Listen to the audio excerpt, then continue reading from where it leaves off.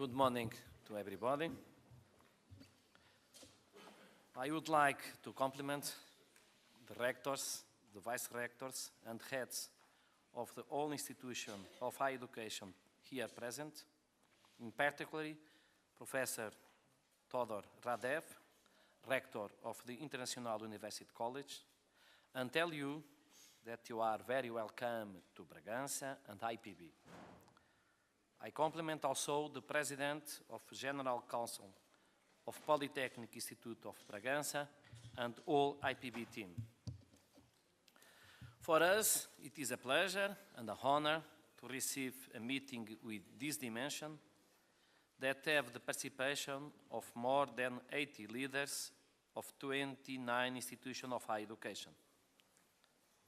Bragança is a small city in European context, but not so small in the Portuguese context, being the capital of a region.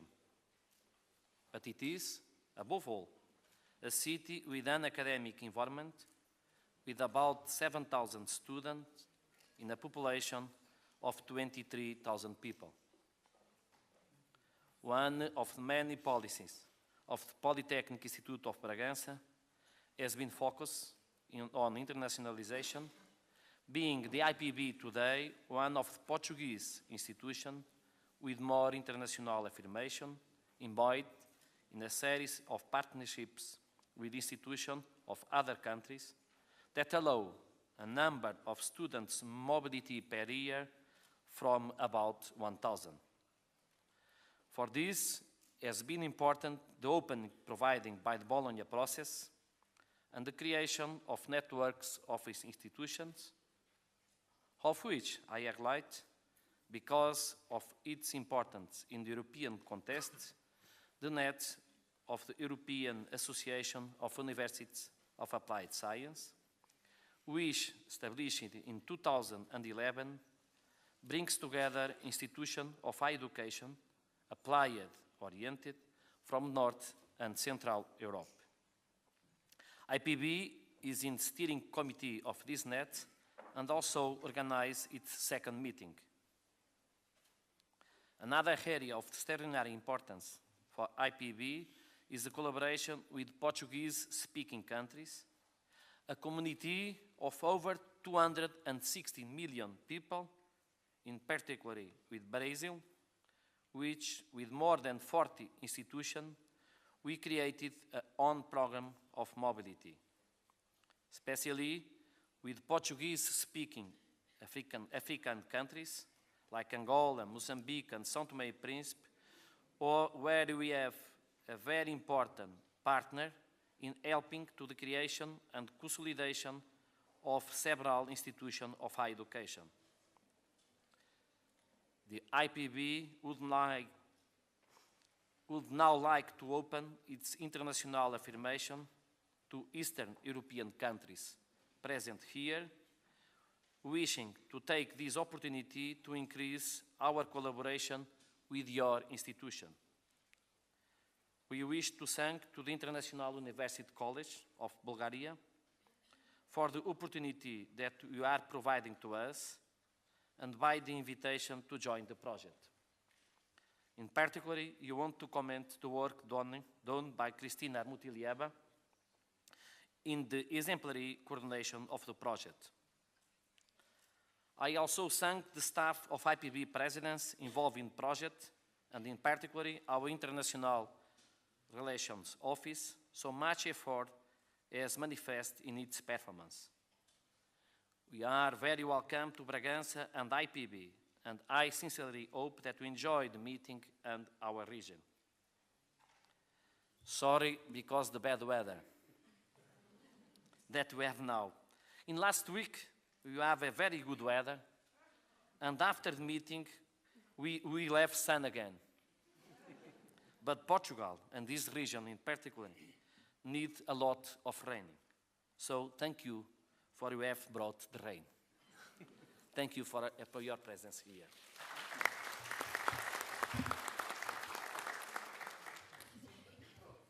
Good morning. On behalf of organizers, I would like to welcome you as well to the third partner meeting of La Manche. I know that you're coming from different parts of Europe, and I think this third meeting is the biggest one by the number of participants. I think that our colleagues from Portugal, they provide very good conditions. Thank you for hospitality, for these perfect conditions. And I think, Mr. President, that weather is just what we need. 3 days we can concentrate on working. That's why I wish all success to this meeting. Thank you.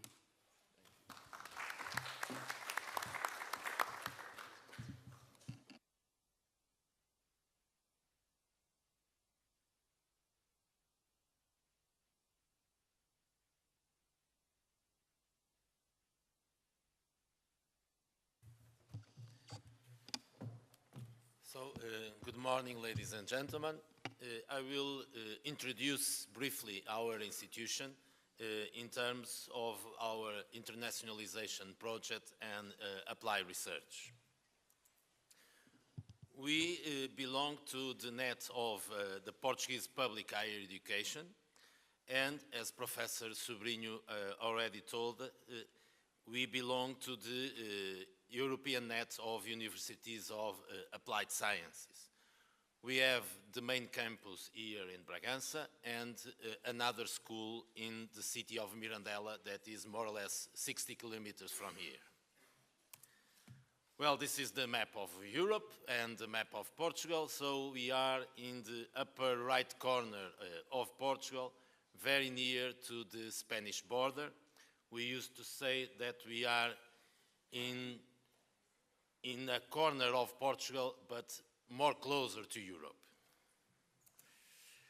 We have 30 years old.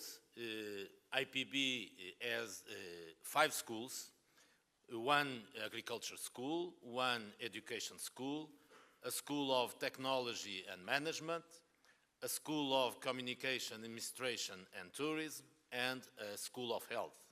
We have around 7,000 students, and we graduate, since our beginning, more than 18,000 students. One characteristic of IPB is the capacity to receive students from all over parts of the country, of Portugal, and also from Europe and other parts of the world.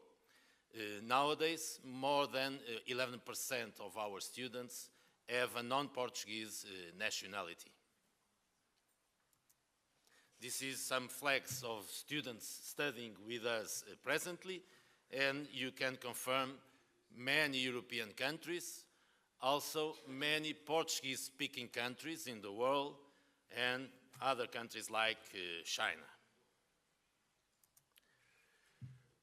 Also, I want to underline that studying with Polytechnic Institute is cheap, okay, considering the academic fees and also the cost of living. In Portugal, it's compulsory, even for the public sector of higher education, that the students pay an academic fee. But our strategy is to use the lowest value possible. And so a bachelor program costs to the student 755 euros per year, and a master around 1,000 euros per year. Of course, if we are talking about projects of mobility between partner institutions, of course, like in Erasmus and other cooperation with international institutions, we don't charge any fee. Considering accommodation for students, it's possible for a student to rent a shared room by less than 100 euros per month. And the meals, and this is equal for all over Portugal. We have, of course, an academic restaurant that a complete meal costs 2.30 euros. So this is the general cost of living and studying in Bragança, and I can assure that is one of the most cheapest values in all Portugal. With that 5 schools, we cover, I think, all over the areas that is common to find in higher education like ours. So we cover the study areas of arts, communication and multimedia, agriculture sciences, business and law, teacher training and education, health, technologies and engineering, tourism and sports. We have in total 43 bachelor programs and 39 master programs. So, of course, we have plenty of opportunities to cooperate. Other characteristics of our institution is our good performance in terms of research and impact. This is a ranking made by a research group called CIMAGO that used the database Scopus to analyze the impact of the research of different institutions in the world. And this is the list of the Portuguese institutions.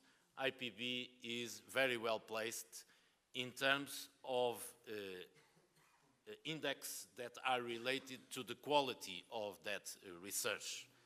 This one, it's the prestige of the journals, scientific journals that we use to publish our work, and this means that half of IPB scientific output is published in the most influential journals.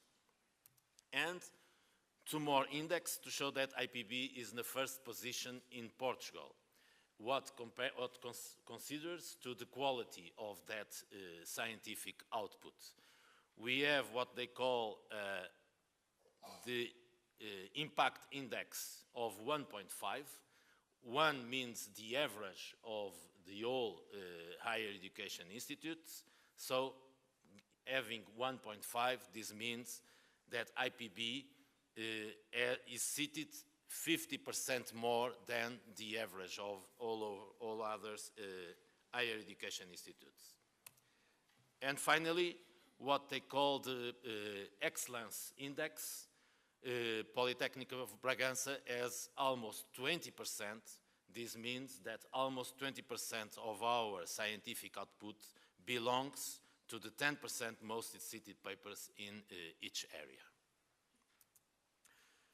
Now, just to show briefly our international projects. Everything started with the famous Erasmus program in Europe. We participate in this program for more than 15 years, and we have bilateral agreements with more than 22 different European countries. We have good results in terms, not relative, absolute results, when compared even with institutions of much higher dimension than IPB. And, for example, we belong to the top 500 that was made by the European community in terms of both incoming and outgoing students' mobility, and we are placed in the top 100 of the institutes that more receive teachers in Erasmus mobility. We are also the Portuguese higher institution that coordinates the most number of intensive programs. Since 2007, was the year that started this program in Portugal, we coordinate 11 intensive programs, and we were partner of more 14 with other higher education institutes. We also cooperate and have projects centralized in Europe, also LELP projects. This is the list of the projects that we participate.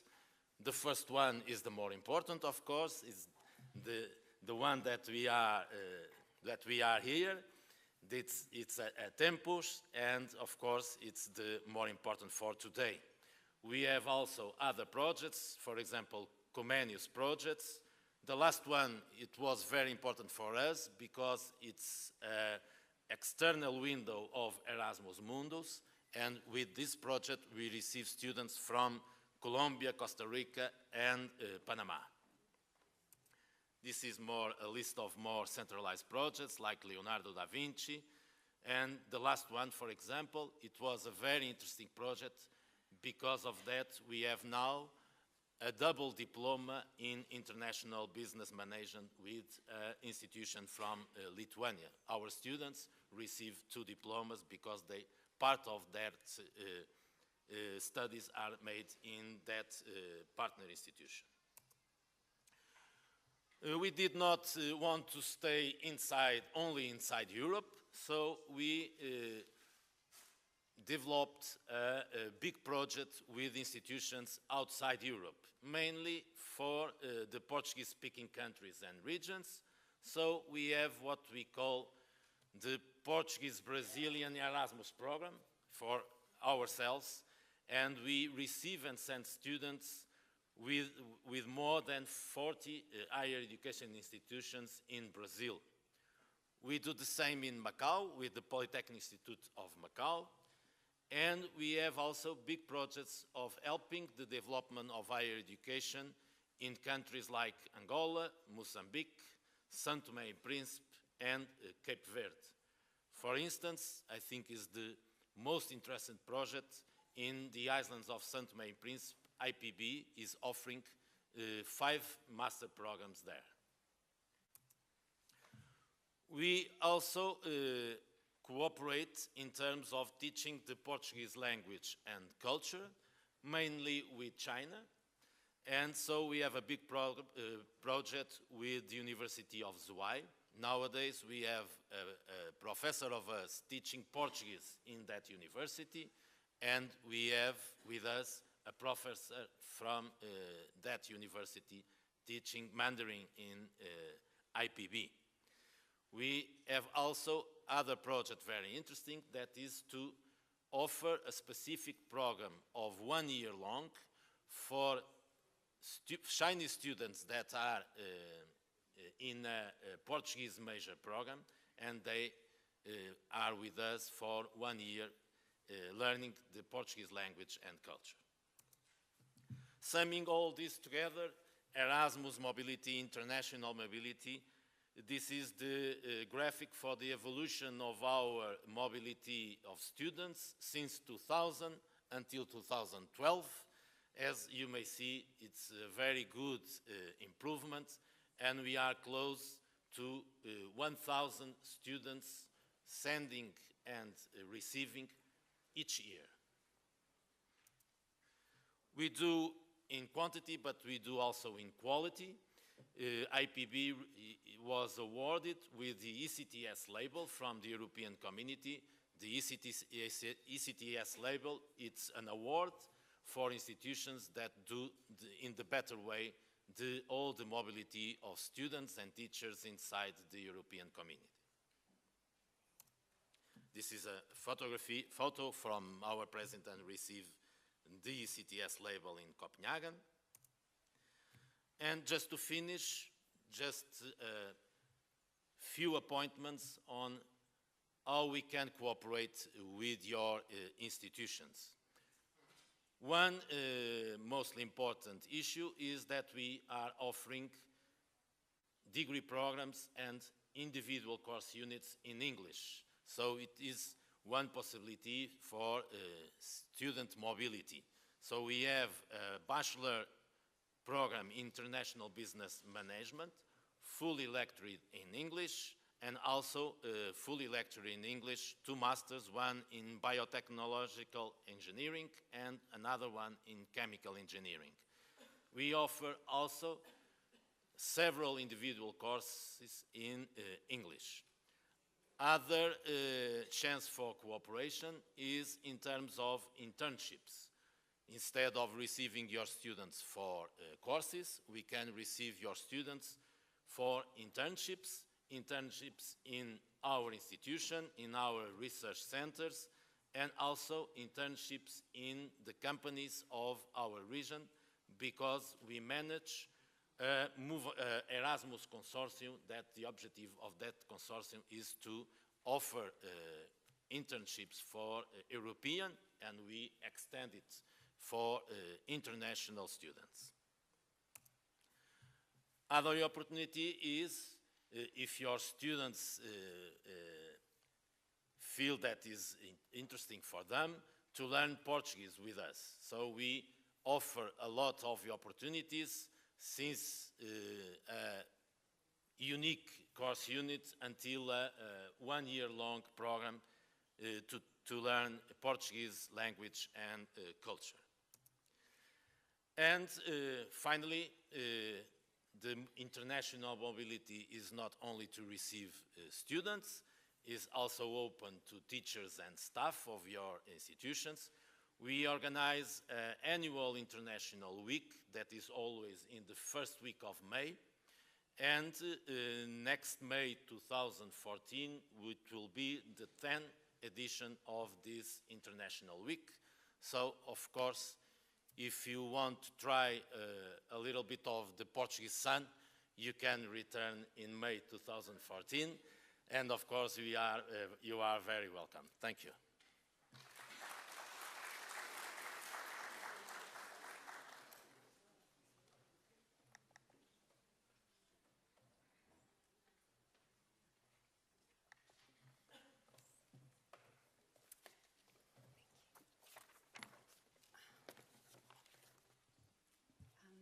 Good morning, everyone. First of all, I would like to say a big thank you to our hosts. I cannot thank them enough for all the hard work and efforts they've actually been doing for the last 4 months, ever since we met in the UK last time. Actually, a month after that, we started organizing the meeting, and as you see, the colleagues from IPB have done a fantastic job. So Professor Sobrinho, Luis, and the International Office of IPB, thank you very much. Secondly, I would like to thank you all for being here today. I know it's been a very long trip for the 99% of us sitting here, since almost, with the exception of our colleagues from France and UK, everyone else had to travel a lot coming from Eastern Europe. And crossing Europe takes always time, so it's always time consuming. And I know some of you are very tired because you just arrived a couple of hours ago. So once again, thank you for being here and for participating in this meeting. In the very beginning, I would like to shortly go through the agenda just to clarify and make sure everybody's aware of what we are looking forward to over the next 4 days. Right in the beginning of the meeting, we thought it would be reasonable to present to all of you the project and, more importantly, the project progress actually made over the last 12 months. This presentation would be done by me. If I haven't had the chance to speak in person to some of you yet, so I'm Christina, the project coordinator, and look forward to really say hello and discuss the project with each one of you. After me, after my presentation, we will have a short coffee break, time for socializing, time for discussing whatever questions you may have regarding the project or prospective cooperation within the consortium. Afterwards, I would be happy to give the floor to Professor Michael Zouboulakis from University of Thessaly from Greece. The University of Thessaly is one of our project partners, and he would be speaking about institutional freedom and academic performance in the European Union, in the European universities. A topic very closely related to the topic and the area of the project. After that, we'll have lunch, and in the afternoon, the word and the floor would go to our partners from the partner countries, from Armenia, Belarus, Georgia, Moldova, and Ukraine. We will be having 2 work sessions. During the first one, Angela Nikulitsa, Vice Rector of Moldova State University, will be leading the session and presenting together with the partners from the 23 partner countries, universities, the case studies or the essence of the case studies they have prepared during the summer, actually after we met in the UK.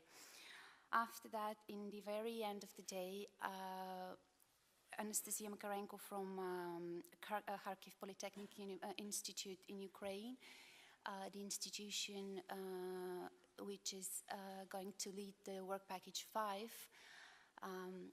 Anastasia would present the upcoming activities and the tasks all of us actually have to complete within work package 5. And last but not least, Valentina from Armenia, from Armenian National Agrarian University, will be speaking about dissemination, and this is a topic we would be getting back over and over again. As you know, dissemination of European projects is really a priority for all of us. Tomorrow and the day after tomorrow, those 2 days are dedicated to trainings in change management and leadership. Back in the beginning of 2012, when we were developing the bid, we thought it would be reasonable and useful if experts and representatives of senior management of partner countries' higher education institution would have the chance to get trained and exchange experience and good practices in university governance with experts from the European Union. And therefore we have actually those trainings tomorrow and the day after tomorrow organized for trainers. The trainings will be led by EU experts representing the 6 partner institutions from the European Union. And we would be splitting in two large groups. Group A and Group B. In your folder, which you probably received upon registration, you would see different lists. There is a list with Group A, a list with Group B, and one list with all participants. So please make sure you find your name on the list of either list A or Group A or Group B, so you would know tomorrow which group you would be joining. On Friday, which is the 4th day of the meeting here on the spot, we would be having a change agents retreat. When we were writing and preparing the bid in 2012, in the very beginning of that year, we were aware of the fact that this meeting is going to be very large, not only in terms of number of participants, but also in terms of number of tasks everyone should complete and take part in. And that's why we thought it would be reasonable if we would have some time when we could speak to each other, when we could have more, when we could have the opportunity to discuss different project perspectives outside the trainings and outside the official and formal decor of a sitting room. So therefore, on Friday, we would be having the so-called agent retreat, which is going to take part in Douro. This is my first time to Bragança, so I have no idea what our actually hosts have prepared for us as a surprise. For me, it's going to be also a surprise, the trip on Friday. We will have workshops organized there, but also the opportunity, as I said, to speak to each other, to have some fun, and to get to know each other better. And then Saturday, again, a very long trip. But I would like, in the very beginning, assure you that we will do our best to make this trip worth the travel and to make your stay here useful and helpful when you get back home and continue working on the project. And in order to make sure everybody is aware where we are actually standing at right now with the project, as I said in the beginning, I would like to make a presentation and very shortly introduce the project to those of you who haven't had the chance to work on a daily basis with me, like some others of you who I'm, as I said already, almost on a daily basis in touch with. So leading and managing change in higher education, this is our project. You see the acronym MANCHE. We thought this would be easy to remember when we started working on the project. And The project actually has been prompted by the efforts to improve leadership skills and also to introduce the culture of streamlined change management in the partner countries' institutions. This is a very large project, not only in terms of the number of people and institutions present and represented, but also in terms of the ambitious goals we have actually set up. And if I have to sum up or summarize the essence of the project in one single word, that would be, for me at least, that would be change. So this was the starting point, the idea in the very beginning when we started writing the bit. And on the change here, we actually understand a very broad, broad spectrum of meanings. First of all, the project concerns whatever changes happen in higher education worldwide. In other words, the project is actually dealing with changes which are resulting from global trends in higher education. We are all aware of simple facts like, simple but difficult to resolve facts like increasing competition in higher education, students becoming more and more aware of the educational product they're getting. In other words, becoming more and more demanding as consumers in higher education. We all are aware of global trends concerning the introduction of information and communication technologies in higher education. We all are aware, and also Louis spoke about the process of internationalization of higher education. All these global trends in one way or another affect our institutions worldwide. Also, in the project, we are dealing and discussing the topic of change, which would happen, a change would happen actually on national level within the different institutions present in the project. And here I'm referring to any kind of political, social, or economic transformations and reforms happening on national level in the 10 countries, and in particular in the 5 partner countries in the project. Of course, in the project we're dealing with changes happening at an institutional level, whether those are a consequence of national legislation, of the already mentioned changes happening outside the institutions. Also, in the project, we're dealing with changes happening inside the institution, and more particularly with the people working at and for the institution. In other words, with different types of and different aspects of the human resource management. As I said in the very beginning, this is a very large project, starting with the very ambitious overall objective we have, like promoting modernization of partner countries' higher education by capacity building. One of the activities, one of the reasons we are all here this week, the trainings tomorrow and the day after tomorrow, are one of the main activities dedicated to capacity building in the project. Also, we are striving to promote modernization of partner countries' higher education by initiating a dialogue on higher education among relevant stakeholders. So involvement of stakeholders in higher education, including our students, is very aware there is always a space for improvement. Last but not least, in the second part of the project, we will be having activities dedicated to empowering students to get more involved in higher education governance and management. The main issues addressed by the project, here you can see only a very short list of some of the statements we're all actually aware of. Leadership skills generally lacking, or if any, or let's say higher education managers who are not educated managers, but very often only have a career in academic settings. Human resource practices are outdated. Human resource management, we all know, is a place or an area where there's always a space for improvement, and working with people should be one of the most challenging tasks for any manager and for all of us being part of a team. The key documents, policy documents, actually, we we are aware of and respecting are the European Higher Modernization Agenda. You all know this document during the meeting in the UK.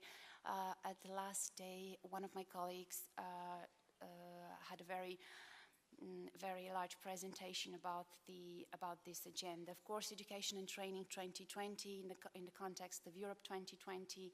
I think not only the EU partners but everybody else is aware of those documents. And last but not least, the European Commission's communication supporting growth in jobs, which actually which was published in 2012. This was also one of the documents we used as a starting point when starting developing and working in the project. Some fast facts about La Manche for those of you who are relatively new to the project. 29 institutions sitting, representatives of 29 institutions sitting here today. 10 countries represented, 5 among the partner, 5 coming from the eastern neighboring area and 5 from the EU. Our primary target groups are rectors, vice rectors, presidents, senior managers, deans of faculties, heads of administrative units. So basically all of you sitting here today, you represent the primary target group of the project, along with our students who, as I said earlier, will get involved more actively involved in the project during the second part of this 36-month project. The project itself started on the 15th of October 2012 and will end in mid-October 2015. And as you see, we are right a week after our first year anniversary, first birthday, which in project life actually officially means that we officially entered our mature ages. So we have had actually the project so far. I hope it's been a learning journey and a learning curve for all of us. Here you can see the Gantt chart of the project, so just so you know how the activities are placed and planned for this period of 36 months. There are 3 supporting work packages, as always in projects: so project management, work package, quality assurance, and evaluation, and last but not least, dissemination. Apart from these 3 supporting work packages, we have 3 development work packages, which is work package 2, analysis of leadership and management skills and models, work package 3, changing higher education institutions in societies in transition, and work package 4, innovative governance practices in higher education. And those activities in the 3 development work packages will end very soon, with the innovative governance practices activities planned to be completed before the end of the year, which means that during the first 14 months we will have to have developed the main documents and have to have established the base from which we would start exploiting the results during the rest of the project, for the rest of the period of the project. Work package 5, 6, and 7, those are upcoming, with actually work package 5, the trainings in leadership and change management, just starting today with the trainings and this meeting. The work packages, as you can see those, I mean the development and exploitation work packages, they've been developed by keeping in mind that each one of those should in one way or another contribute to the achievement of at least one specific project objective. And the first project objective we have set up in front of us was to map up the current leadership skills and management models of the partner countries, higher education institutions. This is something we are proud to say that it's officially completed, this work package. So, you know, you've been working very hard during the first 6-7 months of the project, when partner countries, higher education institutions, had to fill out a predefined questionnaire and through filling out this auditing report, this questionnaire, they actually completed a self-assessment report. Afterwards, the European partners, experts in the project, had to read those self-assessment reports and prepare an external report, or in other words, have an external evaluation of the status quo at the partner countries' higher education institutions. This the main outcomes of this work package are the 23 questionnaires filled out by all of you, for which I'm very grateful, and for that huge work you've done. And also there is one external analysis being currently printed back home in Bulgaria, and each one of you will receive, of course, copies. We'll post those when we get back to Bulgaria. The external assessment report is uploaded on the project website, and I'm going to show you later when we get back to dissemination where to find this, and eventually forward it to other colleagues or people interested in the project, stakeholders in the project. So work package 2 completed. Thank you really very much for all the hard work. The work package was led by Corinne Stewart from Microsoft Dijon, and thanks to her, work in that work package was really went very smoothly and in a very well organized manner. Work package 3, we will get back to this in details in the afternoon when the partner countries' higher education institutions representatives will represent shortly their case studies. And of course, as I said earlier, this session will be led by Angela from Moldova State University. In work package 3, very shortly, each partner country institution had to prepare a case study about a major challenge or difficulty or any problem, issue being faced by it. And we'll get back to this. The 23 case studies is currently being examined by the EU experts, and afterwards a very large scale, in-depth study report will be ready. We will not publish on hard copy this final outcome, since it's going to be more than 350 pages, and we should all be aware of the green agenda. So therefore, we will only upload the ready document on the project website. And later, as I said earlier, when we get back to the dissemination and the project website, I'm going to show you in details how to read those, how to have access to those documents if you haven't found those still, for those of you who are new to the project. And in work package 3, actually, as you can see, we managed, and the purpose was to map out the broader environment. In other words, what's happening outside the institutions, in order to figure out how everything happening outside the institution is being translated and solved on the institutional level. Work package 4 has as a main goal to transfer good governance practices, and the word context sensitive is very important here, because we will not only transfer some knowledge or good practices. The idea is to really find the best way to incorporate this knowledge and those skills in your local context, so you could take benefit and advantage of this. A number of documents is being prepared in work package 4, like guidance materials, syllabuses for teaching leadership and change management, and last but not least, a handbook of innovative governance practices. Currently ongoing, we have still time, and the work package activities will be completed before the end of this year. Work package 5, the trainings in leadership and change management.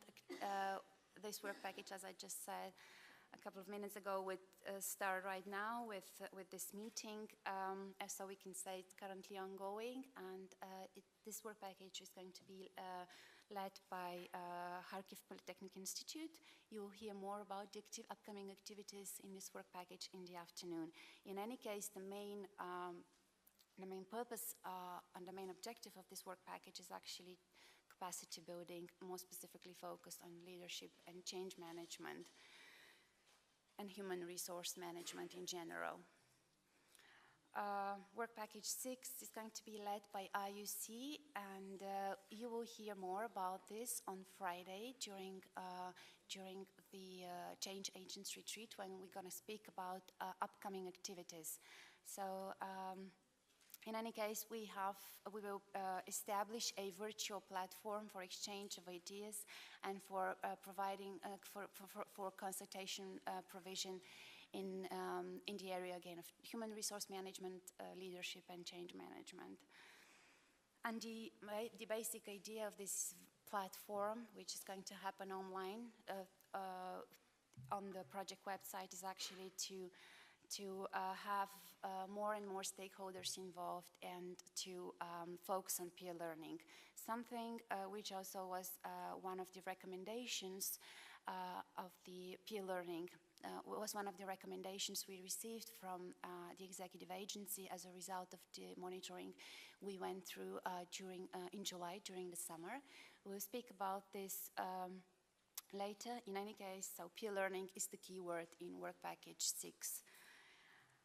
Work Package 7, this is going to be led by Comrade State University, and it's a bit far in the past, in the future, so that would be at the heart of our activities when we meet in Armenia in June 2014. So more to come about this. This is about this work package. This is, and all those exploitation work packages, trainings, and actually Work Package 6 and 7 in particular, those will have a duration until the end of the project. As a result of this peer learning and exchange of good practices, we will have to elaborate a strategy for leading and managing change in higher education in the partner countries area, the so-called Le Mans strategy. Again, an activity upcoming during this and happening, planned for, scheduled for the second part of the second half of the project. Last but not least, Work Package 9 is actually dissemination. Again, we will hear more about this from Valentina in the afternoon. And this is an ongoing activity, or those activities dedicated to dissemination should be and are ongoing. And the basic idea is to raise awareness of the European higher education modernization agenda, of the project itself, and of course the need for higher education system reforms, not only actually in the partner countries and elsewhere in Europe as well. As I said in the very beginning, if I have to summarize the essence of the project in one single word, that would be change. If we have to stress or outline two single topics in the project, this would be leadership and change management. And you know, Bill Bradley, a famous American politician, a senator, he once said that leadership is unlocking people's potential to become better. I very much like this, and I very much hope that the MANCHE is actually helping unlocking institutions' potential to become better, as this is our joint and common goal. So thank you for your attention, and as I said in the very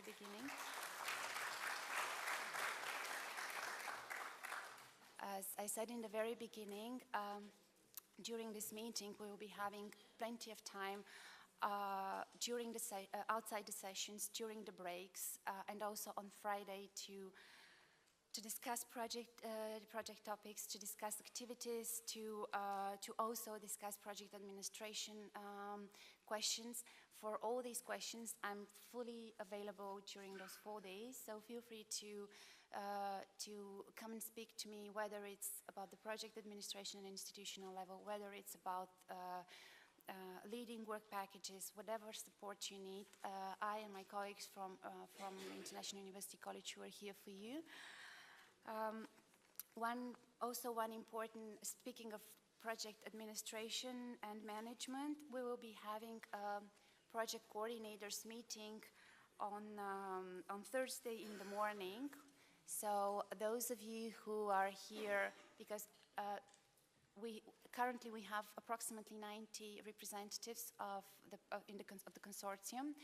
The partner countries partner country institutions are represented in general as a rule by 2 trainers to get trained tomorrow and 1 institutional coordinator. The EU partners are represented in general by trainers and an institutional coordinator. And it's important for, please, institutional coordinators, remember that we will meet on Thursday in the morning and have a session dedicated specifically to project management and administration, okay? But outside, before and after this session, if you have questions, feel free to approach me and speak to me. Another important thing I wanted to stress as far as the trainings tomorrow are concerned, please make sure you stick to the group you have been invited to join to, because some of the trainings would concern both groups. Some of the trainings are actually only for one group, and the other would get another type of training. And the idea of splitting the whole group into smaller groups was to have a representative, a trainer from a particular institution in both groups, so everyone could learn everything, and when you go home back, you'll be able to organize and take place in this multiplication trainings in the project. Another important practical thing is that we will also meet with the work package, with the European partner coordinators, the EU partners, tomorrow in the afternoon from 4 to 5:30. This is also an important message, if you haven't noticed this on the agenda. I believe everyone have in the folder all the information, but if something is missing, feel free to contact me or speak to the colleagues from IPB. I don't know whether we can move to a small break now. Okay, then I would like, on behalf of the colleagues from IPB, I would like to invite you to have a coffee and a chat outside and enjoy a coffee break. And we'll be back at 11:30 with the keynote speech from Michael Zouboulakis, okay? Thank you.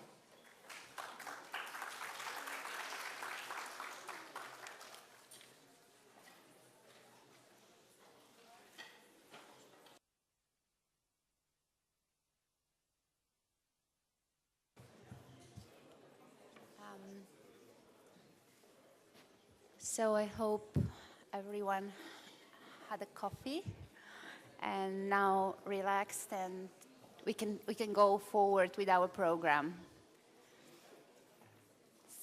As mentioned earlier today, the second part of the second presentation is actually going to be a keynote speech of our partner Michael Zouboulakis, who is from the University of Thessaly, one of the project partners from the EU.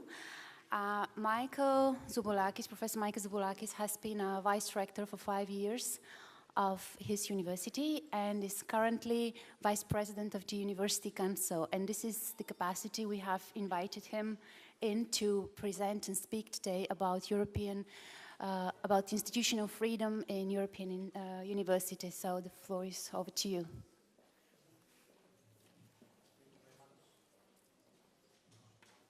Thank you very much, Christina. So I feel very, do you hear me? I prefer to stand than to stay. I feel very honored to being invited to give this keynote speech before so many rectors, vice rectors, and responsibles of administration in Eastern European countries. And I believe I will be of some usefulness to you after my speech concerning the institutional freedom and the academic performance in European universities. If you do have any question or anything to say when I'm speaking, please feel free to interrupt me and ask whatever it is. I'm not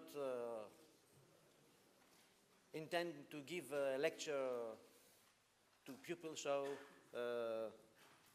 feel free to interrupt when you like. So, let's put the problem asking the main question.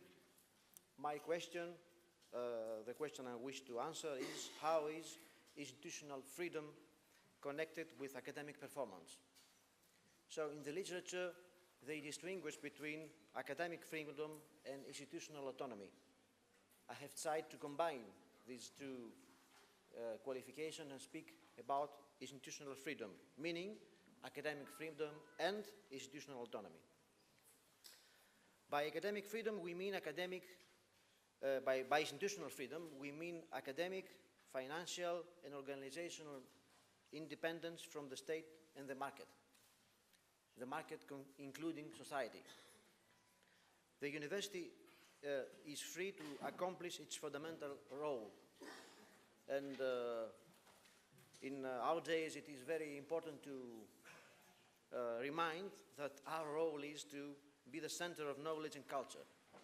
So we don't have only to form professionals, teachers, lawyers, medicines, etc., or engineers, but mostly to acquire and transfer knowledge, and then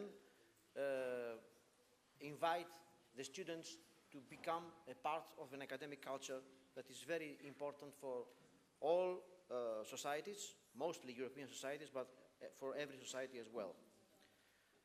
So this is the first part of my topic, the institutional freedom, and the second is the academic performance, which is much more easier to define, but much more difficult to evaluate. The quality in teaching and research.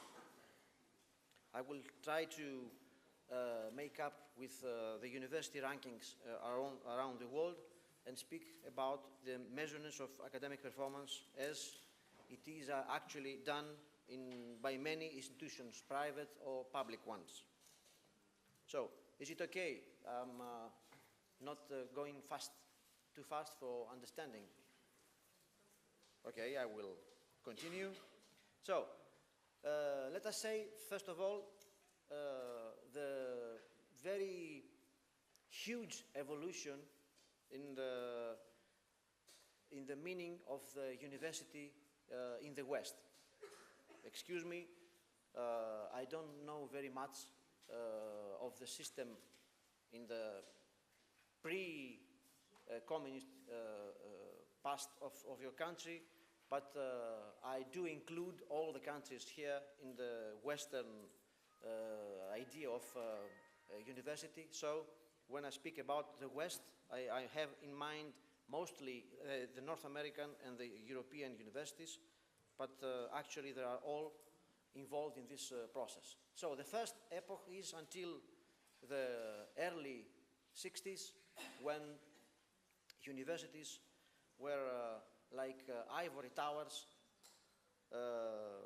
very elitistic, concerning a small portion of population, mostly rich people or coming from the upper class of the society.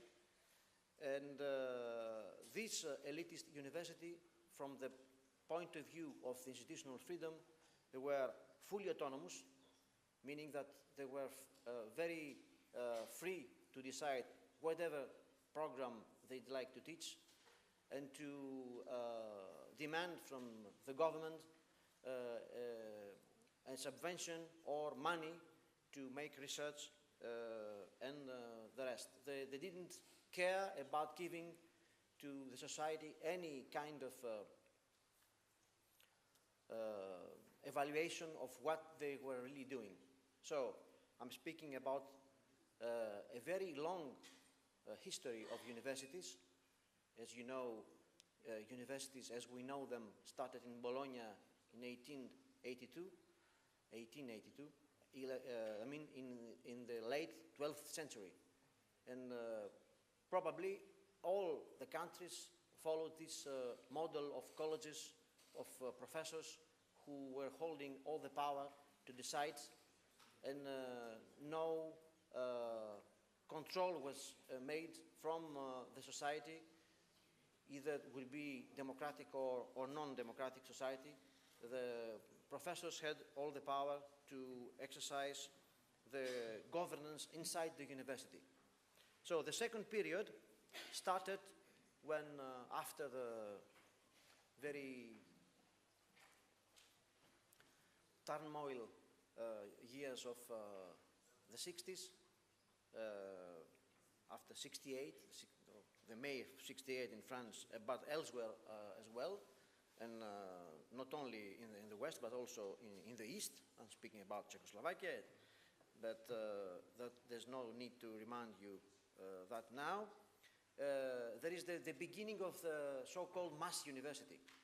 So the university was open to every class of the society, and there was a huge difference in the governance of the university. Little by little, all the countries accepted students in the governance structures of universities. From 1/3 to 50%, students participated to the councils, the senates, the departments, assemblies. So they had to decide, they had to exercise their control upon the whole structure of the university. So this is a democratic, of course, process, and it helped a lot to students to participate in the decision-making inside universities.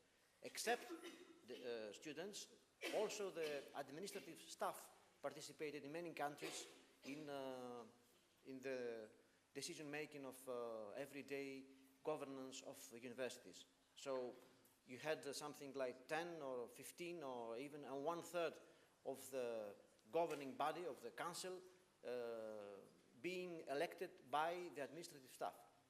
So you had in many European countries professors, students and administrative staff deciding about the everyday administration of the university, but also the long-run administration of the university, the creation of new departments, of new schools, of new PhD or postgraduate programs, etc. And this was rather new during this period. But this period didn't last for so many years. From the end of the beginning, for the UK, as the colleagues from the United Kingdom know very well, after Thatcher's involvement in the university process, there was little by little a democratization in the governance of universities. New models of governance of universities appeared in order to balance between the first period of the universities and the second period of democratic governance in universities. So this is the new era. In the literature, they are speaking about a Copernican revolution in the governance of universities, or in the institutional structure of universities. It started in the mid-80s, and it has these characteristics.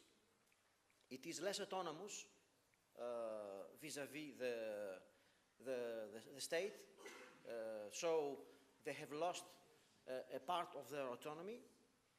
They were less funded because too many students wanted too much money in order to be able to attend the classes and to prepare what is necessary in order to obtain the degrees.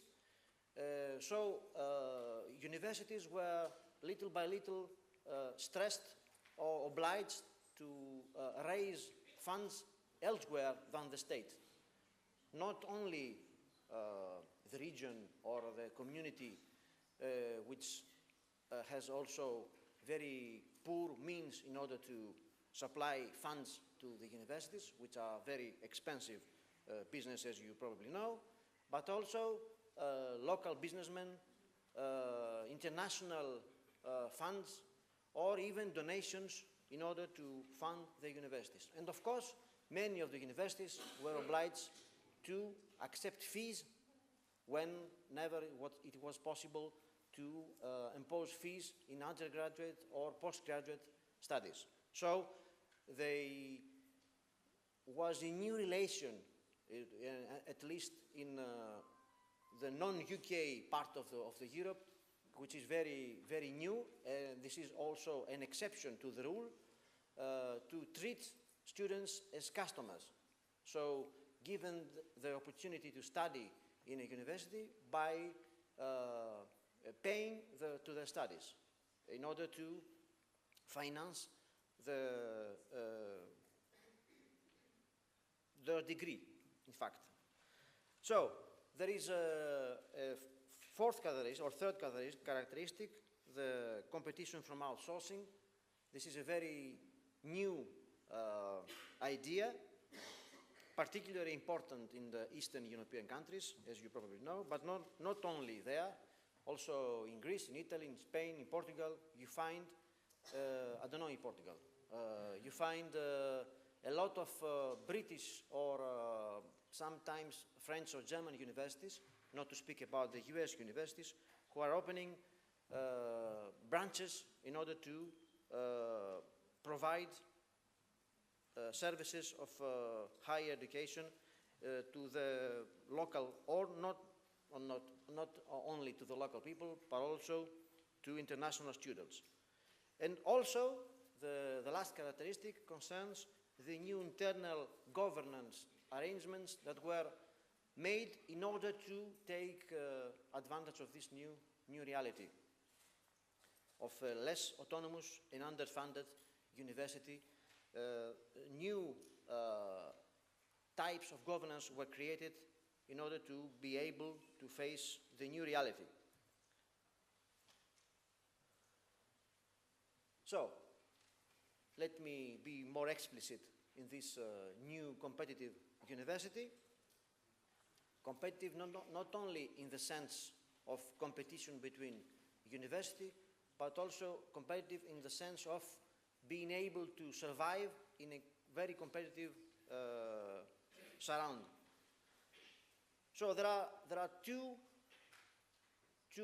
huge pressures on the universities actually. The one is from the state. The state asks for accountability. There is always a value for money criterion in order to give back to the country or to the state what the taxpayers' money is coming about. And this is rather new in Western universities. In the pre-1980 era, nobody cared where the money went. Nobody asked for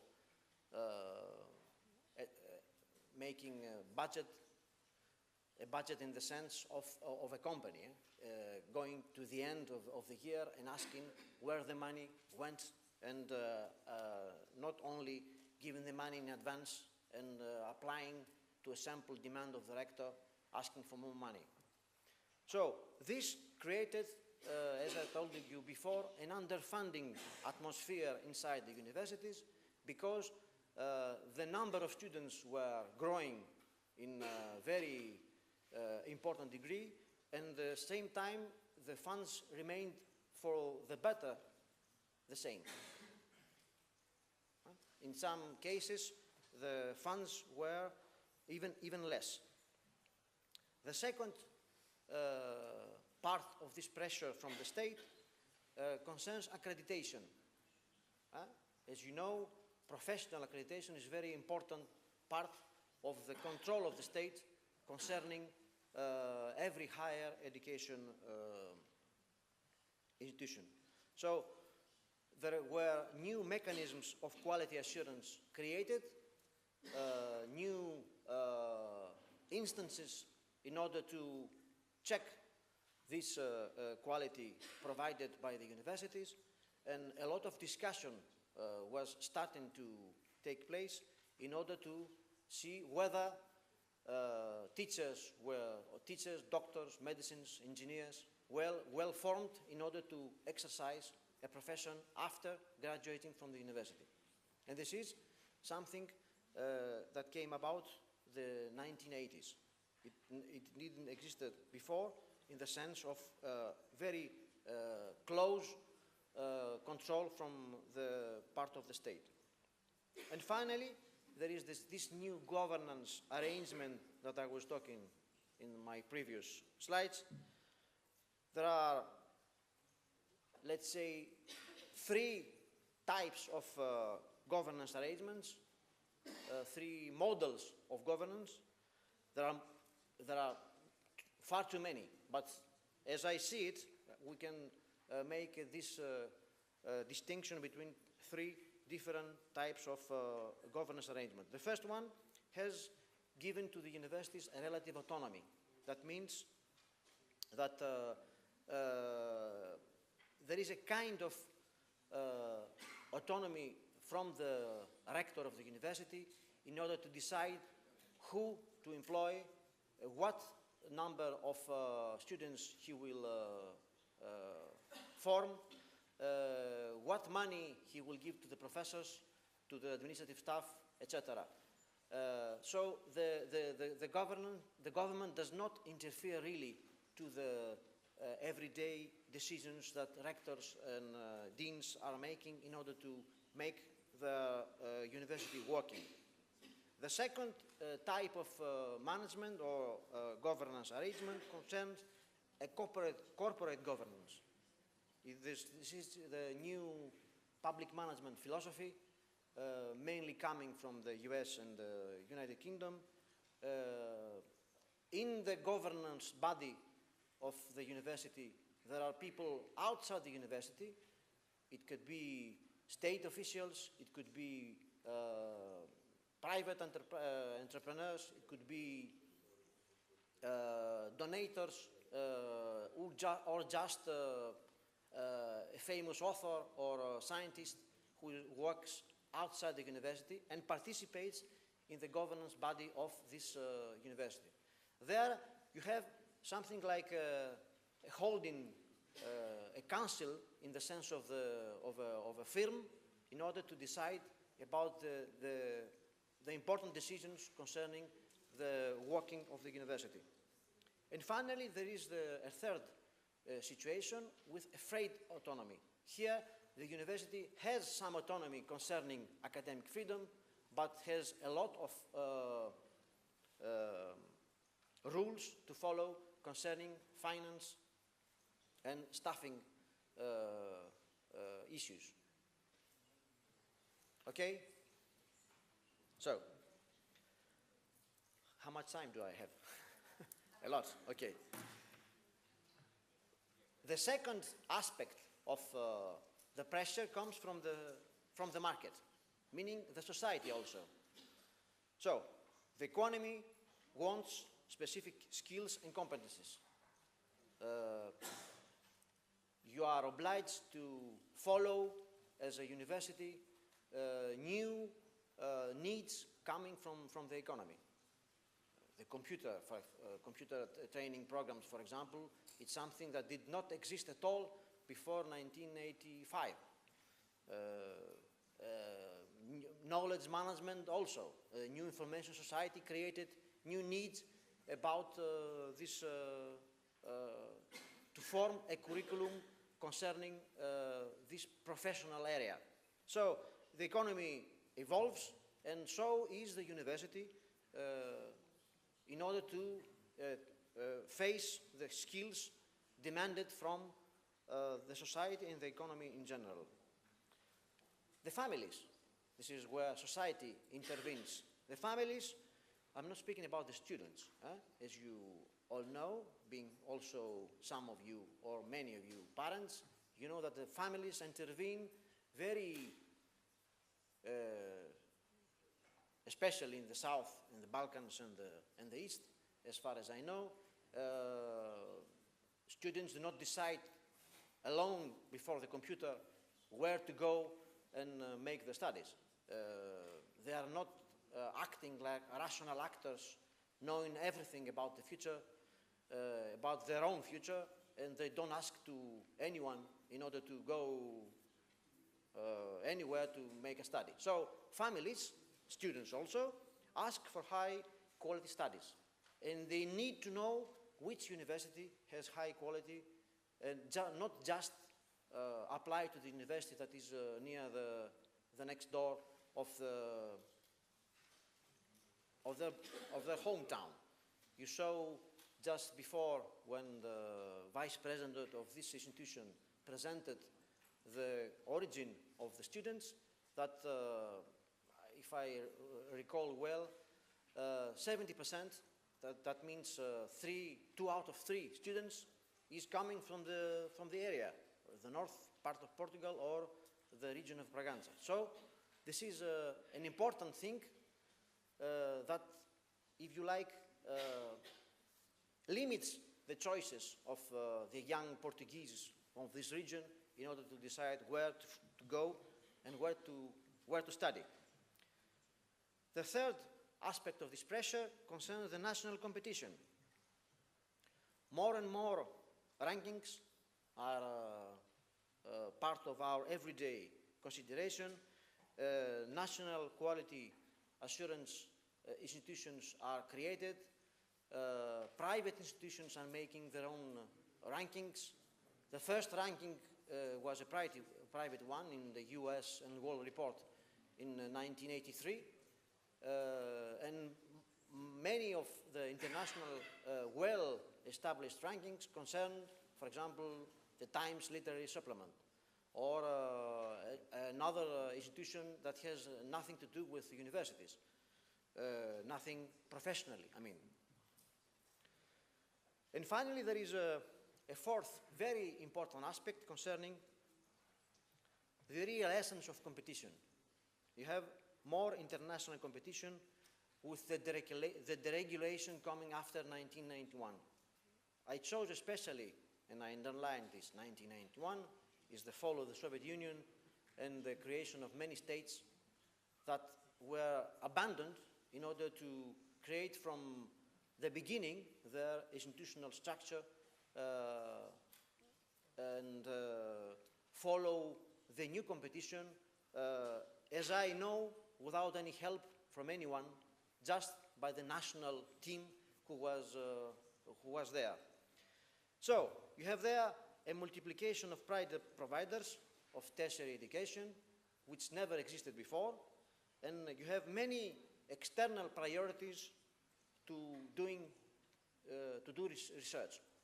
So there are good external priorities coming, for example, for us who live inside the European Union, from the European Union officials who decide with their own criteria to finance one aspect of research and not another aspect.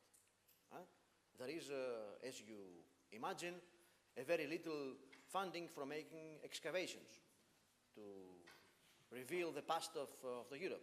But there are too many funds concerning pharmaceutical industries or computer industries, etc. So this is not neutral. The fact that one decides where the money goes is very important to the everyday life of the universities.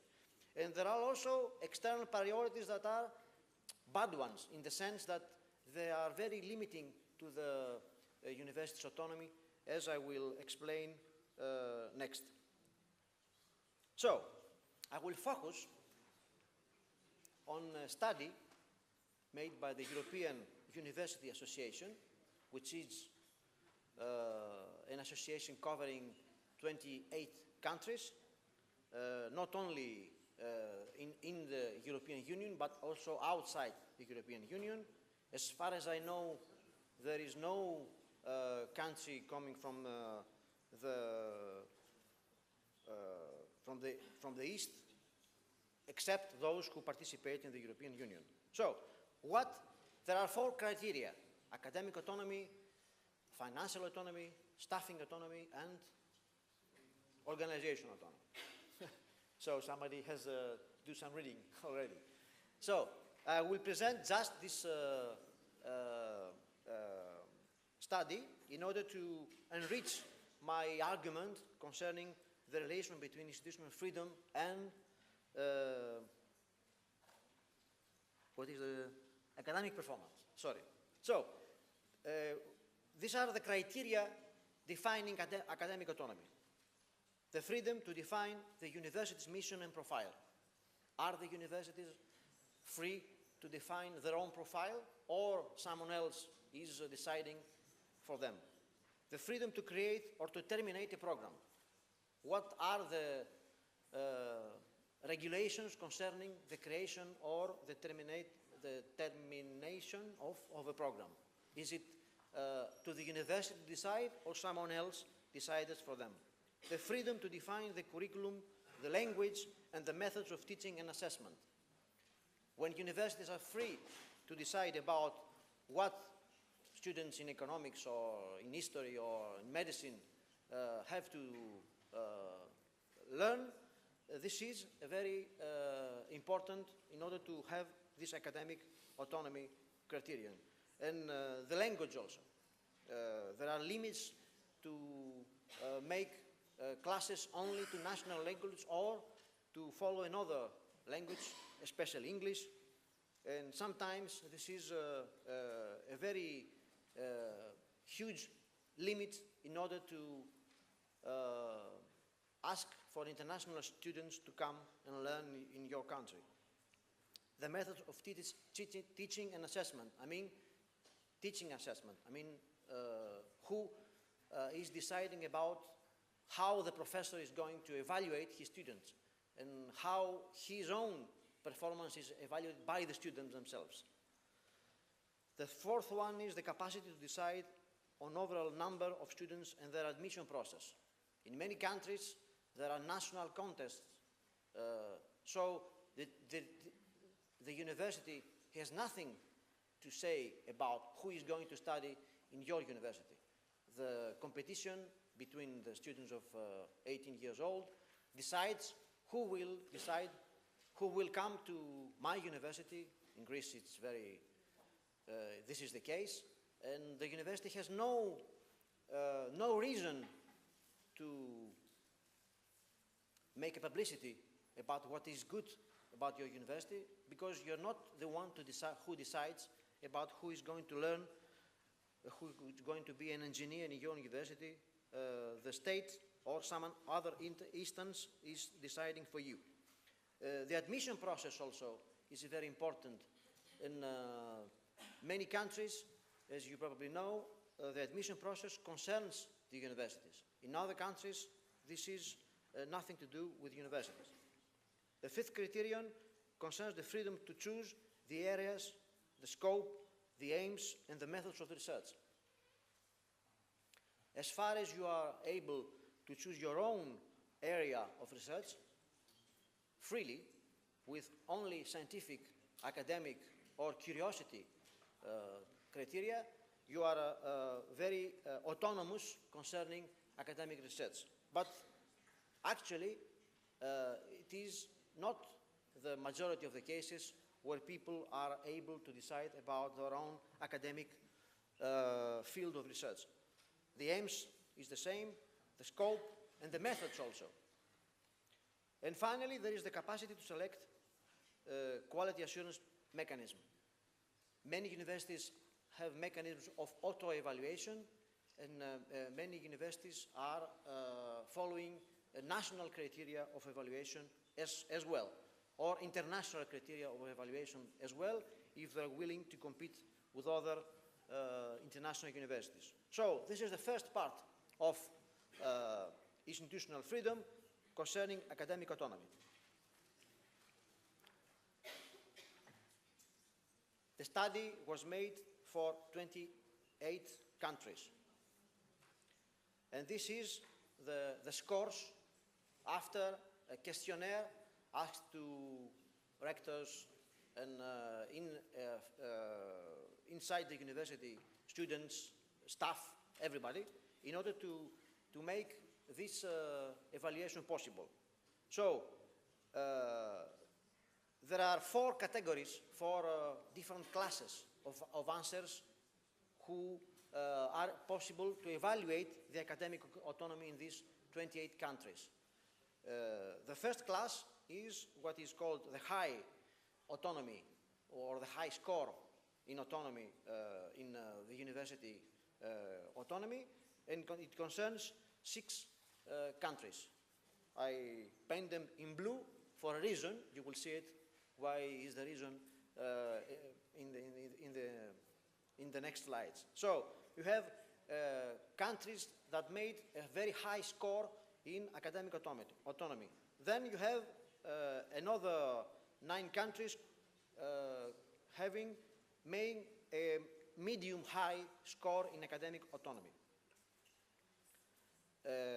Some regions of Germany are particularly, because as you know, Germany has 16 states, and every state has his own university rules, so there is no need to speak about German universities. It has to be very much specified which region of Germany are you speaking to. So the Hesse has a very different university system than the North Rhine or the Brandenburg, etc. So here they are grouped together, but this is only a coincidence. The next group of countries are making a medium-low score. This is the result of a multi-criteria evaluation, and it is very difficult to explain, of course, because I don't know all the details. They are given if you want to make a further study, but it is not simple answers concerning 1, 2, or 10 questions. Okay, there are weighted averages about specific questions, and the classification is really a very thorough study, the result of a very thorough study in order to be able to have a very good profile about the academic autonomy. And last, you have the 2, here 2, in other cases more than 2 or none of them, countries that are making very low score in academic autonomy, concerning the 6 criteria I was explaining before. So, the second criterion concerns financial autonomy. First of all, the length and type of public funding. There are 2 different, there are far too many, as I said before, but let's say there are 2 different types of state funding. The one is a block grant. The state gives you 10 million and you have to spend them in a year, and then make after an evaluation at the end in order to say where did you spend the money. The second is the line item budget, meaning that the state obliges you to make a budget very, very specific. I mean, you can have, as I told you, as Christina told you, I served as a Vice Rector of Financial Affairs in MANCHE University, and I had to face many dramatic situations. I had a lot of money for toilet paper, but no money for this kind of paper. So in order to pay for this kind of paper, I had to ask to the government a reform of my budget. And that took 2 months. For 2 months, there was no toilet paper in the toilets of my university. This is a line item budget, so you are obliged to follow the very specific codes concerning every expenditure that you are making. And this is a very bureaucratic situation with no financial autonomy at all. The second criteria is the freedom to decide on tuition fees and policy. In some countries, fees are excluded by definition. I mean, there are even written in the constitution of the state. In Greece, it is impossible to have fees in undergraduate studies. On the contrary, you can have fees in postgraduate studies. And this is very difficult to negotiate with the students, but it is possible. So there are countries with no limits in order to impose fees, and other countries that have far too many limits in order to have funds from their own students. The third criterion is the ability to accumulate or to invest surplus in financial markets. So you are a well-run university, you have a lot of funds coming from the European Union, you make a lot of profit, but at the end of the year you have to give the profit back to the state. So what is the reason to be bored to have more and more profit? Or you are able, the other extreme is to hold your own funds as you like, buying bonds, buying shares in the financial market, or putting the money in other investments like buying buildings, or buying places, or buying cars, or anything that would make the university more profitable institution as it was before. So this is a very important issue, and that will come to you very, very soon, as I'm afraid. The fourth criterion is the ability to borrow money from the market. In many countries, this is excluded. An institution, a state-owned university, cannot go to a bank, the rector cannot go to a bank and say, here I want 10 million because the state of Ukraine does not give me enough money. I want to supply money to my students, services to my students, I don't have the money, so borrow money to me. And you will have the money back in 10 years or 30 years or in 50 years. So this is impossible for many countries, which is not the case for many other countries. The ability to own and sell real estate is a very important issue also. You do own the buildings of the university, and not all of them, but you are not able to sell one of your own buildings because you don't use it, or because you have changed the program, you do not need a medicine school anymore. You want to make it a law school. It's very difficult to make the transformation. You have to sell the building and buy another one in order to be able to teach law to a former medicine design building. And finally, there is the freedom to raise and allocate private funds. There are many universities that have many opportunities because there are many, for example, rich Armenian people in the United States. I don't know if you are able to have donations from the rich American Armenians to your university, or it has to go through the state. If it has to go to the state, let's say that it goes to the university, all of them, but the state will decide how to use this fund. That is a very important issue that concerns financial autonomy. Let's see the scores. Here you have much less high scores in financial autonomy, and you have a lot of middle range scores in many countries. There are 8 countries in the medium-high scores. There are 12, if I'm right, countries concerning, or states, I'm speaking about the German states, who are making medium-low scores, and you have also 3 countries with very restricted financial autonomy. So maybe a country who has not academic autonomy can have more financial autonomy. The fact that, for example, in the previous case, Ireland was first, and now Ireland is 11th. This is how much you respond to the criteria of every category of autonomy. The third criteria concerns organizational autonomy. There you have 4 criteria: the freedom to establish the university governing bodies, that is, the senates, the boards and councils, and their members, internal or external. So there are countries that have only internal members in their governing bodies. There are countries that have also internal and external.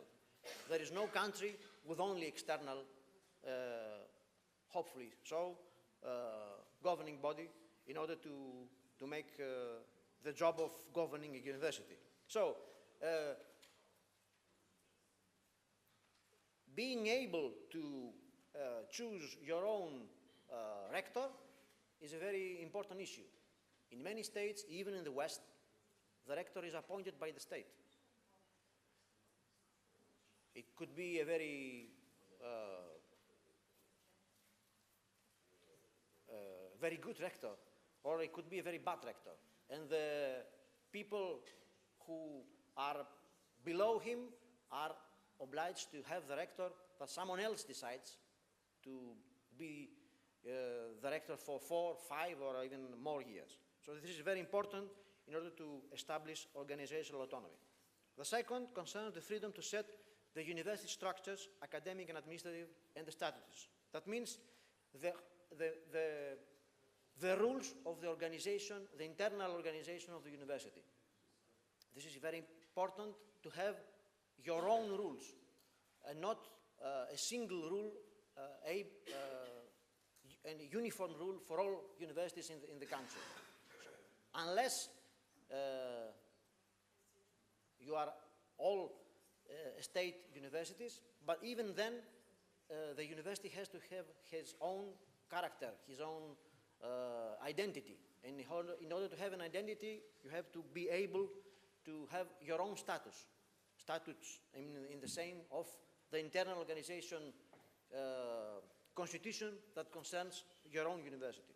The third concerns the capacity to create independent legal entities. That means to be able to have an entity outside the university or next to the university to raise funds, for example, or to launch a spin-off company, or to have a real estate agency of the university. That means that you have also the possibility to have more financial autonomy. So this is a criterion very important in the years to come as far as organizational autonomy is concerned. The fourth and last criterion of organizational autonomy concerns the freedom to establish the selection procedure, the criteria and terms of office of the executive head.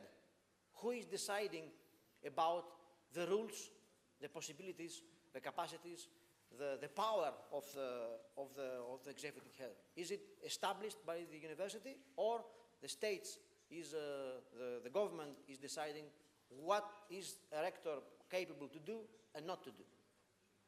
And this concerns a very important aspect of organizational autonomy. Let's see the scores. Here the countries are changed again. You have countries with more organizational autonomy, 6 of them, less countries with medium-high scores than in the financial autonomy case, more countries in the medium-low, and 2 countries in the low organizational autonomy. Luxembourg is a very curious case, which is very high in the 3 criteria and very low in this criteria. To my great surprise, Greece is, for the first and last time, up from the bottom in this organizational autonomy score. So, the final criterion of autonomy concerns staffing autonomy. Staffing autonomy is the freedom to decide on the recruitment procedures of the academic and administrative personnel at all levels. Under which rule are you making a professor?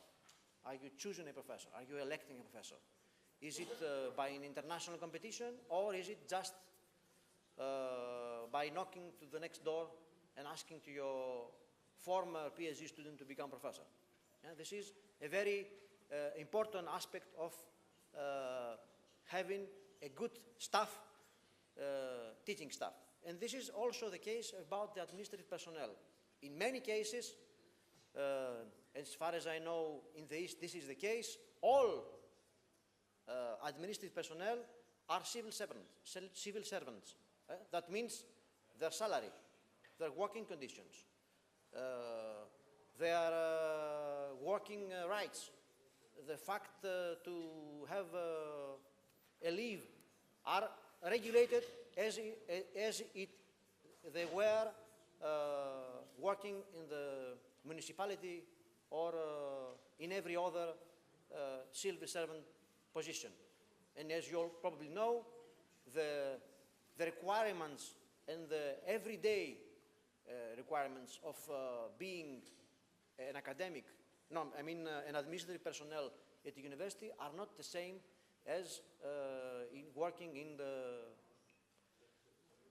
taxpayers bureau, etc. You don't have to work from 7 in the morning until 3 o'clock in the evening. You have to work, for example, from 9 to 5. If the state decides about the working hours, you are unable to do anything in order to have more productive administrative personnel staff. The second criterion concerns the capacity to negotiate the terms of their employment and salary. A huge problem in managing a university is that you are able or not able to compensate a good teacher or a good administrative staff member to punish a bad one.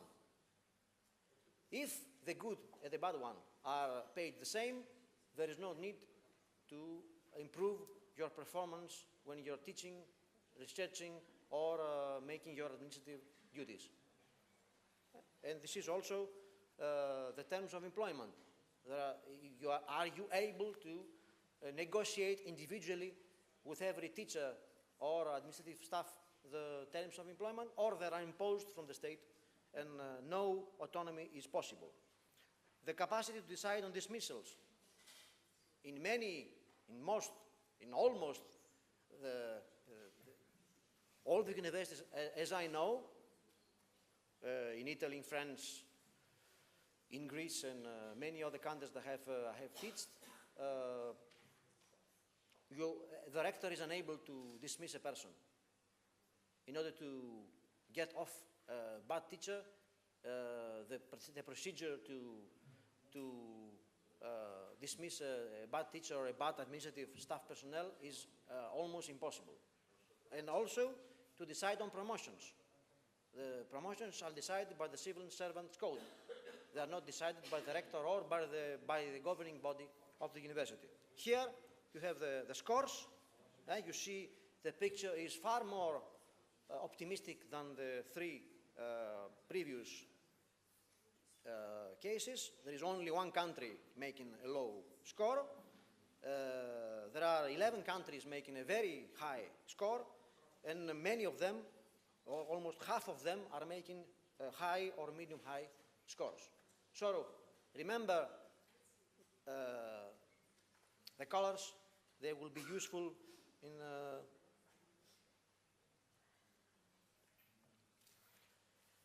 Let's go to the second aspect. I will be more brief in the second part of my speech.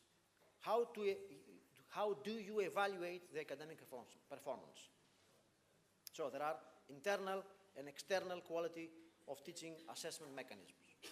This sign I put is to have the opposite or the critique about the importance or the performance of this criteria of performance. So there are many internal quality assessment mechanisms, but there are no universal criteria. Second, there are internal and external quality of research assessment criteria concerning publications, patents, and citations, but clearly, by all the literature I have read, the social sciences and the humanities are clearly underestimated. So, you're not able to have a patent in archaeology, you're not able to have too many citations in history, because you have written 5 volumes about the history of Ukraine, and nobody reads these 5 volumes that are extremely important, but nobody is able to quote you in a journal paper, so you don't have any citations, even if you are the specialist of all times in Ukrainian history. I give you an example I made up just now in order to understand what I mean. Finally, there is this holy grail of the best university. What is the best university? The best university is when you're able to have the best students. If you are not able to choose your own students, it's impossible to have the same results as the best university who has a better student than you do. The students are coming without any selection from your part. To have the best researchers, if you don't have a staffing autonomy possibility in order to compensate the good researcher and negotiate with him a good salary, he will not come to you. He will go where he can get more money. As I remember in the small report I made for Moldova, one of the main problems concerning the Moldovan universities is that teachers are going outside the university. Only the very new researchers and the very old researchers are staying in the country because they don't have enough money to survive. So they are obliged to find a job elsewhere, and the Moldovan university teaching staff is not growing as it should be. Fully accredited professional programs. There are many universities that are too much depending from the state, from the government, in order to get accredited professional programs. I know specific cases, I have specific cases in mind, but I don't have the time to give you far too many examples. And the excellent physical plants. Having an excellent physical plant, if you don't have the money to have the physical plant, it is an impossible seek in order to give to the students the opportunity to decide the plant according to their own criteria of beauty, fairness, security, or anything that a young man is trying to have in mind in order to make his study. In the US case, for example, as some of you probably know, having traveled over there, a huge criterion is, do they have a good basketball team? If you ask the same question in Greece, it's like, I don't know. Do they have good dormitories? So students, families of course, behind the students are very anxious to have working conditions for the child in order to be able to have a more friendly atmosphere in order to have their studies very well. So, let's say there is no best university, just like there is the most beautiful woman does not exist, or the most beautiful man. There are good or pretty universities, as there are good or pretty or not pretty women, and that is very subjective. So, let's go to the quality assessment concerning the global university rankings. So, this is the problems I have tried to put in one single slide in order to make the critique of a situation that is growing and growing. The rankings are here to stay, and we're all obliged to being part of these rankings, unless we don't want our university to exist in the next 30 years. So, ranking methodologies, as they are, exclude 16,500 universities out of 17,000 approximately. Not all universities are able to be evaluated because of the ranking methodology. Secondly, the ranking indicators overemphasize research over teaching and learning performances. Many universities are oriented, and they're very well oriented, in order to make good professionals, to have good teachers, or good physical educations,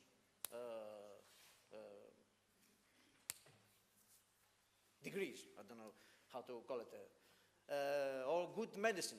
So medicine has to do with good research also, but physical education has less to do with, for example, high quality, I mean, not high quality, high technology, or a very innovating program of study. Non-English language work is underscored. If you publish, I'm not speaking about Armenian or Russian or Bulgarian, but I'm speaking about French, German, Dutch. You have less and less publications in these countries in their national languages. And these are universities that existed long before the existence of the United States. So this ranking methodology system imposes a language to all of us, as except 3 or 4 people from the UK, all the rest do not have English as their native language. So you have to write in English in order to be quoted in English and have citations in English. Impact factors, which is a very important issue. Also, measure reputation.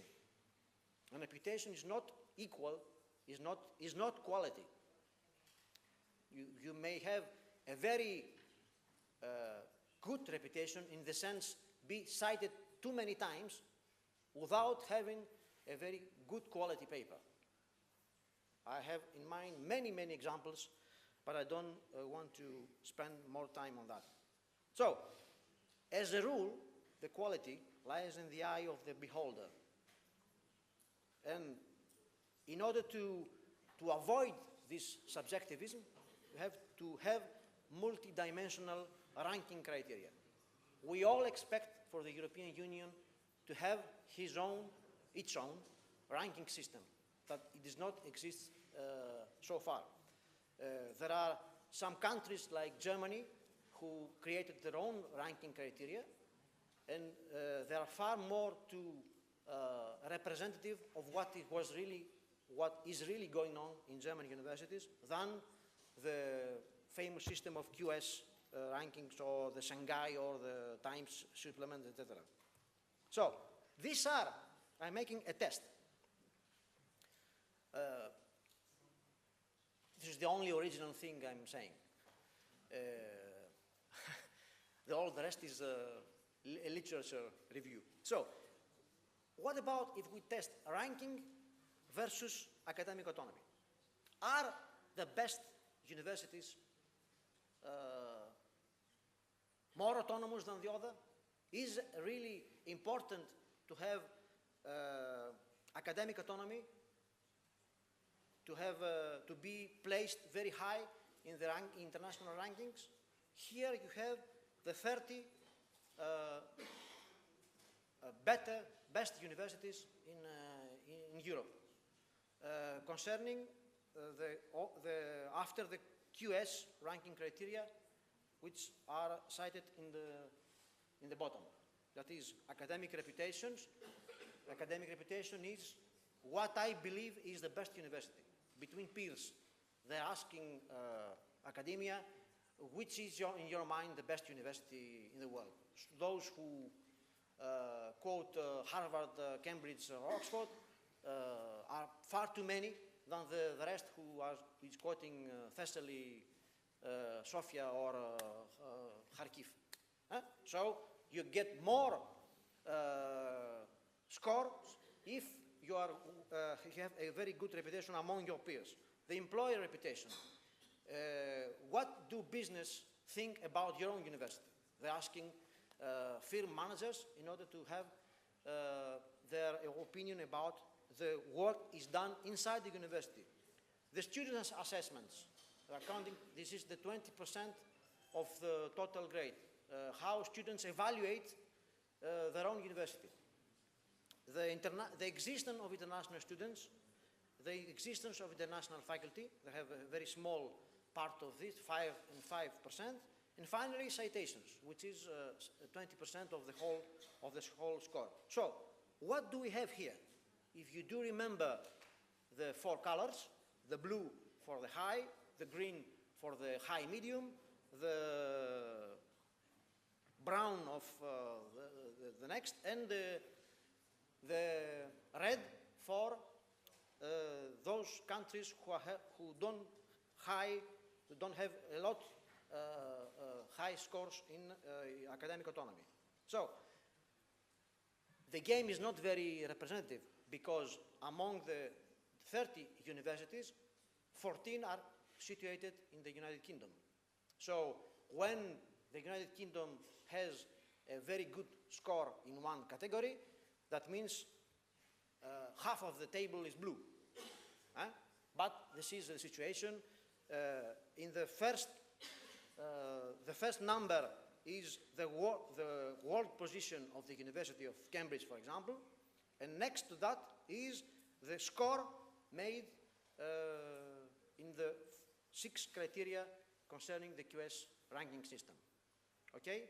Is there any question about how the colors combine with the QS criteria? So, you find here France, who has 2 outstanding institutions, the École Normale Supérieure de Paris and the École Polytechnique, who, because of their very low score on academic autonomy, they do not mind to have a very good performance concerning this criterion. So, what I'm saying is that academic autonomy is not really a problem for being a very good university. Okay? So, let's see the financial autonomy issue. Here you have 14 out of 28 universities being in the blue region, making very good scores in financial autonomy. So, the answer is almost the same as the former one. You don't have to be financially autonomous to be able to have a very good ranking. I'm only dealing with the 30 best universities concerning one ranking system.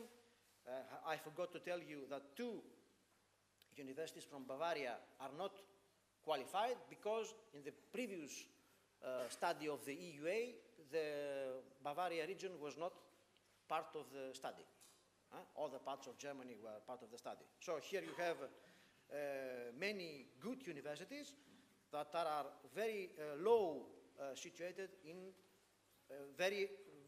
you have some autonomy financially autonomous universities that are very well situated in the ranking system. So again, because of the low scores of France, you have this situation of 2 institutions coming very high in the rankings, but you have also Nottingham or Zurich who are lower situated than the Cambridge and London, University College of London, that are very less financial autonomous. Organizational autonomy. Here the picture changes. In the 2 remaining criteria, organizational autonomy and staffing autonomy, they are really very important in order to obtain a high score in rankings. So as you see, there is no low score country, and 18 out of 28 universities are making a very high score in organizational autonomy. Staffing autonomy is even better. The conclusion is you have to be able to choose the terms of remuneration, working conditions, the possibility to dismiss a person who is not doing his work. It's very important to have a very good quality university. 22 out of 28 universities of the most prestigious in the world are making very good scores concerning staffing autonomy. So, I'm finishing. A question: does quality assurance threaten institutional freedom? Is this system of ranking, is this imposition of rules on quality, is threatening the institutional freedom, as I have tried to explain to you what it is so far. The external quality assurance mechanisms, that means evaluation, accreditation, and audit, although necessary, may undermine the institutional freedom. This is the result of the literature I have read so far. I give you some literature here of, I don't have the place to put it all in the slide. So, how is that? How is that external quality may undermine institutional freedom? First of all, accreditation may impose limits to academic freedom. You can teach a subject, you cannot teach a subject because the state does not recognize the output of the degree you are giving. This is a good thing. I mean, you cannot have teachers without any knowledge of mathematics. This is a good thing to have a control, but from the academic autonomy point of view, this is a restriction. You are not able to make a curriculum as you like. So this is, the limit is very, very thin and very difficult to discern.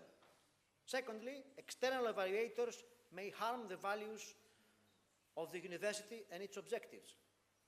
We have cases where external evaluators come, and you know, you have 5 or 6 external evaluators chosen by the institution who is responsible for the evaluation in your country.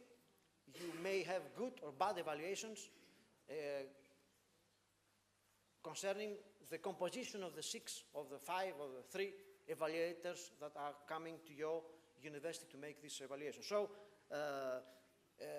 their evaluation subjectively may not coincide with the evaluation, the university values and objectives that you have imposed as your institution.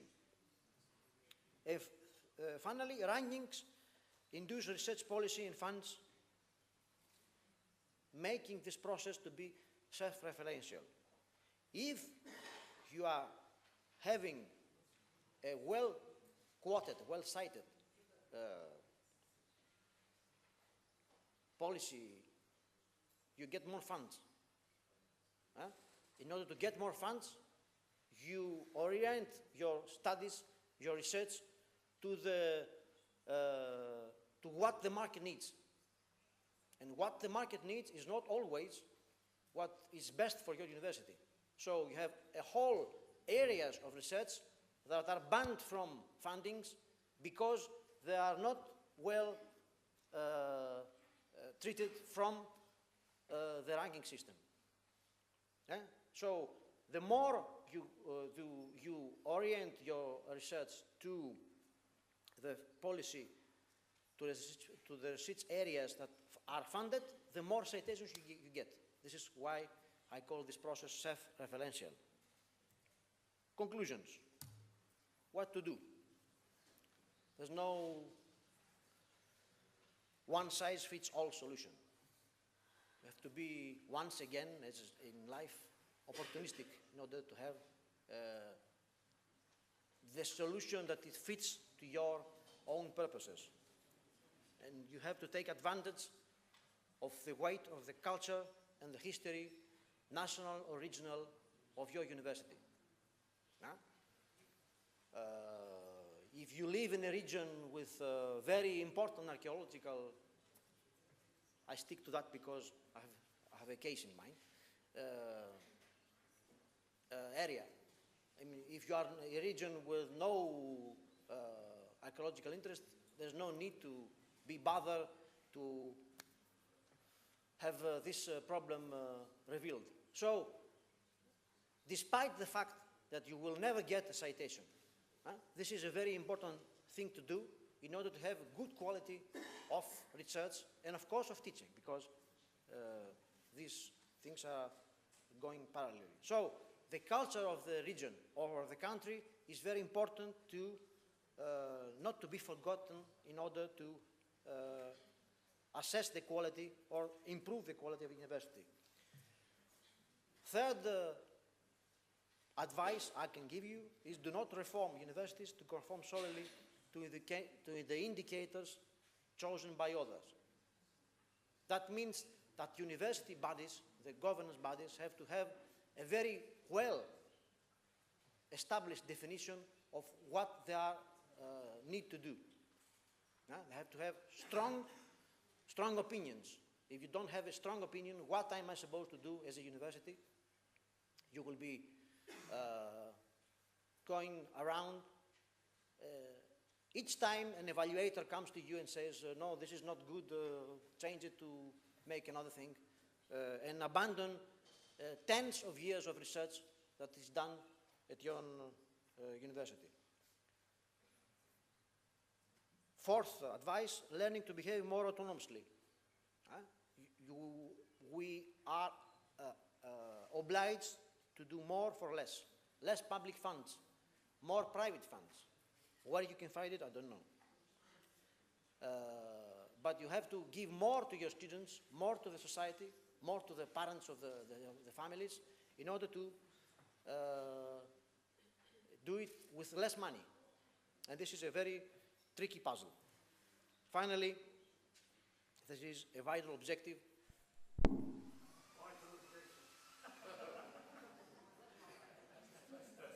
The ethos of the university is very important. We do not have to comply to the needs of the market and forget what is the role of the universities. The role of the universities is knowledge and culture. And this is the final words I want to say. A selected bibliography. Thank you very much.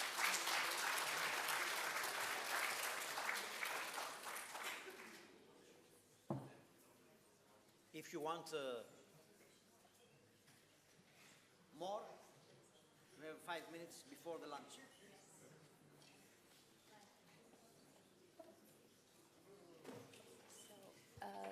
Thank you very much, Michael, for this very interesting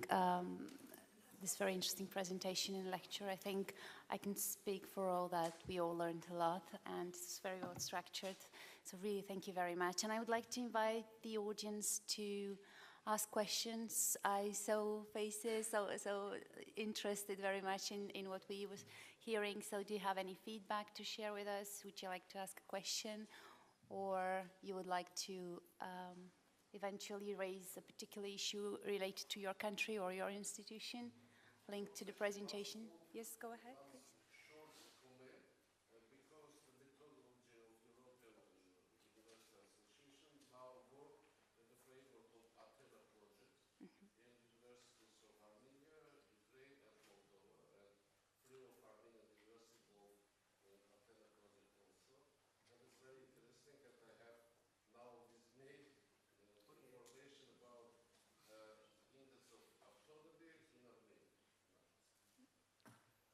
Thank you.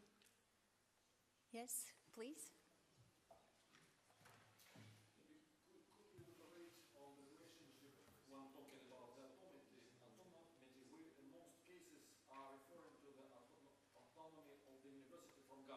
Yes. Could you elaborate a little bit more on the relationship between society and university? So is society actor at all in this field? Is society something that dictates government, the attitudes to the universities, or is controlling universities? So is it, does it have any place in this field? Here you have the answer. I tried to, of course, because I don't know if there are any private institutions in these rooms. There are. But most of us are dealing with a problem concerning the state and the control. Even a Western state with no communist past, like Greece, has this problem with the very close control from the state. And this is why I took so many time in the relation between the state and the university. But there is also autonomy in all the criteria concerning the market or the society. When I was talking, for example, about the ranking system that is self-referential, I was talking about the big pharmaceutical, engineering, electrical, computer industries that are, for their own reasons, imposing a research agenda to the universities. And unless you want to make something interesting in this area, you are obliged to follow their own needs. Sometimes a huge transformation in computer, for example, the personal computers, as you probably know, were invented in the garage of a genius guy, but it was not the result of university research. But there are many other cases concerning physics or chemistry or the fundamental sciences that you are you have very close, dangerously close relations with the market, and this is a problem, because I wrote, I have written, someone in the literature said, if Einstein was working today, he couldn't get any fund. He was rejected from the first time because he was not able to prove experimentally anything. I'm not a physicist, I'm an economist, as you know. He could not be able to describe what he was looking for. And it was a huge intuition that changed the way we think about the universe. So the market has its own priorities. The state has its own priorities. What I was trying to say, thank you for your question, is that the universities have their own priorities as well. Either they are state-funded or privately funded. The priorities is knowledge and culture. Yes? Yes, please. If I understood correctly, you mentioned, I'm Boris from Portugal, from Professor of Business. You mentioned that the accreditation poses limits on the institutional freedom.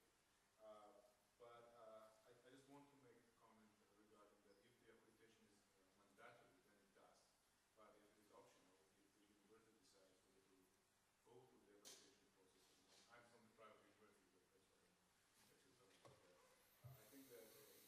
If I, as a university with my mission and values, will accept it, okay, I want to do the accreditation, then I don't think that it will squeeze our... Yes. You are right. For many disciplines, you don't need an accreditation. If you are a business school or economist or sociologist, you don't need any accreditation. But if you are a psychologist, if you are a medicine, a doctor, you have to have accreditation, a very tough one, if you are a lawyer. So this is a problem, because the real question is, who knows better, the professor or the state, what is the best thing to teach?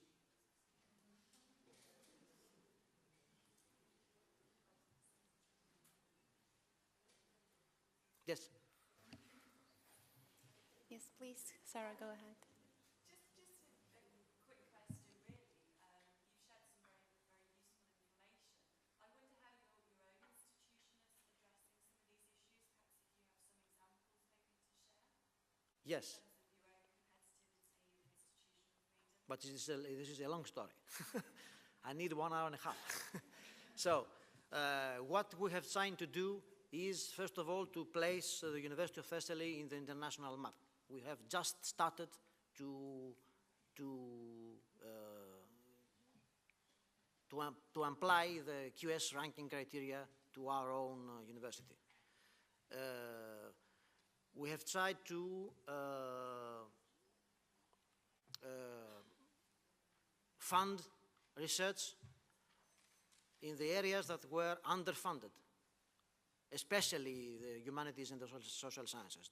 So there is a policy in our university to take the funds coming in the regions of engineering and medicine and biomedical sciences in general, and give it every year a small portion to the disciplines that are less funded. This is a very difficult problem because the budget of the University of Thessaly and every other university in Greece has been smaller than 50%. 50%. We have the half of money we had 4 years ago. So there is really not enough budget to give to the underfunded disciplines. But this is now a well-established policy in our university. We have tried to get external evaluations for all our departments. The process was stopped because the state does not have any funds to continue and have the whole project done. But 10 out, let's say 11 out 18 departments are already externally evaluated by external evaluators. I mean external to Greece evaluators. Some of them have Greek origins, but most of them are British, Italian, Spanish, French. They are not. I mean, they are not related to Greece at all. We have tried to. We have imposed a new code of ethics in our university. There was none code of ethics until 2009. So now there is one. That means concerning good practices in teaching, good practices in, or bad practices in research. So many steps were made during the 5 last years in order to be able to get with this tremendous change in universities. But the problem for Greece is when we were talking about among professors, there is a very small joke we say that Greece is the last Soviet republic in Europe. If you know what I mean.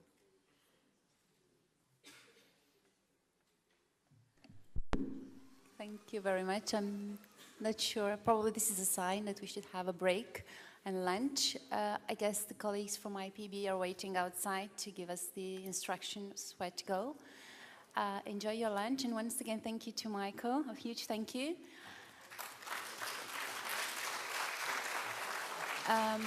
Michael will be staying with us until tomorrow, so we'll have the afternoon and the dinner, and so please feel free to go and speak to him because he'll be leaving tomorrow. Okay? Thank you. Enjoy your lunch.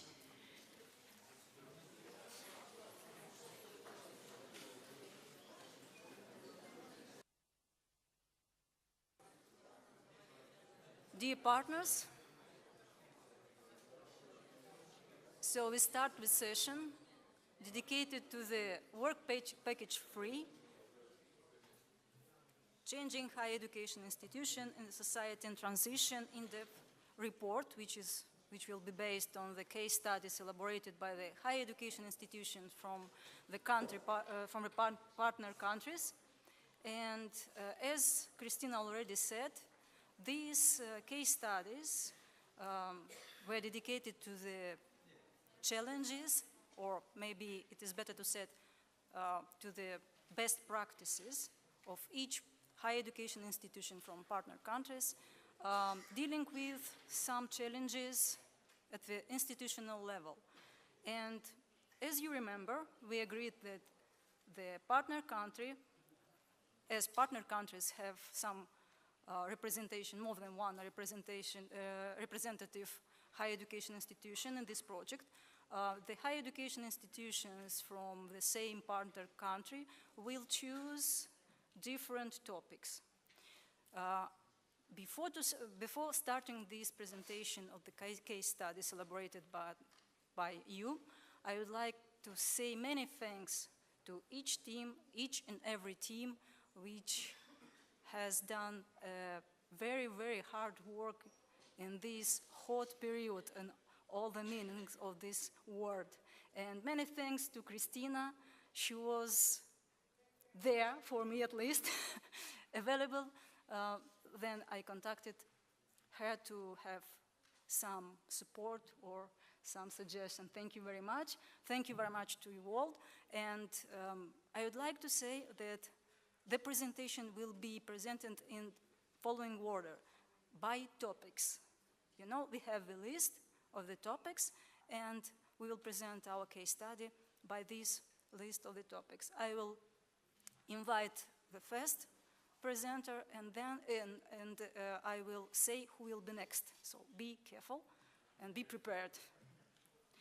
The first presentation will be from State Agrarian University of Moldova, because it does not fit to the list of these topics. So please, Liana, come here.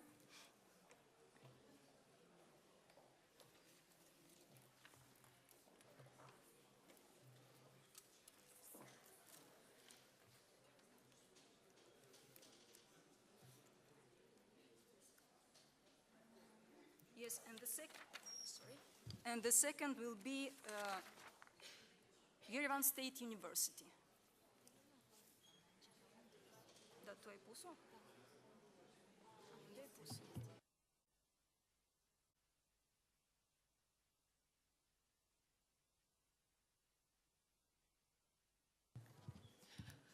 Dear organizational committee, dear coordinators and dear colleagues,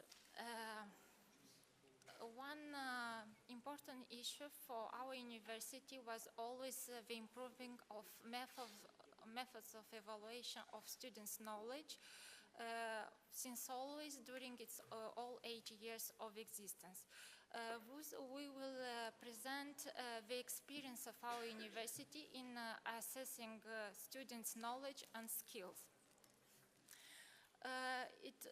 In 2010, we started a new method of evaluation of students' knowledge, which was aimed at excluding the subjective factor, and it is through computer technologies, and particularly through computer tests. By this method, all students were passing both current evaluations as well as final evaluation using computer tests. 1 year later, we decided to try a combination between the traditional approaches of evaluation with computer technologies, and in this case, students were passing their first current test or final evaluation by using computer tests, and the other one by using traditional approaches, which could be written or orally. And for second current evaluation, we used the average academic performance of students. And we can see that we have 2 academic years, and for first academic year 2011-2012, we used only computer tests, and we had an average academic score of 7.42 for students. And in second year, when we used already mixed methods, we had a general score of 7.38. And we can see that both methods are enough objective. An important issue is also the quality. Our university is the only one in Moldova who, besides an internal committee for quality, has also an external committee. This committee includes various specialists from the fields, also experts from ministries, other organizations, as well as managers of enterprises and others. It aims at the assessment of students' knowledge and skills, preparation for faculties accreditation, in the extension of job-finding opportunities for students, graduates, and the preparation of curriculum and study programs. Decisions are not compulsory, but can become compulsory only by the decision of the University Senate. so it has more a role to advise. And to conclude, we can say that in order to improve the methods of evaluation of students' knowledge is needed to use computer technologies or combined methods between traditional approaches and computer technologies, and as well to involve external experts for the appreciation of students' knowledge that can indicate on the existing gaps in the student training and to improve quality of training. And at the end, I would like to say that I hope that our experience will be helpful also for other universities in assessing students' knowledge and skills, and thank you for your attention.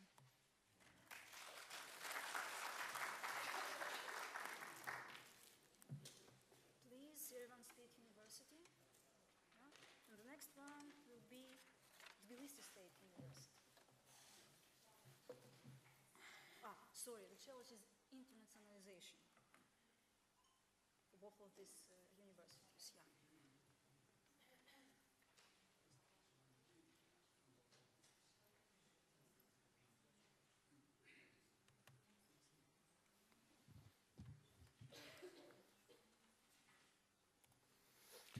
Yeah. Dear colleagues, dear organizers, first of all, before I start my presentation, I would like to express on behalf of Yerevan State University and personal me, my gratitude to all of you and to our organizers for this important event, and especially for our colleagues from Polytechnic Institute of Bragança for their hospitality. We choose for our case study to present you quality assurance and internationalization process at Yerevan State University, because in this sphere we achieve a lot of positive outputs, and we think it will be very helpful and useful for you. First of all, some statistic data. Yerevan State University was established in 1919, so it's oldest university in our country. Alumni for data, more than 100,000 students, faculties, 19 faculties, departments or chairs, more than 100, number of bachelor programs, 16, number of master programs, 130, doctoral programs, 17. Students date from 1st of January to 2013, 80,000. Staff, number of staff members, 3,000. In this slide, we present you transformation peculiarities from Soviet system to Bologna system. And the most framework changes are concerning the levels of education. Now are 3 levels: bachelor, master, and PhD level, which in the system of educational process, we improving creativity, which means that interactive manner of studying and educating are now common in our university. Individual and independent thinking already promoted, and ability to learn independently, for students, I mean. But there are a few challenges which I'd like to emphasize here. Decrease of theoretical knowledge. By the way, this is underlined by our colleague on last presentation. And no instructions for knowledge application. This is a very important challenge. And the third one, misses time rendered for self-education. I think that in our days, all challenges could be envisaged as an opportunities. And we'll try to achieve more results in these spheres too. Here in this slide, we represent 2 main pillars of the whole presentation: quality assurance and internalization. On the left side of the slide, we here bring the framework or the infrastructure of quality assurance in Yerevan State University. As you see, we have two main structural units. It's the Center of Assurance Committee, or Committee of Assurance Committee, which is established within Academic Council. This committee negotiated or linked with Armenian National Quality Assurance, which is established by the decision of the government. On the next slide, I will in more details, I'll describe how these units works. And now the right side, the internalization. First component of this process are quality of education process, professional trainings. Second pillar, joint research projects. Third pillar, involvement in international professional networks and organizations. And the fourth one, exchange programs, professional and student mobility. As a result achieved in case of quality assurance, we have adopted quality assurance policy in 27. Quality assurance mechanism established. It means that student surveys on teaching quality, teaching staff development programs, etc. are successfully adopted. The third one is external stakeholders, other representatives from universities, employers, etc., involved in quality assurance processes. Yerevan State University Academic Council permanently, the Quality Assurance Committee, which is established within Academic Council, are permanently working. And it's established in February 2012. And besides this, we establish quality assurance committees in faculties as a branches or as districts of this one, of committee. Yerevan State University Self-Evaluation Committee established in March of 2012, and Quality Assurance Center established in June of 2012. In the circle of internalization, we have following outputs. Cooperation agreements, 200 international partners in 50 countries. 50 grants implemented annually. Yerevan State University staff and students involved in Tempus, Erasmus, Mundus, VAAD, CDRF, USAID, and many other international programs. Scientific and research centers of regional and international level established. Center for example, Center for European Studies, Yerevan State University Center for Gender and Leadership Studies, etc. And recently we established a position of vice deans whose main function are international cooperation. For understanding how these activities are successful, here in this slide we bring some outputs. First, Yerevan State University Strategic Development Plan was adopted.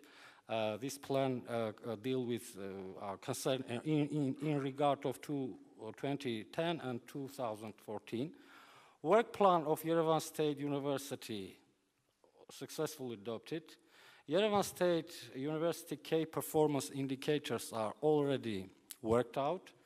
Self-evaluation and self-assessment reports are already worked out.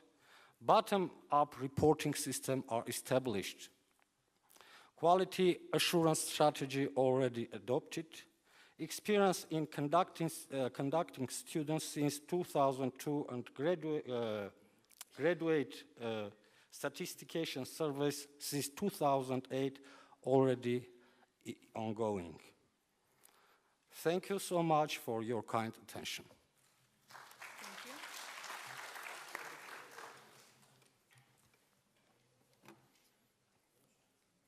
So now we will have a presentation from Tbilisi State University and then the National Technical University Kharkiv. And please, dear partners, We have only 5 minutes for each presentation. Thank you.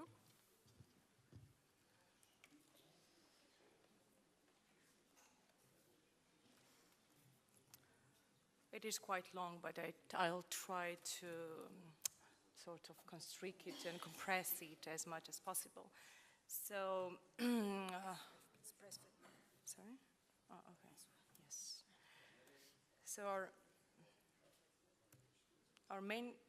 topic that the Department of Foreign Relations prepared for the case study within the frame of this project is internationalization as a tool for development.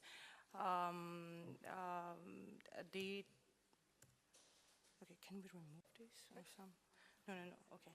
So the general information about the universities, perhaps you have heard many times from the representatives of Tbilisi State University that it's founded in 1918. It's first Georgian university and the first university in the South Caucasus. So the main data about the university is that we have 22,000 students and employee, around 1,600 faculty members, both full-time and contracted, and offer 213 degree programs at all 3 levels of education.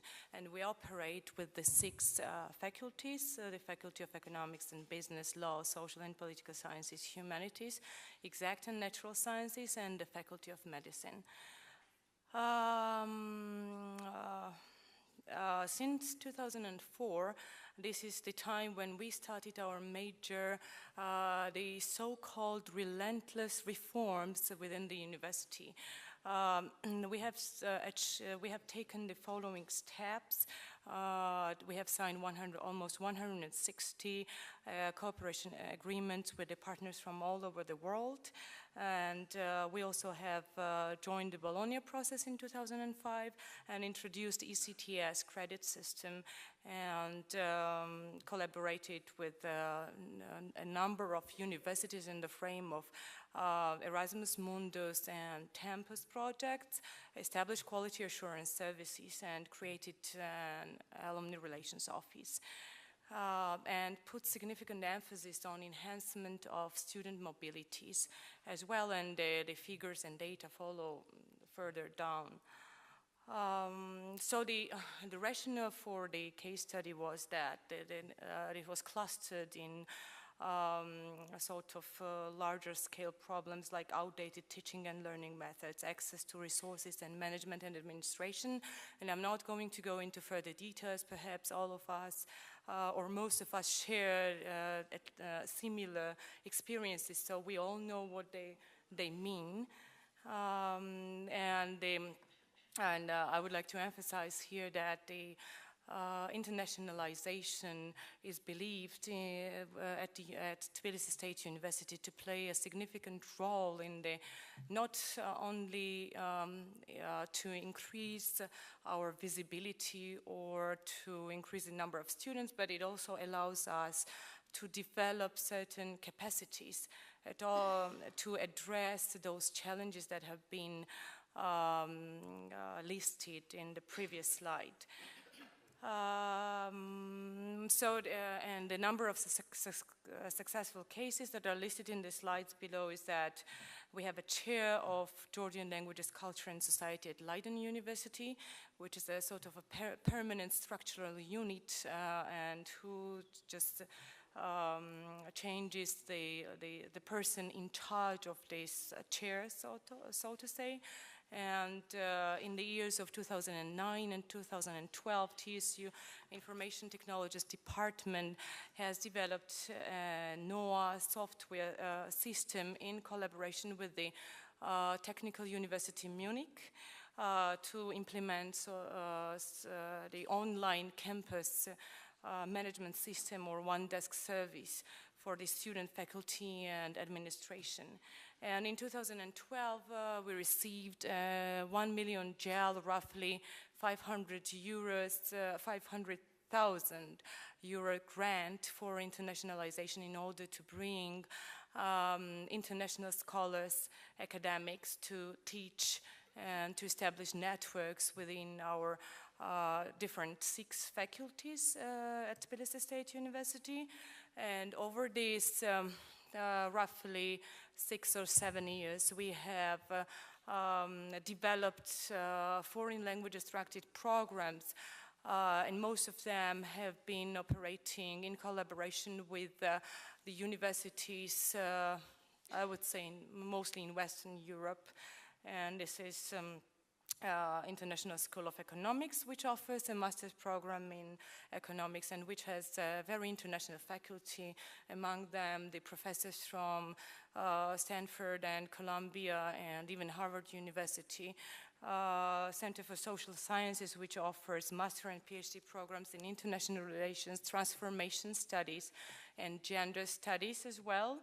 And actually, this PhD program in international relations was developed and is led by a former Dean of the Faculty of International Relations at Oxford University.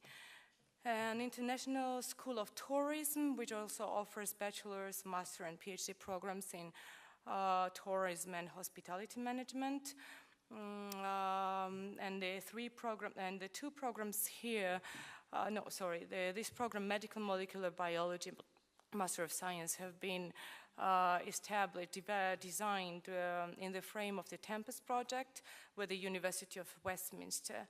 And I'm not going to list all them, but here you can see the years of successful collaboration with the universities from abroad. And as for student mobilities here, I've highlighted some numbers. We have active exchange programs with almost 80 universities in Eastern and Western Europe, both. These are implemented either through bilateral cooperation agreements between the governments and between the 2 institutions, or in the frame of, for example, Erasmus Mundus and some similar projects. And in the frame of this Erasmus Mundus project that we have had since 2007, which was the only one in 2007 and 2012 in Georgia, we have sent 120 students, professors, and staff abroad, and we have received significantly lower number for some obvious reasons and challenges that we have, like 35 incoming students, professors, and staff in the frame of Erasmus Mundus projects. And here I have also put some numbers from that I obtained from our financial department. This is the amount that Tbilisi State University spends from its own resources to support the mobility, the academic mobility of the staff and of the professors and the students. So, and in 2012, the amount spent on the academic mobility of its staff or the professors was just 1.7% of its total annual spending, which was increased already in the budget plan in 2013. And teaching and research, this is also one more project that we have been implementing with Open Society Foundations, and this project is also present in most of these former Soviet and even for Eastern European countries. I know that there are fellows from Serbia and Hungary also involved in the project. This is the so-called Returning Scholars project, which allows the Western educated professionals to teach in the university.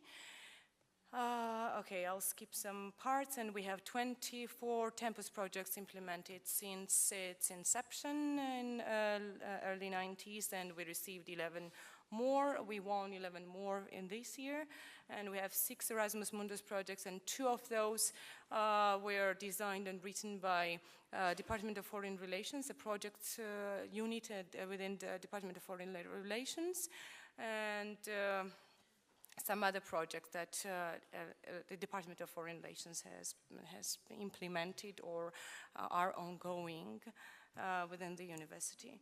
So these are a few challenges, laws and regulations, the enrollment of the foreign student, credit recognition, matching between the courses and programs between us and the host universities, and visa issues, of course.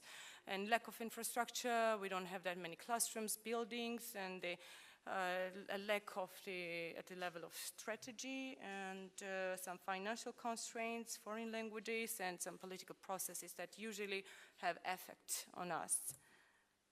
Okay, so I'm not going, that's it. That was too long. Okay, thank you. Thank you very much.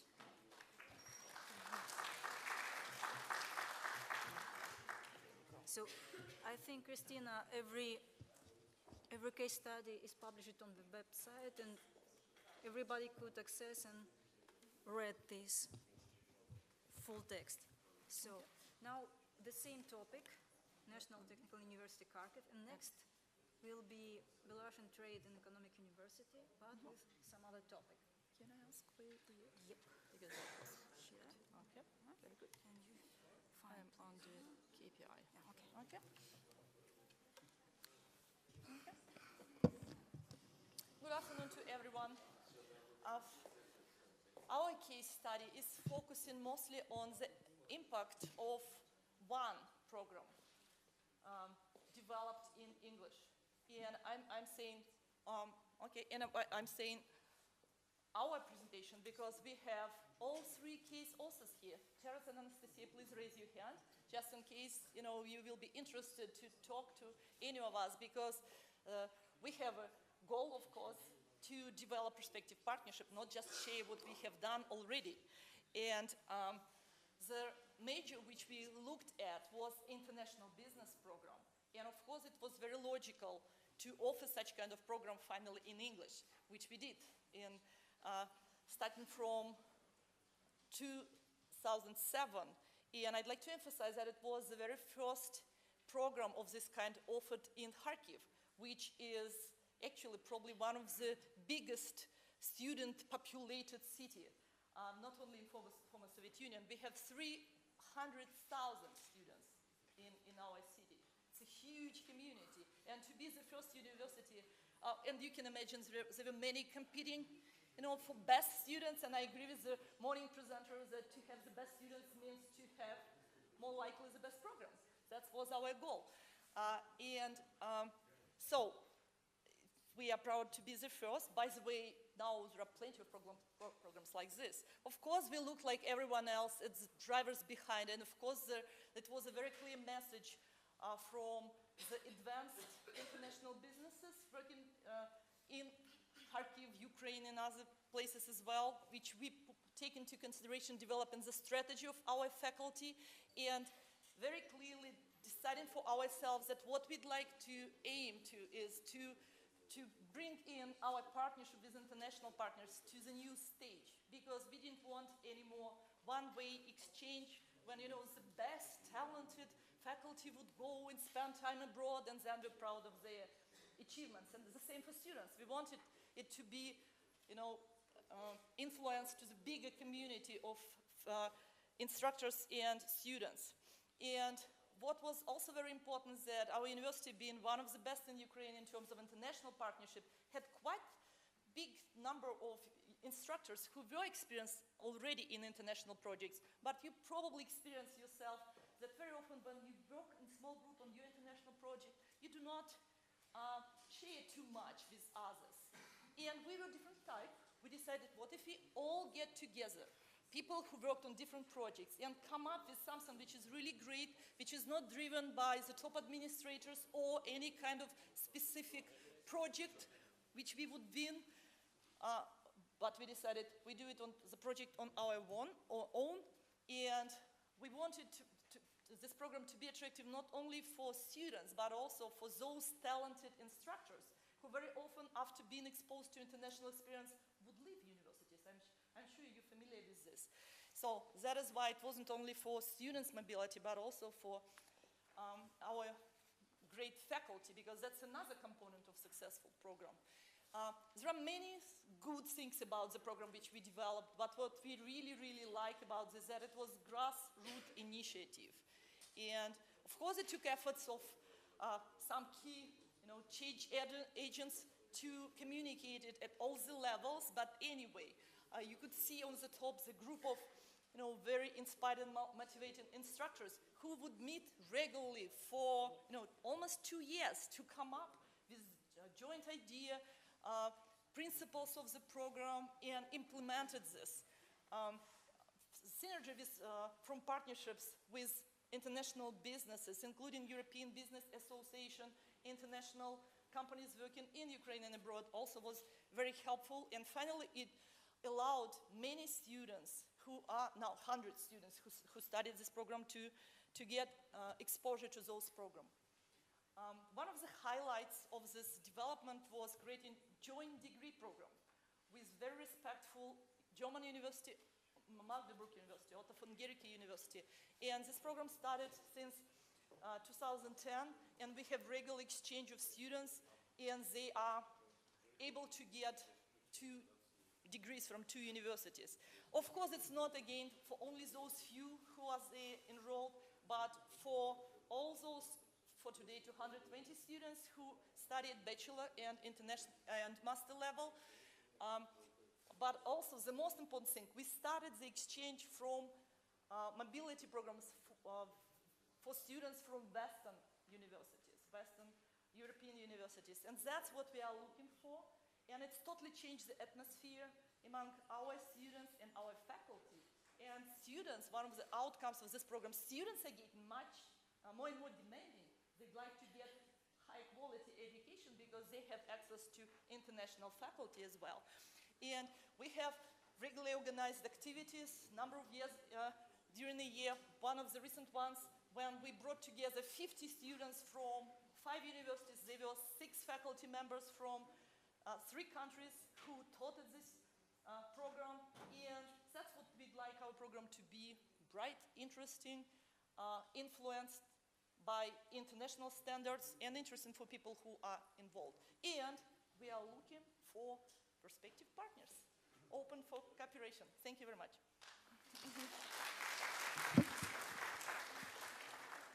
And now we go to another topic: increasing competition among the higher education institutions. So Belarusian Trade Economic University. Yeah. And the next one will be Lviv Academic of Commerce.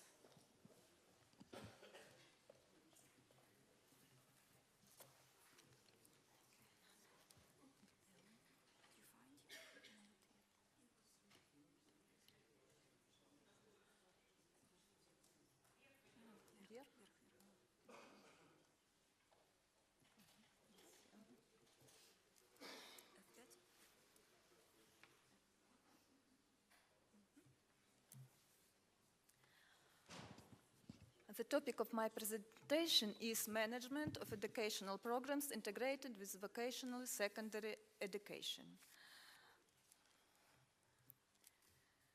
Why do we start it? Our university, like others, had next challenges. Demographic problems lead to enrollment decrease. You can see here quality of school leavers, and you see that we will have even half than we had in 2009. It's crazy situation, but it's true. And as a result, next challenge goes that increasing competition among higher education institutions will have place. TEU is situated in Gomel, and there are rather serious competition among universities there. There are 13 higher education institutions in Gomel region, and Russian higher education institution provides services in higher education using distance and correspondent education through their Belarusian partners in our city. So we are thinking about how we can work in this situation and why it was possible to start educational programs integrated with vocational secondary education. First of all, a reduction of term of getting higher education is legislated in educational standards of Belarusian higher education, and reduction of term of getting education is attractive factor in deciding the question of participability of education continuation. And there are 277 colleges in Belarus, and this fact assumes a wide number of potential applicants of higher education, of course. Competitive advantages of PTEU in this space are: PTEU has solid experience in training of specialities with higher education by integrated education program Science 1990. And there are 22 colleges in Gomel region, what make it possible for university to increase students' contingent. And here is interesting number for me, and I hope for everyone here, that we have success with that. In that year, we got 72% students for integrated program and just 28 for full-time educational program.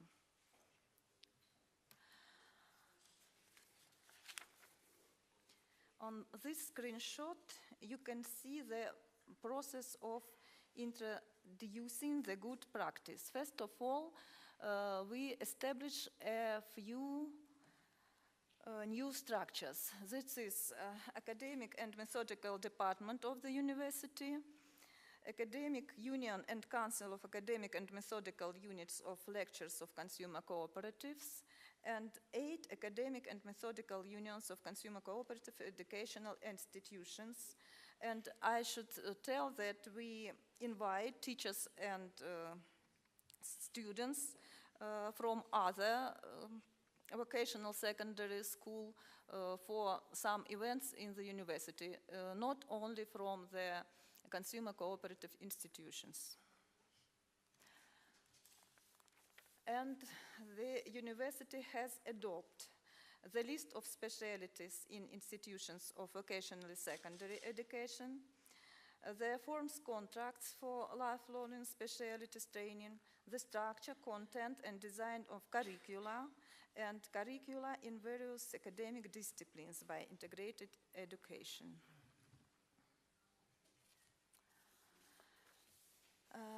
For nowadays, we have challenges and obstacles as well. That is, a lack of legal regulatory framework at the level of the Ministry of Education of the Republic of Belarus. Features of drafting of educational and program documentation of education program of higher education integrated with the education programs of vocational secondary education are not defined in the educational standards, unfortunately. There is no list of specialities in institutions of vocational secondary education corresponding to the profile of the university's specialities. University drafted a number of regulatory, educational, and policy documents on the organization of an integrated training. And documents have found use in the regulations of other universities and in the Ministry of Education. Thank you for your attention. So, Lviv Academy of Commerce, please. And the next will be Armenian National Agrarian University. Помощь нужна?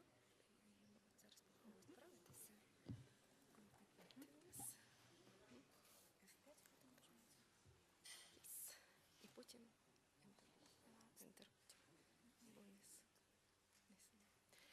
Ladies and gentlemen, we would like to tell about the positive experience of Lviv Academy of Commerce concerning the signing the contract with foreign educational institution and their realization in getting double diplomas. Our practica showed that it was one of the most effective way of strengthen competitive advantages of our academy. Lviv Academy of Commerce is an educational institution for accreditation level with about 200-year history. There are 3 institutes and 5 faculties which trains bachelors and magistrates in different spheres: law, economy, commodity science, and commerce. Globalization of economy has caused a significant impact of the international educational market. The national educational system is also experiencing the effects of globalization. Let's have a look at some statistics. In 2007, there were more than 26,000 students from Ukraine enrolled into the VET, which is almost 1% of the total flow of foreign students. Ukraine has got 21st position in this rating. At the same time, the educational market in Ukraine is popular among foreign students and acquires 16th position among the list of countries which accept foreign students. According to UNESCO data on foreign students from Ukraine, majority chose to study in Russia Federation and Germany. Most popular country for Ukrainian students are also Poland, USA, and Hungary. Analyzing the development of higher education market in Ukraine over the past 22 years, we can say that the total number of students of higher educational institution in Ukraine was, in absolute terms, was increasing for a long time. However, since 2004 has been a tendency to reduce the rate of growth. In 2008, it was 2.3%, and in 2009 even became negative. Such a decline was observed the first time during the last 14 years. As shown, in Ukraine, nearly 2 million students started at the universities of third and fourth accreditation level. When in 1998 the number of students exceeded 1 million, the Ukrainian system of higher education was given the prefix mega. Such prefix was given to the educational system of 27 countries also. The process of expanding market of higher education in Ukraine has reached its peak point and started to decrease. The dynamics of network of universities in Ukraine in terms of accreditation is presented. The highest growth rate of higher educational institution of third and fourth accreditation level was recorded in 1994-1995, when the increase was 46% against the previous year. Overall growth of university of third and fourth accreditation level increased till 2008. But over the last year, the number of high school units decreased by 3 or 4 units each year. Here is presented the average number of students of institution in level of accreditation, first, second, 3, and third. Now the figures was 712 for institution of first and second accreditation level, and more than 5,000 for the institution of third and fourth accreditation level. At present, we can observe the dynamics of the market of higher education. Resources for the quantitative increase in the number of students and demands for education decreased due to demographic problem. We can state the effect of increased competition at the domestic educational market, which arises from the following. This is 3 points. Expansion of the educational market in Ukraine has stopped, and there is a downward trend in the growth rate of the number of university students. And for the period of 1991-2011, the network of universities of Ukraine increased by 5%, while at the same time the population age from 15 to 24 years tends to decrease. According to the grade, the Lviv is one of top educational regions of selected indicators which are representative of analysis of the level of education. Table shows the list of indicators and the position of Lviv regions. Thus, Lviv region is one of the leader of the sphere on higher education. About 2 million students studied at the universities of Ukraine, and Lviv covers 6.4% of total sum. Due to increasing the competition in the educational market, the strategic goal of the international cooperation of Lviv Academy of Commerce is active integration in the global educational and scientific space. One of the ways is improving the competitive position for Lviv Academy of Commerce was creation and implementation of the program of two diplomas. Indeed, as one of the most important elements of the Bologna process is getting diplomas simultaneously in two different countries. Favorable factor was the implementation of the academy, the Tempus project, modernization and development of professionalized discipline, aimed to introducing the courses license equivalent to Bachelor and Master 1, Master 2 in the field of management adapted to the needs of training of university, Ukraine, Belarus, Moldova, and Morocco. After the selection, according to the certain criteria, one of them is the knowledge of French. A pilot group of 16 people was formed to participate in this project. Their students were simultaneously enrolled in two universities, Lviv Academy of Commerce and Davent Clermont I, and provides the opportunity to get two diplomas after graduation, Ukraine State Diploma and Diploma of French University. During the 4 years, the following number of students took part in this project. On the whole, 21 students have completed full cycle at 11 license, and 10 students level Master 1 and Master 2, and they received a certificate from French University. All costs associated with the project were covered by the fund of the project. Such cooperation gave us the opportunity to work closely with the university from European Union and adopt a great experience. Of course, a great success was the possibility to learn new teaching methods by teachers from Lviv Academy of Commerce and participation in training workshop. While implementing this project, there were several problems. Some of them, small number of French-speaking students and significant discrepancies with the requirements of the educational process, but the following results were achieved. There are four topics, but as conclusions, as a result, we would like to say that the depth and best practice of the receiving to diploma will allow establishing close and effective relations between universities, increasing the motivation of staff and students to master foreign languages, dissemination of information about innovative approaches of the project, and implementation of the new information technology into educational process. As a result, we would like to say that university must look for new opportunities and resources to adapt this practice despite current difficulties, because educational market makes more stringent requirement and demands more effective and qualitative methods of competition. Thank you for your attention. Thank you very much. So now we move to the new topic, updated curricula, teaching and delivery methods. And the presentation will be from Armenian National Agrarian University, and the next will be from State Engineering University of Armenia.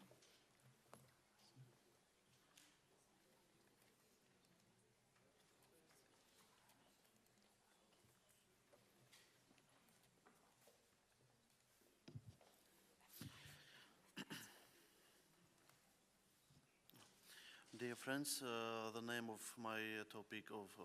topic of my presentation: outdated curricula and teaching and delivery methods. Armenian National Agrarian University was established in 1994 as a unification of two institutes: Armenian Agricultural Institutes and Yerevan Zoo Veterinary Institutes, which have played exclusive role in improving of agrarian sphere of Armenia, and as well as production of qualified specialists and implementation of the various scientific research since their foundation in 1930. The structural subdivision of our university include academic sector with 7 faculties, and with distance and agribusiness teaching department, agricultural college, and 3 branches in different regions of Armenia. The Agrarian University prepares personnel with 3-level higher education in 37 specialties, which enable the integration with the international educational system. So, considering the characteristic traits of the agrarian educational system and the importance of achievements of the practical knowledge and skills of the future specialists, the government of our country started stated learning duration of the bachelor system up to 4 years and 8 months for all professionals of the Agrarian University. After joining the Bolognian process since 2005, the government of our republic and higher educational institutions have founded a new stage of educational reforms, including the 3-step educational systems, diploma supplement of peer acknowledgement in area of the European higher educational systems, and the European credit transfer accumulation systems. Although the academic programs have been reviewed in the last 10 years in the universities as well as the Armenian National Agrarian Universities, the compatibility of educational process with the needs of Bologna process, investment of credit and model systems, educational reforms, and new demands of labor market have been main backgrounds for academic programs.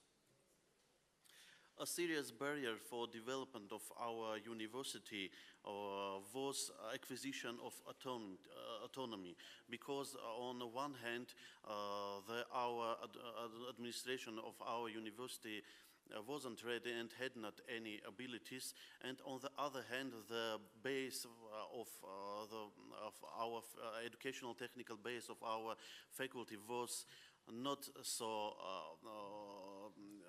modernization, and demanded the involving deep financial resources.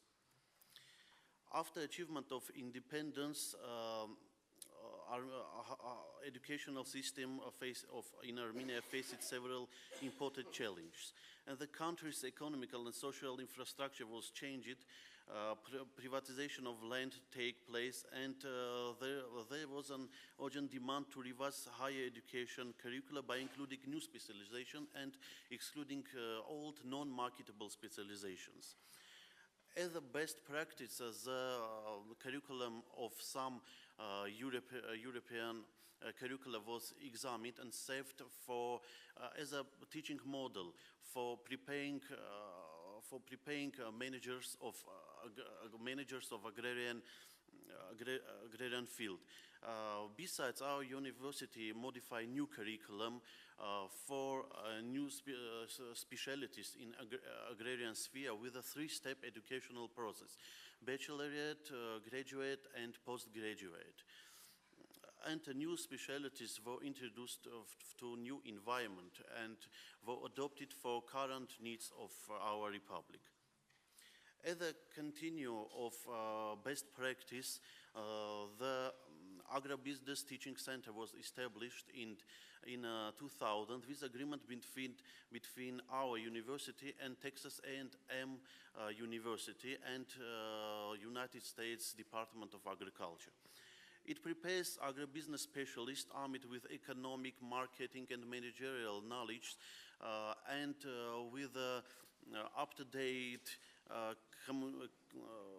communication abilities, which make them more competitive in a growing agrarian sphere of Republic. The curriculum of this teaching center is Western structured, based on the agricultural economics and graduate curriculum of Texas A&M University. And I can say that this center have a regional meaning because it prepares agribusiness specialists both for Armenia and for Georgia. Thank you. Thank you. State Engineering University of Armenia.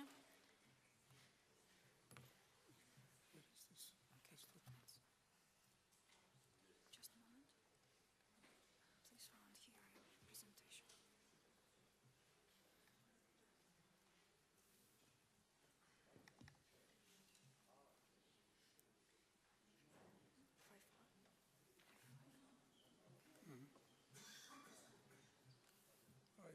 used to keep reglement. First of all, I want to welcome all participants and say thanks to organizational team for so hard organizational work. I present State Engineering University of Armenia, and topic is the experience of State Engineering University in field of cooperation, university-industry cooperation. We call this presentation Novel Approaches to the Design and Implementation of Dynamic Curricula based on University-Industry Cooperation Model. Thank you. The wider objective of university-industry cooperation is assurance of high-quality engineering education in line with the rapidly environmental challenges. And one of the most efficient ways to solve the problem is to establish close university-industry cooperation aimed at the wide involvement of employers, human and technical resources into the curricular development and teaching organization process. I want to present two cases, two directions of such cooperation. Which one? This one? Yes. University industry cooperation, two models which we want to present. Two essentially different types of university industry cooperation models introduced by CEUA and now is implemented successfully. The first one is called, symbolically, we call it the university goes to the industry.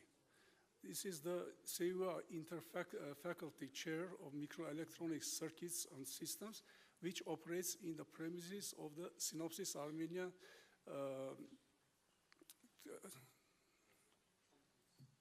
Armenia company, shortly. The second one is vice versa. The industry comes to the university. The State Engineering University Armenia and National Instruments have come together in joint initiative to establish modern high standards Armenian National Engineering Labs, which shortly we call ANEL at CEUA. Here you see Synopsys University, State Engineering University, Synopsys Armenia Educational Cooperation Model. In first is company presented the Synopsys Armenian, and second one is university and how they cooperate. I don't want to come into detail. It's given here. And as a result, we obtain high quality graduates. This cooperation is acting since 2001 and successfully going on.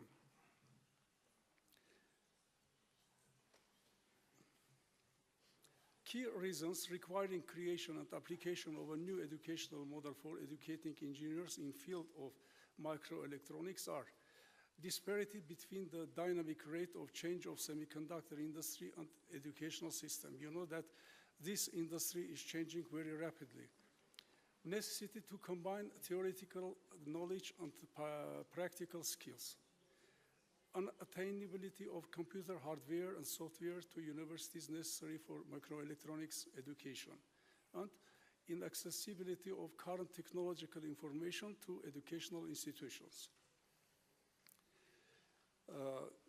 For this cooperation, there are being selection of students from third course who graduated from second course, and after taking some examination and taking by interview, they are selecting, and they continue their education in premises of Synopsys Armenia company.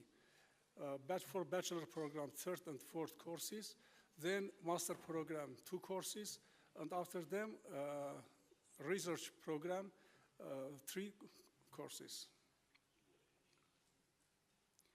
Here given some numbers of dynamics in this cooperation. I don't want to go into detail. And some fragments you see activity of this cooperation, Synopsys Armenia and State Engineering University. Second type, as I told, is university, industry comes to the university. Here, the active role play a National Instruments company with Microsoft company, which have their laboratory. In one building is given for all these laboratories, which are modern laboratories, and students can directly use these laboratories for their education process. The University Industry Corporation's second model, as I told, started not long ago in conjunction with National Instruments in the shape of ANEL projects. The main aims of the model is collaborative initiatives with State Engineering University of Armenia, industrial and research partners to establish joint labs and to use together modern industrial equipment. And then to improve seriously the university's laboratory infrastructure and to match it with state-of-the-art engineering education requirements. Here, given the scheme, how works this cooperation. First course, its laboratory works by subjects. Second course, laboratory works by subjects, LabVIEW courses. Then third course, fourth course, and given master program, and then the same for research program, third level or research program.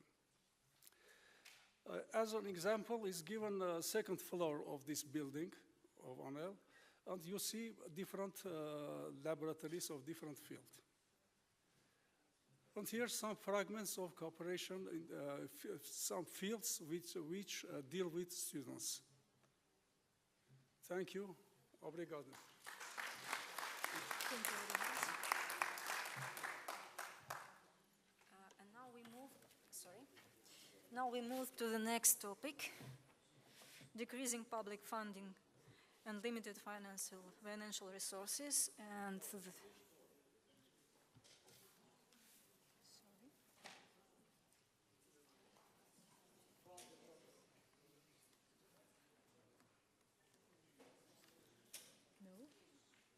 something technical? Yeah.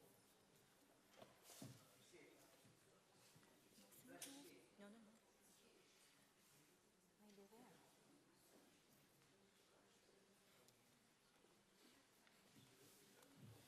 You think? Yeah. Thank you. So, in the presentation of Moldova State University, I represent this university. Just a moment.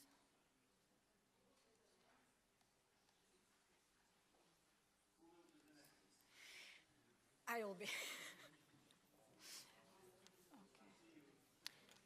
Okay. After me. After me will be also a Moldovan university, Aleko Roosevelt State University. I will present our case study on public-private partnership, development and modernization of students' accommodation infrastructure of Moldova State University. Here you can see the current situation with the dorms in entire Republic of Moldova. Here are included also the dorms of higher educational institution, vocational educational institution, lyceums, and you can see that the situation is really bad. And this slide is showing how the costs of maintenance of dorms are covered. You can see that government comes with 16% of the costs, students covers 50% of the cost, and higher education institutions provided only current repairs and ensure capital expenditure. The capital repairs are provided, should be provided by the government, by the Ministry of Education.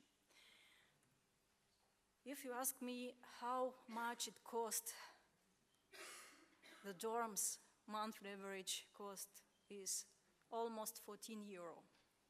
And if you have some very simple calculation, we'll see that the real costs of maintenance of dorms are considerably higher than it was presented by Ministry of Education. And In this sense, the coverage of costs are the following. The government comes with 54%, students covers only 53%, and these 13%, the difference of 13%, are covered by higher education institution from their special means, even if it is not allowed by our legislation. So you can see that despite of this effort, the situation in the dorms, the living conditions continue to worsen. And we can say that educational system of Republic of Moldova faces the problem of unsustainable policy of ensuring decent living conditions in student dorms.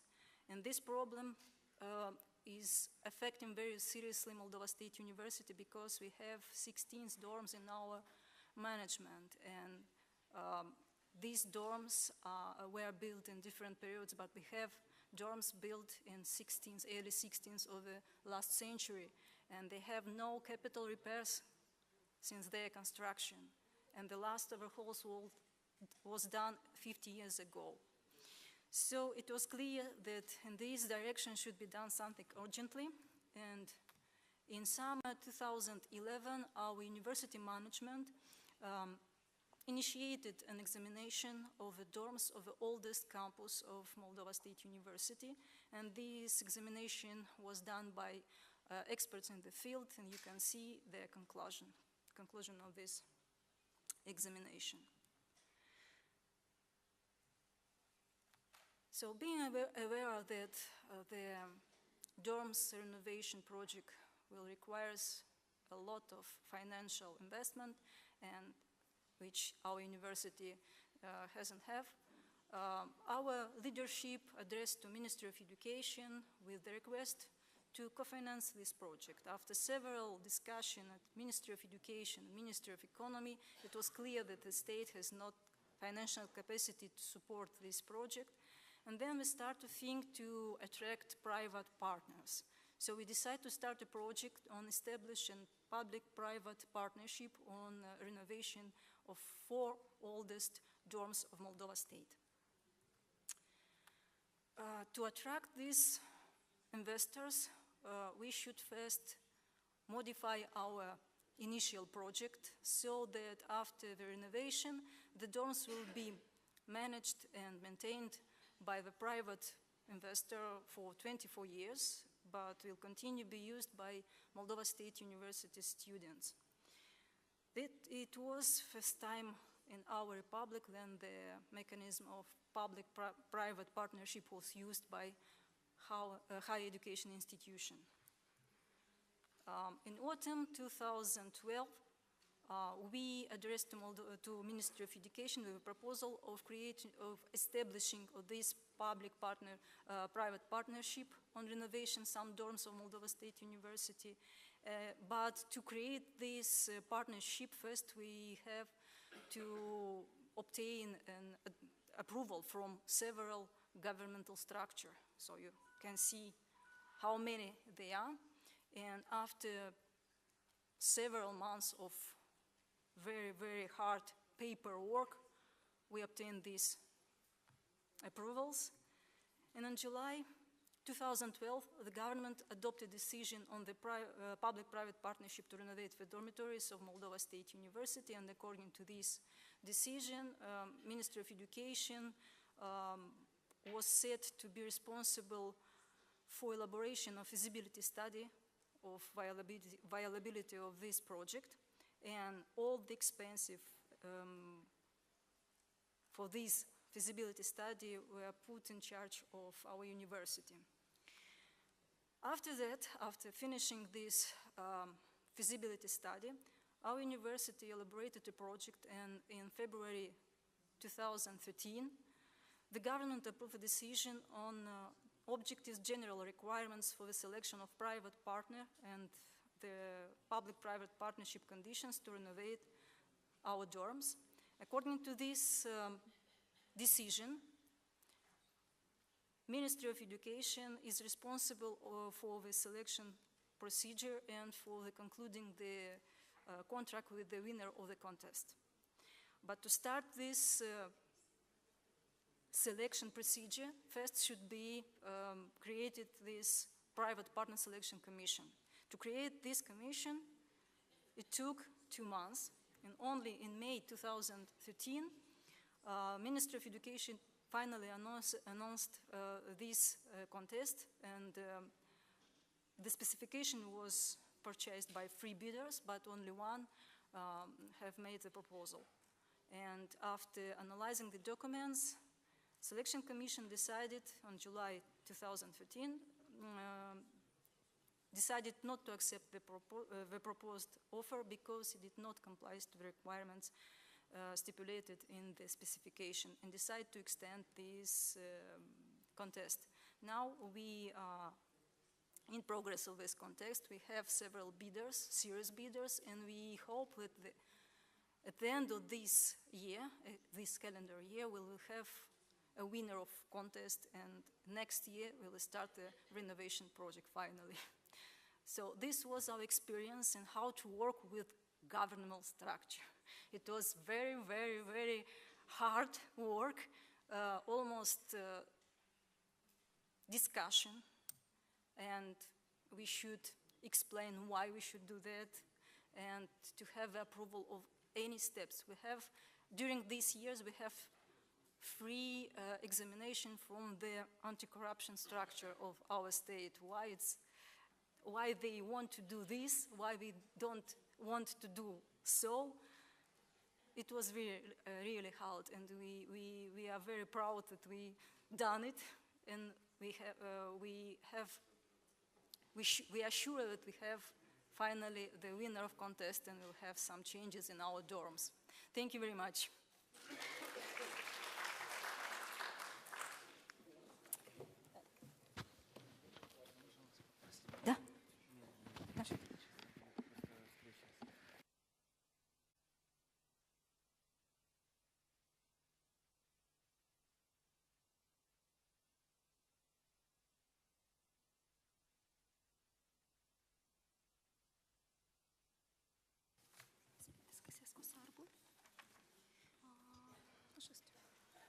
So now the topic will be relevance of graduate skills to labor market needs.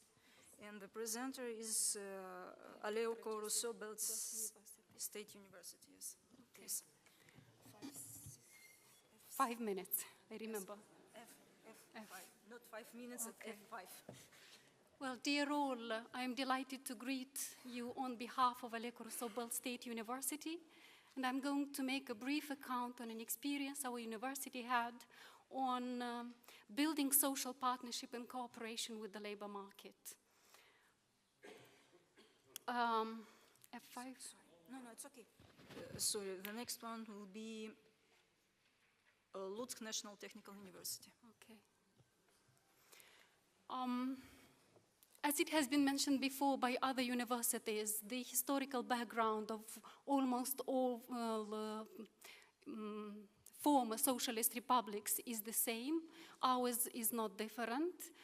Since 1991, after getting the independence, we are set now into a very long transition period. And I may say that the change probably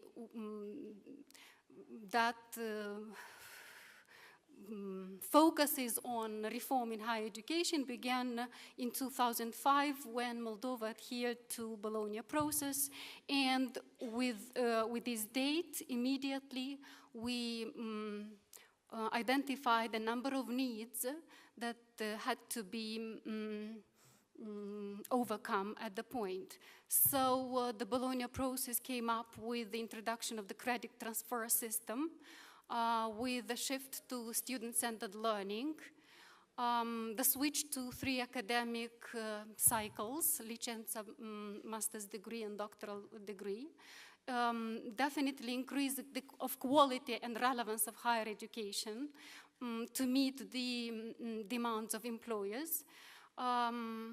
An increased mobility for studies to improve quality, integrating higher education into the cognition triangle, and improving governance and funding. Out of those, simultaneously, a number of problems have been identified. The most significant were insufficient level of labor demand. There's no proper labor market established in Moldova, as well as lack of qualitative and quantitative coherence between the outputs of the system of education and of vocational training and entry into the labor market. In fact, we may say there's no vocational training in Moldova at the moment. Another serious problem is the problem of migration. Unfortunately, again, it has been mentioned today, and the demographic decline, which is growing worse and worse. In our attempt to identify or to find the solutions to the problem, we focused on four major, which is the correlation of the labor market requirements to the educational offer, the development of professional skills in accordance with the requirements of the employers, professional counseling of graduates and orientation towards the labor market, and academic cooperation in order to train highly qualified specialists. Thus, in our case study, we presented the material in the following format: identified the necessities, planned the activities, again, planned or looked forward towards expected results, and evaluated it through a number of quality indicators. In such a way, problem number one, as given here, and the necessity number one, correlation of labor market requirements to the educational offer, or rather to settle the problem, we went through a number of activities. Firstly, analysis of the labor market needs on the national level or in collaboration with the National Agency for Employment and other partners and structures from the Republic, alongside with organization of number of roundtables, conferences, meetings, again, to settle the problems existing within the labor market, participation in national, international projects on insertion into the labor market. Expected results out of these activities were increasing attractiveness and competitiveness of Aleco Rousseau State University, as well as strengthening the role of Aleco Rousseau University as a training institution for the national economy of Moldova. The indicators achieved in this for the problem the number of developed surveys, conferences, and publications that came afterwards, number of students admitted and their records, an increased number of partnership agreements signed between the labor market representatives and our institution, and national assessment indexes. Problem number two, identified as development of professional skills or competencies of our students in accordance or to meet the demands of our employers. The activities designed or planned to respond to the problem number, involvement of employees in the development of professional standards as well as the curriculum, as well as inviting these employers to participate in the training of our specialists, and finally in assessing during the final examination. Expected results, development of a curricula that would suit the demands, I should say, or requests of our employers. External objective evaluation of training specialists, and the development of appropriate skills taking into consideration the employer's advice or necessities. The quality indicators within the second problem include developed curriculum that have been agreed with the representatives of the labor market, agreements of collaboration with representatives of the labor market, and mixed examination boards, as I have said, where representatives of the labor market are invited to listen to our graduates and evaluate them. Problem number 3 refers to professional counseling of our students and graduates for better orientation within the labor market. With this purpose, we organize traditionally university days, training courses, and provide consultations. In such a way, we expect to attract more and more students that will choose to complete their studies at our university, and that students make a better motivated choice when they start their career. Quality indicators within the problem would be the number of students admitted to the university, the correlation between the number of admitted students and number of graduates, and the number of employed graduates. And as far as I remember, our university keep track of the graduates of the university, and is trying even to establish a sort of alumni society or representation. Problem number 4 deals with academic cooperation in order to train better qualified specialists, and academic exchange, we believe, is one of a very efficient activity to enhance it. Expected results out of the problem would be increasing opportunities for competitive training and promoting personal development. The number of mobilities in this at the Corso University has greatly increased in the last 2 years, both among students as among staff. In order to accomplish the problems, definitely a number of resources were needed, both tangible and intangible resources like human, financial, material investments from the employers, as well as recommendations, regulations, information, and time allotted to settle the problem. Challenges and obstacles met on the way. Unfortunately, there's still resistance to change from employees at the university. Employers are not quite open for collaboration. They are still skeptical about this sort of collaboration. There's no tradition in this sort of collaboration. And unfortunately, there are still existing stereotypes concerning career development.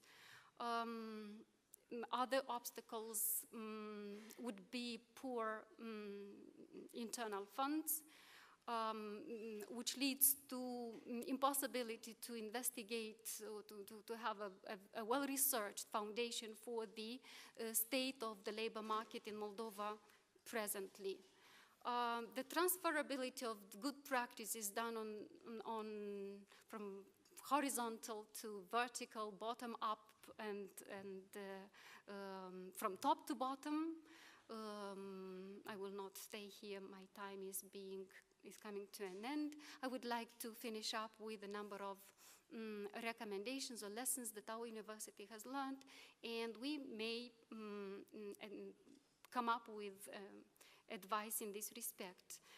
Definitely, as the key word of this meeting today has been emphasized as change.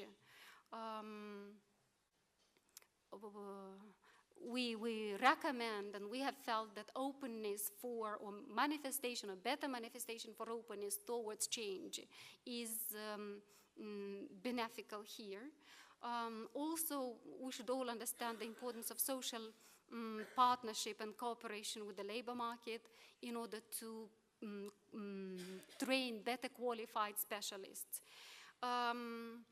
One advantage for our university as we tried to face the problem was that it is situated in the free economic zone, and it facilitated the cooperation with international companies. And we definitely benefited from international and technical and logistical support. In our case, this is a very huge German company, Drexelmeier, which works in Belts. If we were to review things and go through the weak points, we definitely should develop a more coherent policy in the field from the very beginning, a lot more time for internships as our students are getting their qualifications. We should involve our students more in decision-making processes, and we should reduce the discrepancies between universities and industry by overtaking successful practices. In addition, probably we should get rid of stereotypes that still hinder in our making proper decisions. We should increase competitive human resources, develop coherent policies in the fields, analyze the labor market needs in collaboration with the National Agency for Employment, and correlate the labor market demands with educational offer provided. Thank you very much for your attention. Thank you. And now the presentation of Lutsk National Technical University. It's okay, it's okay. Yeah. And the next one will be Cherkasy State Technological University.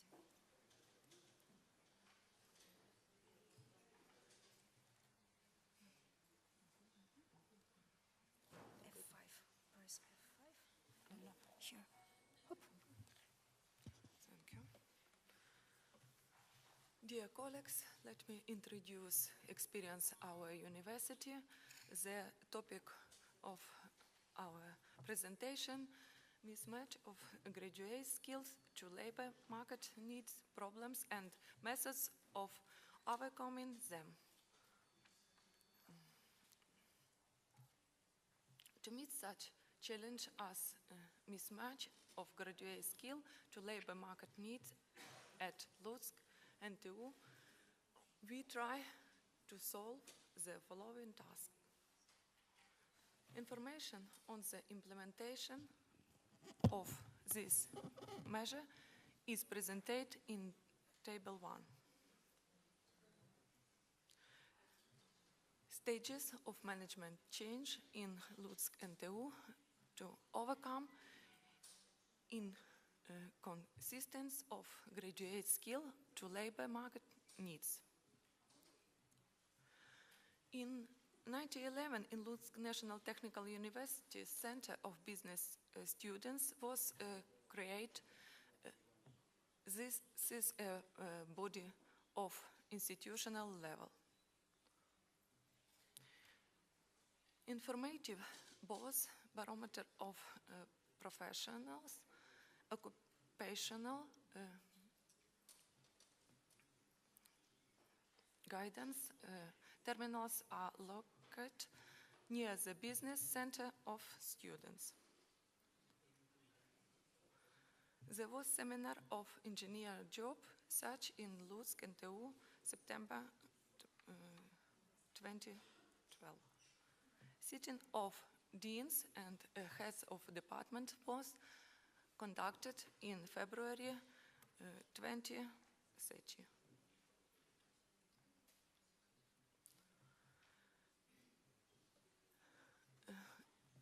For example, participations within the subjects treasure was included to the variable part of curriculum. Also, students were invited for page practice and private bank, Lutsk stock company and others, after which they were employment.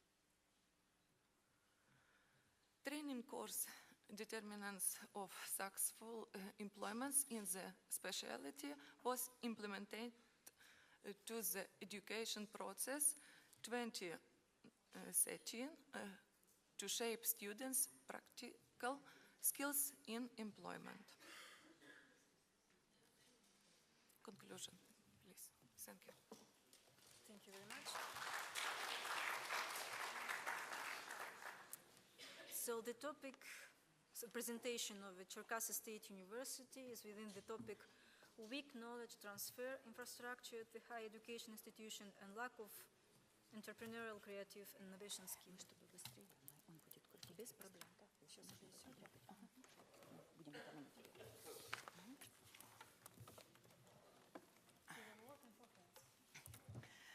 Dear ladies and gentlemen, Sorry. Volodymyr Dal, East Ukrainian National University. Yeah? we would like to thank the organizing committee for the invitation to participate in this meeting. Cherkasy State Technological University is one of the leading state schools in Ukraine that provides highly qualified training. Over 52 years of its history, the university has established traditions and values in educational policy training reaching European standards. Today, we would like to share our experience of applying to most effective research project. The most effective research project is the Techno Incubator. Our graduates are the new generation of professionals. They are ready to organize effective businesses in the market economy conditions, applying new technologies. Ukrainian education and research achievements make our country known among other countries as a country with well-developed technologies. However, the situation with training future professionals is the following. Many business companies are not interested in providing students with internship opportunities that would enable them to gain initial experience. At the same time, the representatives of businesses have higher requirements for the applicants.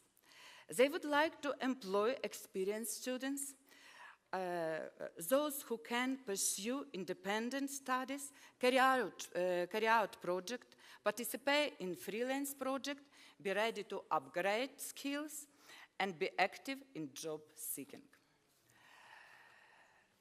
What should Ukraine do to train skilled employees and change the situation? The regional technological universities. We need to use the innovative educational technologies, in our case, techno incubators, to provide good training in technological universities of Ukraine. Additionally, we need to collaborate with leading companies to identify their needs for the employees and address them.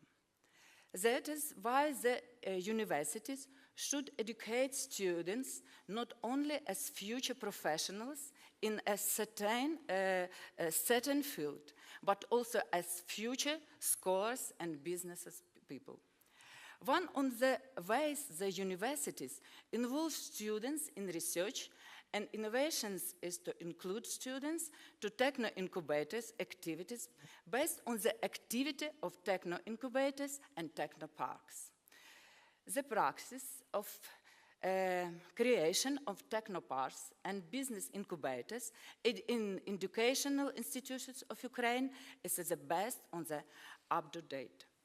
CSTU Techno Incubator provides the following services: consulting services, office equipment, telephone and internet, provision of business information, developing business skills, organization and conduction training, assistance with conferences.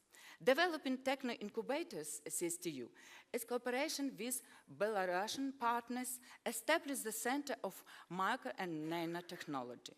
We have also the Center of Laser Cutting and Laser Processing. In January 2013, the memorandum about the establishment of Research and Teaching Center of Hewlett-Packard was signed between the Hewlett-Packard company and CSTU. The testing center was established in CSTU on the basis of Setipot company in cooperation with Hewlett-Packard. The center has trained 30 teachers in the Hewlett-Packard program. Accredited technical associates provides training and certification in 4 different professional areas. In July 12, 2013, National Campus Office in Ukraine visited Cherkasy State Technological University with a monitoring mission within the MANCHE project. The results of our work received high evaluations.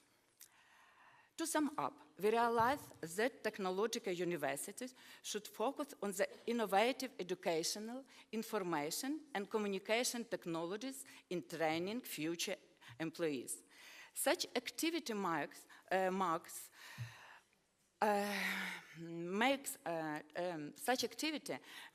up university potential in education and research. Techno-incubators are such technologies that ensure benefits for university and community. The economic effect from cooperation increases with the increase of communication between universities and businesses, of informing parties on the activity aspects. Thank you for your attention. Thank you very much. And now, Volodymyr Dal, East Ukrainian National University.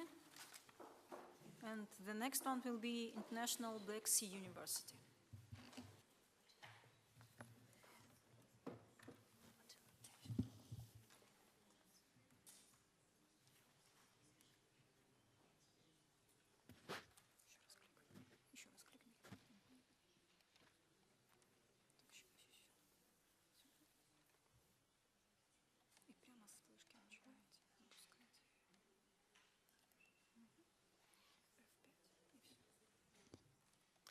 My name is Olesya Gladushna. I represent Volodymyr Dal, East Ukrainian National University. And for the project case study, we have chosen the challenge of university enterprise partnership because we consider this topic to be very interesting and useful for our partners. Because in order to educate, to train highly professional employees, the modern higher education system and universities need to develop a special strategy of cooperation with business and industrial sectors, as they are the main stakeholders of educational services. They hire graduates, they invest money into research and education. And so the interaction between university and enterprises allows to solve a huge range of problems, such as irrelevance of training content and the requirements of the labor market, insufficient financing into education and researches, a reduction of student and staff mobility, updating equipment that is used in the educational process, also decrease of graduates' employability. And of course, in the context of economical crisis and difficult situation in the labor sharing, it is rather complicated to find reliable partners in order to establish long-term cooperation. But nevertheless, our university has elaborated a strategy of cooperation with enterprises, and it has been working successfully for a long period of time. So one of the forms of our cooperation with enterprises is conducting questionnaires for employers who are looking for staff among the graduates of the university. We send out questionnaires to the managers of the partner organizations, and we ask them about the qualities, the skills and the competencies that they expect to see from our graduates, and thus we achieved to coordinate interests between university and enterprises, and answers tend to come immediately. Employers are very interested in such cooperation, and also sometimes they prefer their own way of cooperation, such as individual trainings on the request of the company, joint trainings for students, or they can hire our students for part-time job during their traineeship. Also, our representatives from our university, they are very active in participating in diverse conferences, workshops, scientific fairs, where they meet representatives from the organizations, and they can discuss the possible ways of cooperation with them. also to discuss challenges and opportunities for our students and staff. And we try to keep in contact with the potential partners. We develop educational projects and programs where we indicate feasible goals. So we describe in detail the ways how we can achieve these goals. And when the first steps are done, we try to sign an agreement to strengthen our cooperation and to develop our future partnership. Typically, these agreements concern the student-staff mobility, exchange of information about researches and innovations, joint trainings for students. Also, we encourage our partners to conduct lectures and workshops for students, and this helps us to figure out the aspect according to which our partners would like to develop the future employees, and we can analyze the ways in which we can educate our students in order to train them to be specialists who are ready to work immediately after graduating from the university. Also, we negotiate with our partner organizations about arranging study tours for our students in order to enable them to learn organizational structure with the partner organization, to comprehend the management strategy, to gain practical experience, and also to be aware of the requirements from the partner organizations to their professional competencies for the potential employees. And our university pays attention to the marketing strategy in order to make our reputation and brand successful. So from our experience, we understood that the best partnerships occur when both participating organizations understand the importance of such cooperation. And our practices have shown that the development of many formats of cooperation of educational projects and programs through reinforcing their cooperation with enterprises is essential because it can meet the requirements of the labor market and can satisfy the society's needs. So both the university and enterprises must pay attention to the development of highly effective administration and management team in order to ensure the success in the education and research processes. Because strengthening the top management team at both levels is a key component in university and business cooperation. Also, both university and enterprises need to develop jointly educational projects and programs to arrange scientific events. And the communication is highly praised between educators and business representatives. They should discuss possible ways of cooperation and to develop projects that present interest for both parties. And this helps to speed up the process of transforming these activities into a solid and fruitful partnership. Thank you for your attention.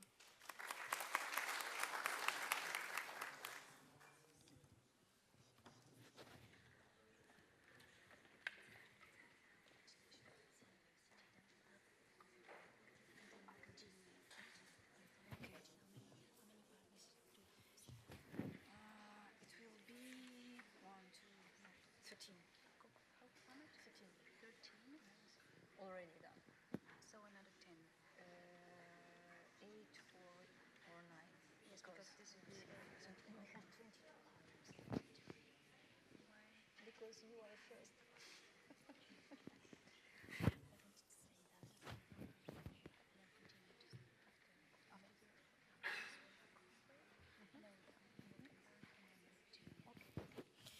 So before we start the next presentation, I would like to say that after this presentation, we'll have a coffee break, and then we will continue. So the presentation of International Black Sea University within the topic Student Dropout. Please. Thank you. It's really great to be addressing a highly motivated crowd. I appreciate your patience. My topic is going to be analyzing the outcomes of the International Young Inventors Project Olympiad in Tbilisi. It's not a republic anymore, I'm sorry, I'll change it up. It's a case study. Well, let me just give you a couple of words about International Blacks University. We are a private institution. We were set up in 1995. We offer more than 45 programs in English in 3 cycles. The types of challenges that we handled here was, well, as we spoke this morning, internationalization, competition among the universities in the country, funding, involvement of students in curriculum development, upgrading graduate skills for employability and market needs, and decreasing the students' dropout rate, along with weak links between education, research, and innovation. I think these topics have been touched upon by the other speakers as well. The rationale, well, we believed that the setting up of a scientific Olympiad among high school students would take a natural role in promoting IPSU and bring some public funding to the university. It would definitely contribute to the curriculum development process. It would develop the required skills for the labor market, and it would help decrease the number of students dropping out by triggering the will to learn and being a role model for other students as well. Another point was increasing the level of demand from the lecturers for more quality education, and it would contribute to the welfare of Georgia by producing skillful graduates, and last but not least, raising awareness in intercultural dialogue and world peace through the experiences they have gained in the international Olympiads organized. When you look at the number of participants starting from 2007, you can see a gradual increase, both in the number of projects and in the number of medals that we have distributed. I would like to skip to the lessons learned part. We believe that we should have worked more on diversification of sponsoring companies. We should work more on international participation as well as national contribution, and we should promote the project in geographical areas with less participation so far. Well, we believe that we should determine the labor market needs by involving more CEOs and directors of leading companies in Georgia. And we should also involve other higher educational institutions, and we should work more on sponsorships. Let me show you some photographs from the scientific Olympiad that we have been organizing. Nice kids, right? Thank you. Thank you. And now we have a coffee break, and then we continue.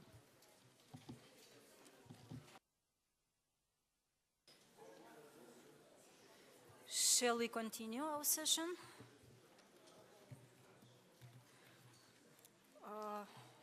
The topic is demographic problems leading to enrollment decrease, and the presentation will be done by Belarusian State Economic University. The next will be Vitebsk State Technological University.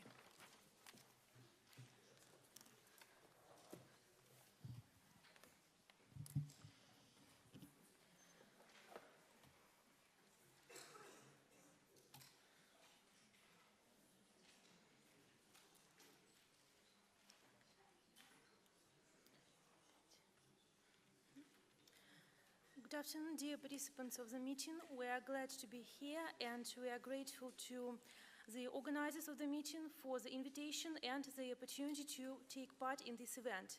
Together with my colleagues, we represent Belarus State Economic University. The university was founded 8 years ago, and nowadays this is one of the biggest universities in the country. One of the most important factors of successful functioning of an educational institution is the number of prospective students it is able to attract and enroll. And this factor directly depends on the demographic situation in the country. Nowadays, the prospective students are those who were born in 1994 and 1996. And these were the years of perestroika, so changing the Soviet economic and political system, which is considered to be a very hard time for most post-Soviet countries. And Belarus is not an exception. The standard of living fell dramatically, and if we compare the number of newborns in 1991 and 1996, we can obviously notion that this amount decreased significantly. Thus, the key problem we would like to address in this case study is demographic issue, low birth rates. And the activities described in the case study are aimed at engaging prospective students, and we would like to emphasize that we support the initiative of our current students to recruit new students. One of the most popular specialties at the Economic University is linguistics and intercultural communication, which is affordable at the School of International Business Communications. So the school provides training for specialists and with excellent knowledge of foreign languages and basics or fundamentals of economics. But during the last 3 years, so the school has faced difficulties with paying students, so those students who do not study at the expense of the state budget. And we can outline main directions, so the directions we have worked in order to resolve the enrollment problem. Given events on professional orientation, improving the educational process and curriculum, and admitting students from other countries or international students. As for the first direction, professional orientation, it comprises a number of events, among which are holding open days for high school students and their parents, visiting schools both by professional and teaching staff and our students, holding meetings with the winners of academic competitions, and disseminating information via social networks, which has become very popular among the youth. As for, so here you can see some pictures. As for the second direction, so I will get back to that slide, improving the educational process and curriculum, it should be noted that students make 25% of the members of our school council under the Educational Code of the Republic of Belarus. And one more interesting example here, that our school was officially renamed in 2007 on the initiative of our current students. So they had carried out a poll and among representatives of Belarusian enterprises, joint ventures, and foreign businesses. So the results were quite upsetting, because most of them associated the school, so the former name was School of Language Studies, with language courses. So that's why we decided to rename it, and nowadays we have it the School of International Business Communications. All the above-mentioned activities have contributed to the implementation of several objectives. So you can see them, for example, directing a person towards a specialty according to their preferences and abilities, advertising the university, the School of International Business Communications in particular, renaming the school to make it more attractive to high school students, strengthening relations between students from Belarus and other countries. And in case any other educational establishment is willing to transfer this practice, we recommend you to follow the following steps. So first of all, to identify who to fill the vacancies with, then to define the ways of engagement of prospective students, and the last but not the least important step implies supporting the initiative of your current students. So by involving current students in the above-mentioned activities, we encourage leadership that has a positive impact on our school, university, and our nation, because nowadays students need to recognize the importance of leadership, because they are graduating into the world that is much riskier than it was several decades ago. So that's why it is very important. And as a famous Russian proverb says, if a young man knew, if an old man could do. Thank you for your attention.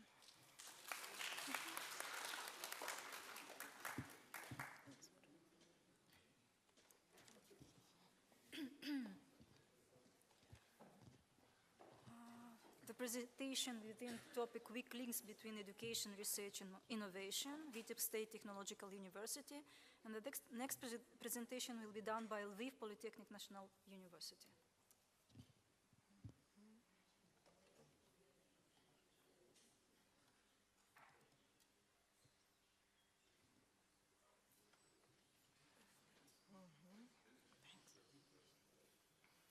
Hello, everybody. We are glad to be here in Belarus. I represent Vitebsk State Technological University from Belarus. Our case study is about the University Technopark, the way from theory to practice. The main challenges are on the page, are on the screen. The main challenges that were supplied by our EU countries are weak links between education, research and innovation, weak knowledge transfer infrastructure at the higher education institutions, and reforms in the national legislation in the Republic of Belarus. There are the challenges concerning our case study. And there is some features about our university. First of all, Vitebsk State Technological University is an industrial institution. It specializes in training specialists in engineering and economics, first of all for the light industry. Our scientists makes research and development for the enterprises, especially for the enterprises of light industry, but for some other branches as well. Unfortunately, in Belarus, enterprises of light industry have low innovative activity. There are too much time depends to commercialize our scientists' ideas, to implement them into the industry practice. So this is the matter of our case study. To solve this problem, the Technopark of Vitebsk State Technological University was established in accordance with the governmental program of innovative development of the Republic of Belarus. We started this work in 2007. At that period, the working group was created to establish Technopark in the university. And only in 2010, VSTU became the founder of the Technopark, and this subject of innovative infrastructure was registered in our regional authority. During this period, we started from the business planning, of course, and there are many problems that were solved at that period. First of all, at 2007, when the governmental program was intended, we have no resources to create Technopark. We have no money, no funding. We have no staff for the Technopark, such as innovative management, managers and researchers, leave students who would like to to work in the Technopark and so on. We have no building for the Technopark. So,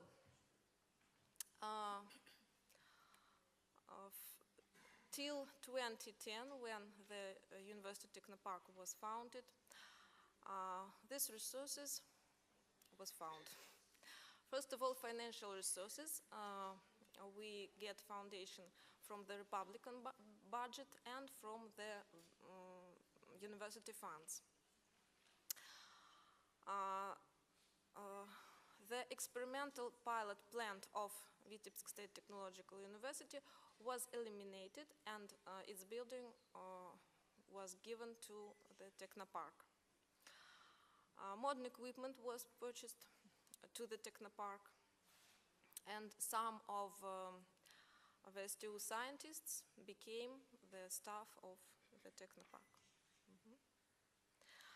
At the moment,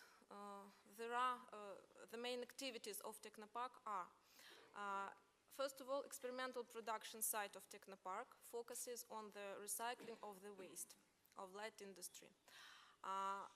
Recycling waste is the area of research that was given to Technopark from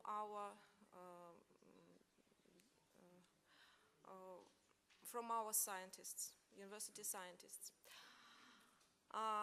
Design office, which makes research and development for light industry, and it has license to waste recycling as well. At the moment, there are 5 residents in the Technopark. One of them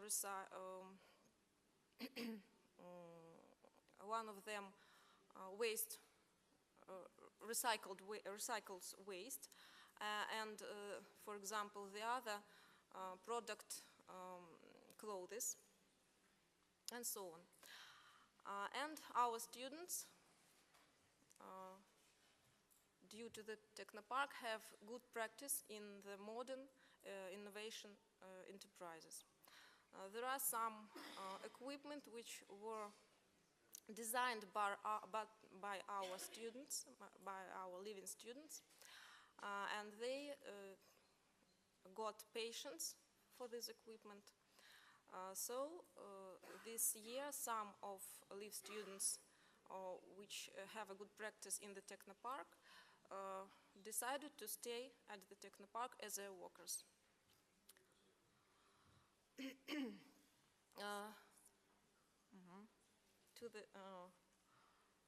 At the conclusion, I'd like to say that our Technopark at the moment has good perspectives. We attempt to enter the concern of for the production and sale of light industry products, and it's the possibility for us to become a scientific and productional center, ensuring implementation of innovations in light industry in our country. So, wish us good luck. And thanks for your attention, and good luck for all of us. Thank you. Thank you. And now the presentation of Lviv Polytechnical National University. Please stick to the time, 5 minutes, no more. Yeah? Okay. Okay.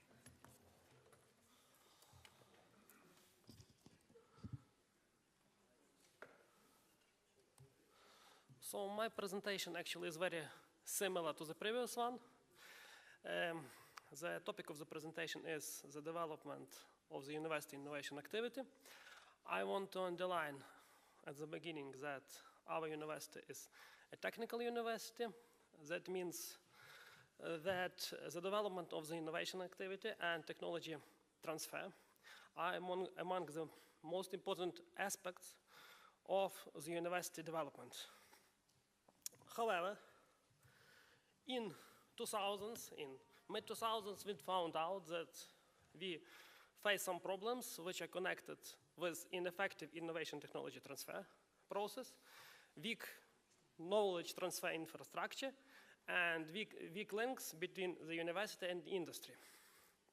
So the university decided to analyze the problems and to find the factors which define those problems, and we conducted the extensive needs analysis which permitted us to identify the factors which actually are among the obstacles of effective technology transfer. So we found out that existing research and development office employs personnel which lack marketing competences, I mean in the area of innovation technology transfer.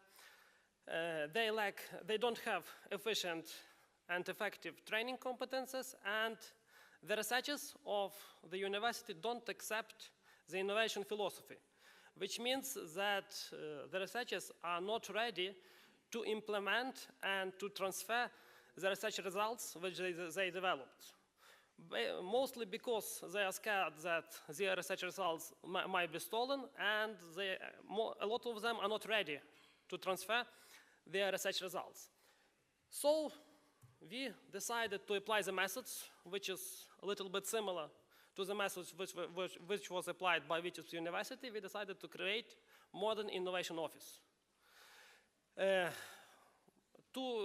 Here are presented the steps, the stages of implementation of creation of modern innovation office. First of all, we defined mission, objectives, and strategies, in which the clear ideas of the reasons why the innovation office was created are presented. And we employed staff, modern staff, young people who are ready to work hard and who are ready to apply modern techniques in marketing and technology transfer. To train the personnel, the modern personnel, we actually head of the innovation office, which was created, underwent internships in the University of Bologna and Chalmers University. She had a chance to be a part of the innovation offices of those universities and to learn about modern techniques in marketing and in technology transfer. The other officers of the innovation office participated in a number of national trainings in technology transfer and in marketing. The third stage is pilot operations of the innovation offices. We actually created the innovation office. We made the renovation in the premises. We bought equipment, and the people started to work hard. And here are some results of their activity. They created the technology map of Lviv Polytechnic National University. This map includes all the innovation research results of the scientists of LPNU. They conduct regular roundtables and seminars for the scientists to teach them the new innovation philosophy, and to the companies to attract their interest to buy and to buy the research results of the university. They also conduct some kind of competition like innovation prize competition to foster and to develop interest among the young people in innovation activity. In addition, they developed some different type of prospects, advertising prospects, and bulletins which include the information about the research results of Lviv Polytechnic National University. Then we wanted to provide sustainability of the innovation office. That is why we implemented the information about the necessity to develop innovation office into the university strategy till 2020, and we developed action plan for Lviv Polytechnic National University office till 2015. This plan includes detailed and specific information about actions which would be taken by Lviv Polytechnic National University Innovation Office till 2015. And the last but not the least is dissemination. The offices of Innovation Office tries to spread the information about Innovation Office activity both on national and international trainings and conferences. Thank you for the chance to participate. Please read the detailed information on the website. Thank you. Thank you. We go to the next topic, increasing use of ICT in education, and the presentation will be done by Comrade State University. The next one, Sukhoi State Technical University of Gomel.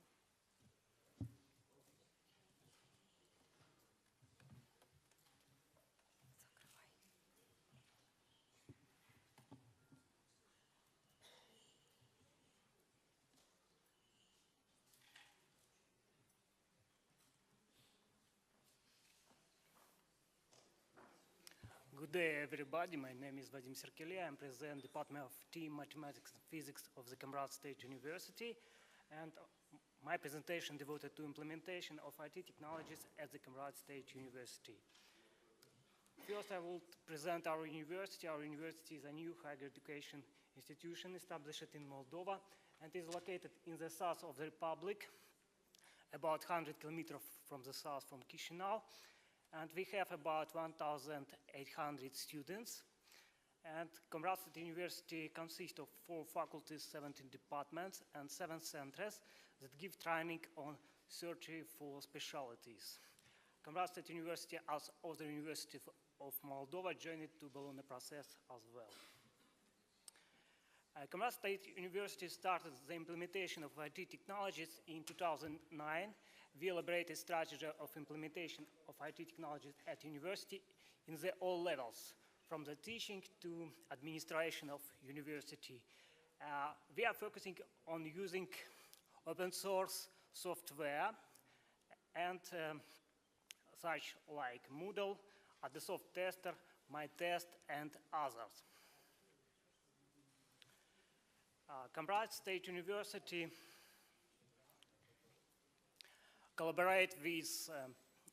participate in international projects focused on implementation of IT. For example, Tempus Grund.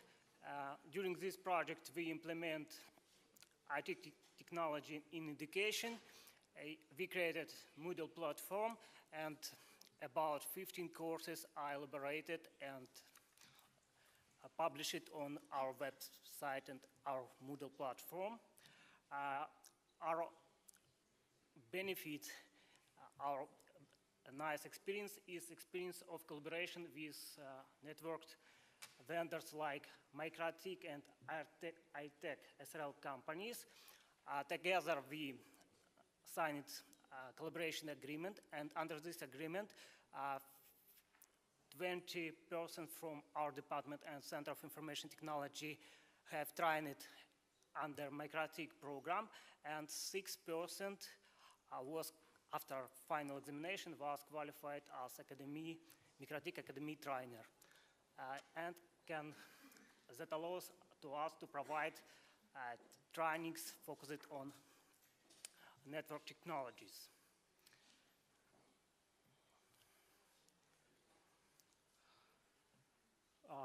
What gives this our collaboration with private companies? This training and this collaboration give us free equipment, modern curriculum approved by private sector and network vendors, and experience for students that after termination of our university, students can obtain a diploma of university and certificates of certificate network trainers. Resources required and used. Firstly, we need financial sources, we need human sources, as well as network equipment. And our recommendation. For successful implementation of ICT technology into university, this strategy should be supported by authority of university. Also, ICT should be key direction of development in the home country, and also ICT technology should be introduced in all levels, starting from teachers, not only from ICT department and from other department, and including administrative staff. Thank you. Thank you. Sukhoi State Technical University of Gomel, please.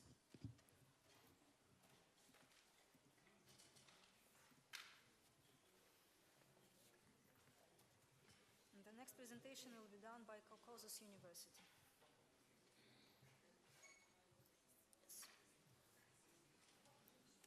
So, dear colleague, I'm a representative from the PO Sukhoi State Technical University of Gomel. And the subject of my presentation is activization of applying computer technologies in higher education. I will present my report on behalf of Alexander Sychov, Vice Rector of our university. That's why you can see his name on this slide. So let's start. The problem of informatization of all aspects of the society activity in the Republic of Belarus has been paid great attention to recently. According to the program of the government activity of the Republic of Belarus for the years 2011-2015, the goals is defined of the formation of information-oriented society in the country based on introducing information communication technologies and also being reckoned in 2015 among the countries with the highest index on information communication technologies development as per the system of evaluation of International Telecommunication Union and also United Nations Organization. So, according to the concept, the major goals of informatization of the system of education in the Republic of Belarus are presented in this slide. It is the first, providing the population with equal opportunities of getting educational services irrespective of the place of residence and studying. And the second, forming a personality adapted to the life in information-oriented society.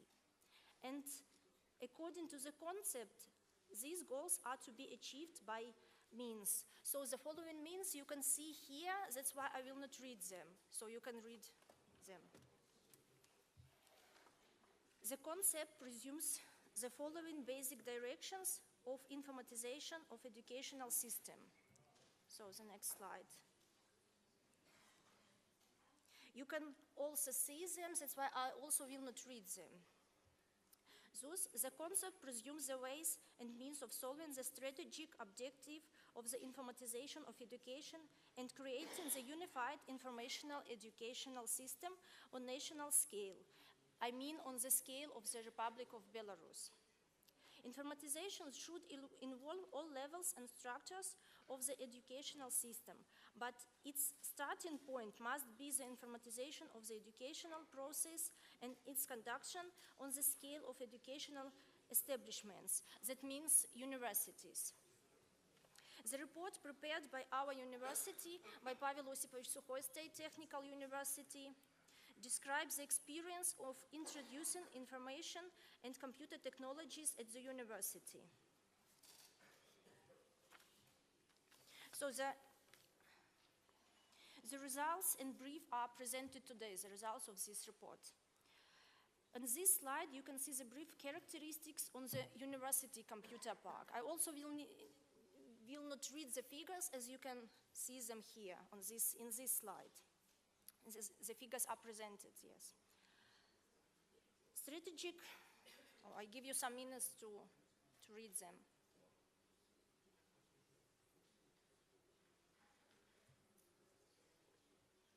Strategic plan of the university development for the years 2011-2015 includes the solution of a number of problems, among which the problem directly connected with the activization of the applying of computer technologies in the system of education are following.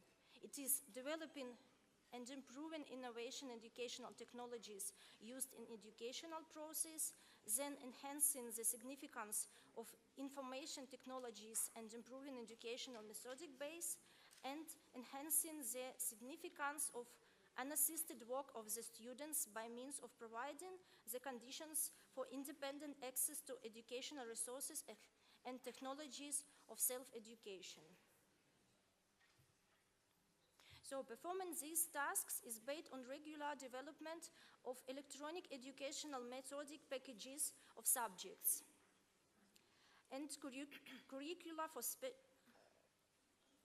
specialties taught at the university. For methodic support to developing above-mentioned subjects, at the university developed the regulations about packages,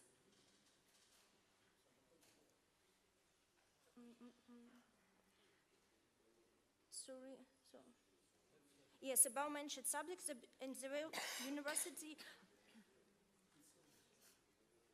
I developed the regulations about requirements, the procedure of regulations, reviewing and publishing.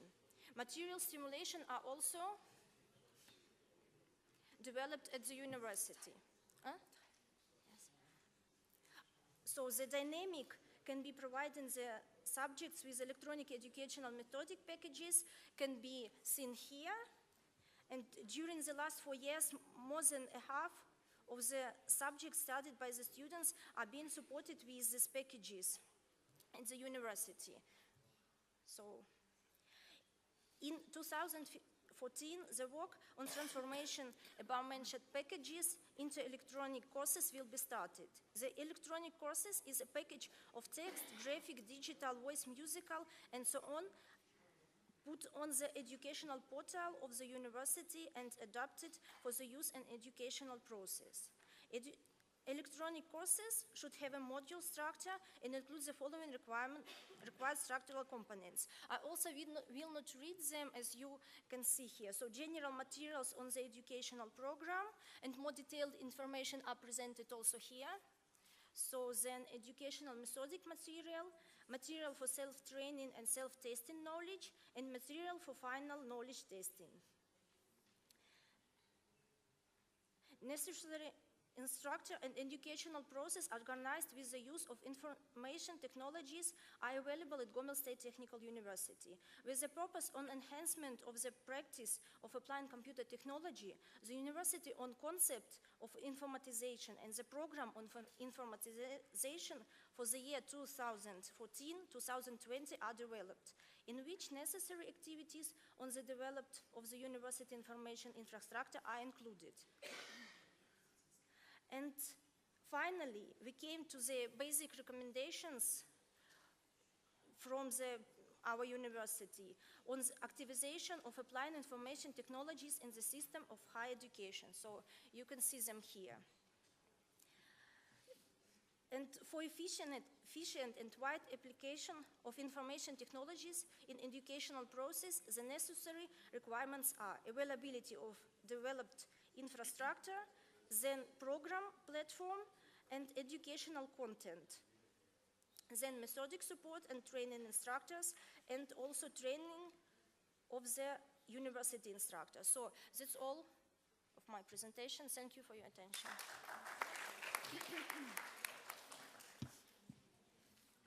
So a new topic, reforms in the national legislation leading to major changes in at institutional levels, and the first presentation, Caucasus University, and after that, Gori Technical Teaching University.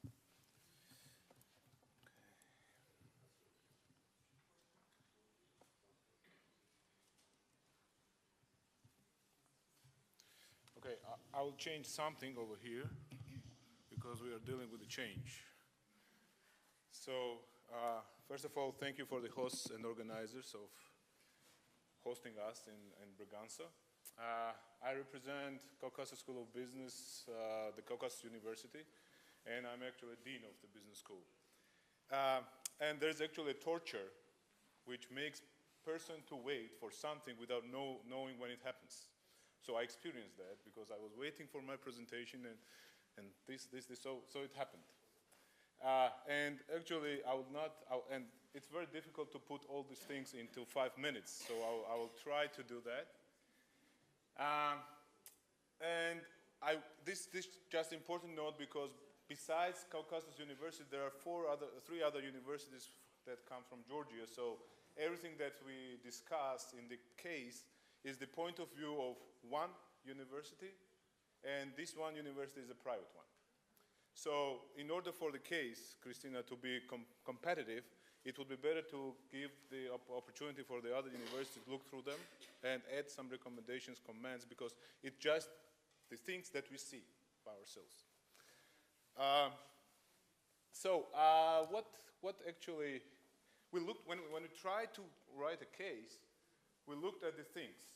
And the things that we found out in Georgia is everything is changing at the Caucasus School of Business and in the education sphere. So when you look at the Georgia from 2000 till now, you will see that a lot of things are changing. In the political system, in the economic system, even in the Ministry of Education, we had 6 different ministers of the education in the last 8 years. So those people change, and with the changes everything that they actually have. They have different visions, they have different goals, so these things are changing.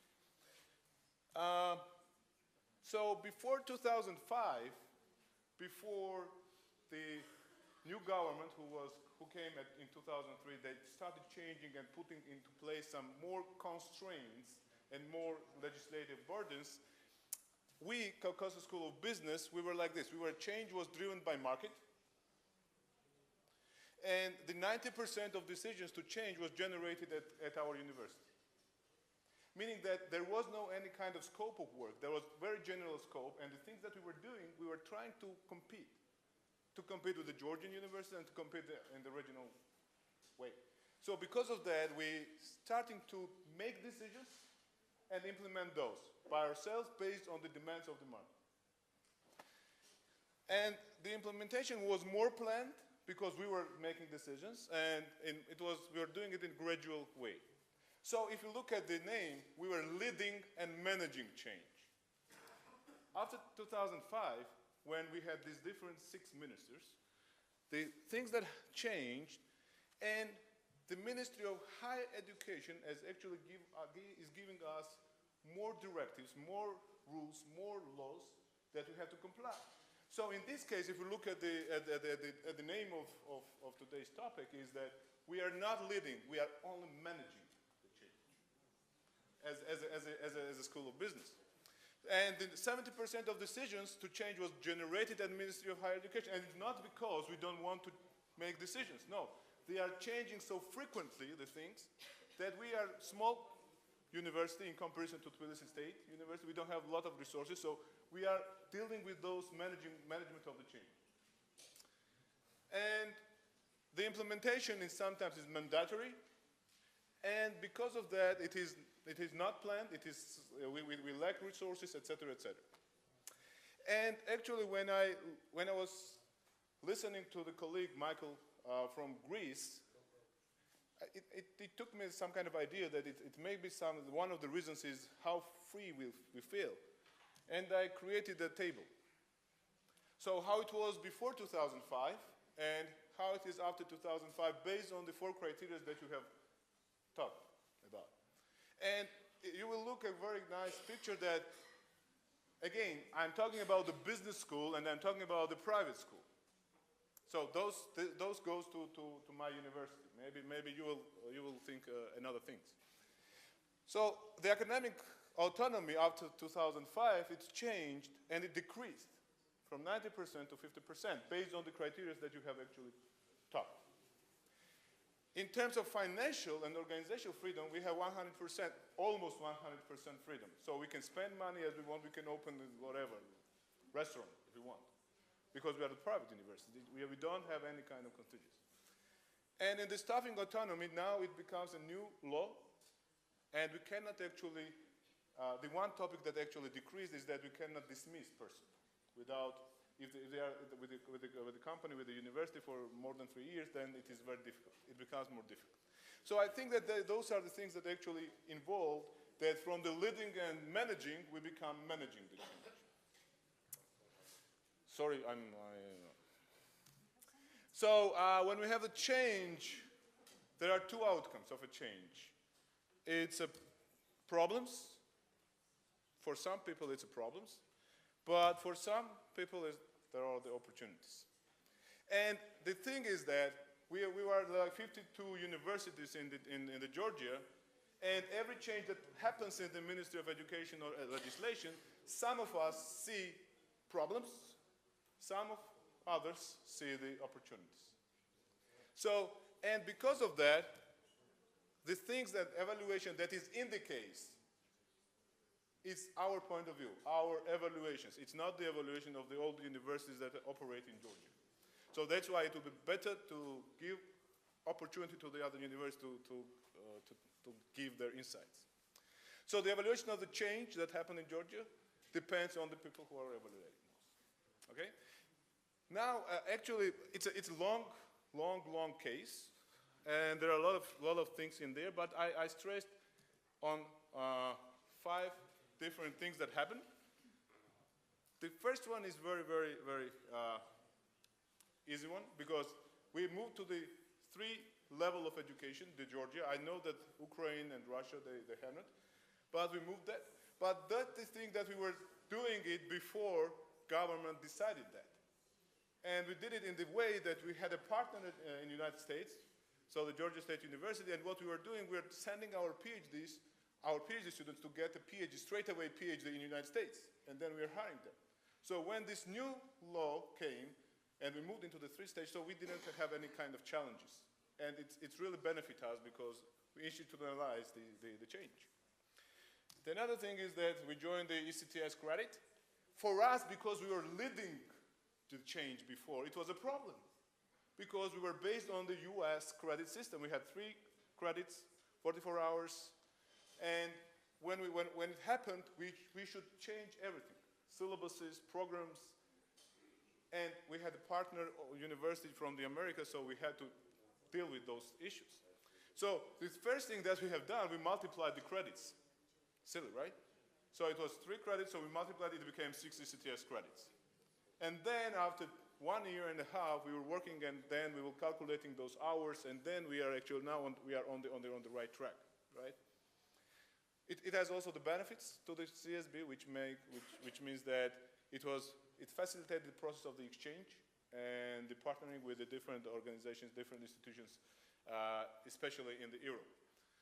But it makes some problems with the partnership and exchange in the United States and sometimes with the Great Britain as well. The third change, which was, I think,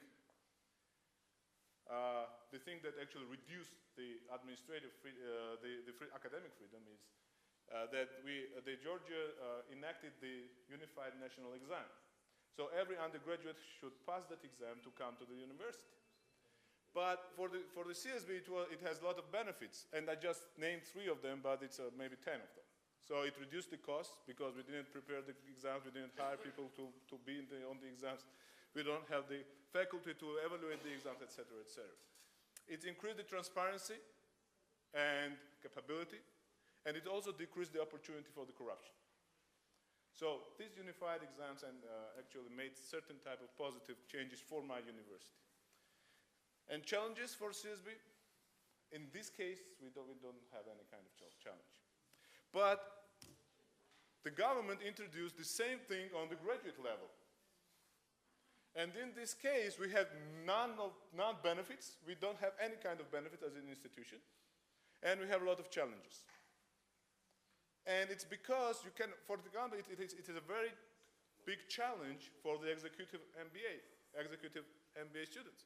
You will not be able to approach to the executive person and say, okay, you have to pass the elementary exam to enroll in my executive MBA program. And if a person will miss, if a person will decide that he wants to enroll in an MBA program in June, he would not be able to do that. He has to wait until March. So in terms of the masters, I think that it was for us as a school of business, as a private university business school, it poses a lot of challenges and 0 benefits. Okay, that was the financing of the students.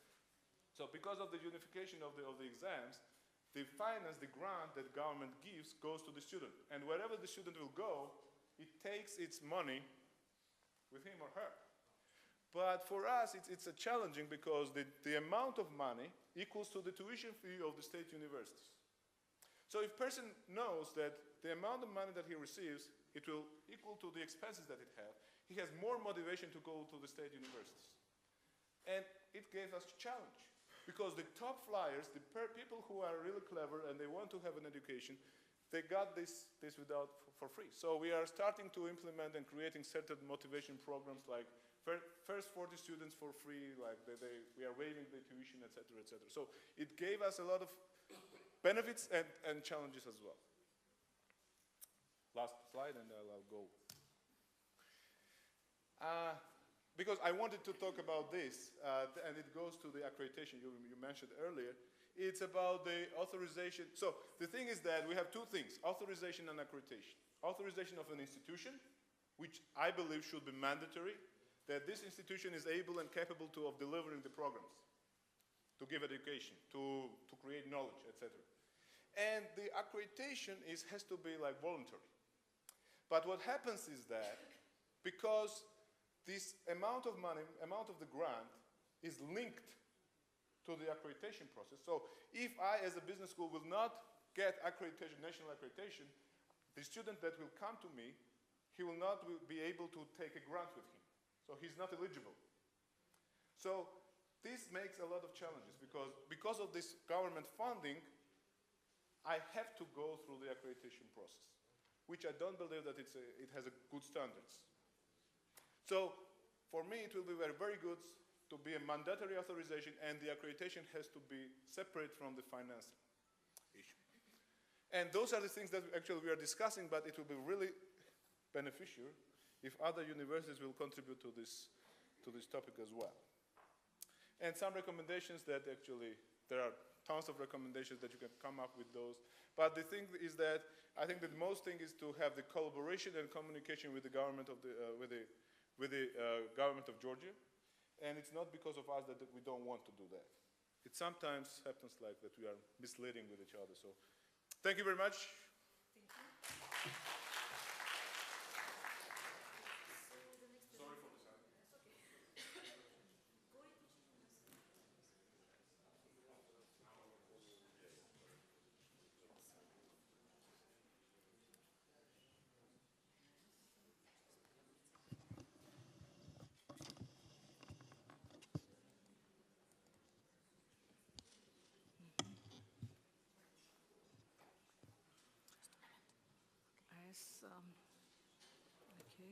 Sorry for the silence. Strategic policy of changes and sorry. And the next will be Gawar State University. Yes, strategic policy of changes and managing in higher education by Gori State Teaching University. I discuss one case study with you. Changes in the frame of the educational reforms is one of the main directions of Gori State Teaching University, as it is an important instrument in improving teaching, learning, research, quality, innovation, and diversity. The changing and managing policy of Gori State Teaching University includes curriculum, exchange programs, teaching, research, learning, service of exchange students, staff, postdoc, and partnership with the strategic educational partners and partnership with the strategic research partners. But this is only what I consider with you. This is in the direction only academic situation, but not administration at this time. And successful strategic, as we know, of the management are those through which their practical implementation must also establish a system of relationship between the structure elements of universities to ensure its placement a better position. But it is important to recognize what strategies are feasible be transferred and then teach and learn what needs to be adopted. And on one side, we know that practical educational managerial decision is a factor of increasing universities' competitiveness. But on the second side, largest motivation category is reactive motivation by which universities seek to respond our educational changes. In the frame of this project, Gori State Teaching University provided the next main changes. First, introduction to discipline, decision-making technology in practice, increasing the teaching resources on decision-making, increasing service of incoming and outgoing students, and providing the special training course in research methods. A research question, in this frame of this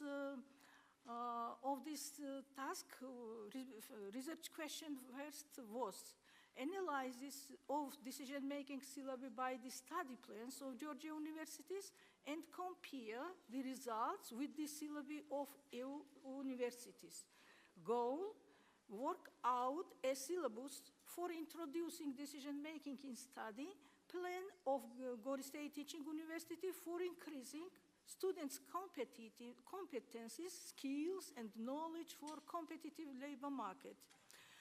A case study, name our case study is Decision-Making Technology in Practice. A case study is usually a description of an actual situation commonly involving a decision, a challenge, an opportunity, and problem, or an issue faced by a person or persons in an organization. Our case study is a story how we reached our real goal and are managing the result, and we are helping students for improving professional skills, competencies, and knowledge for competitive labor market.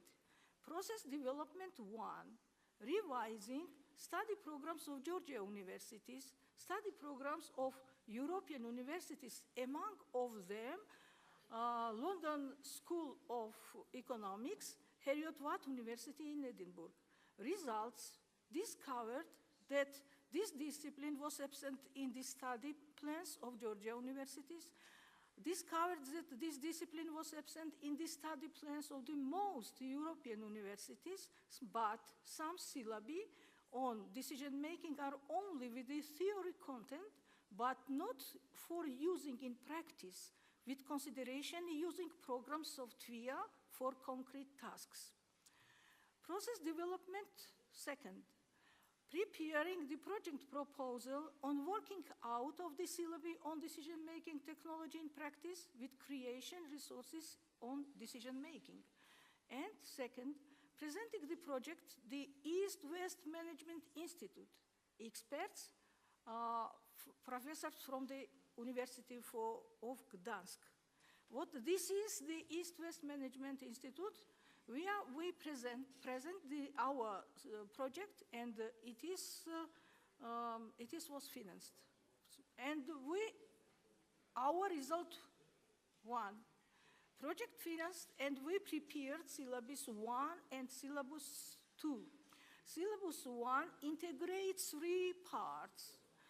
Introduction course on decision theory and decision analysis, B, elements of statistics, and C, using programs of TWIA.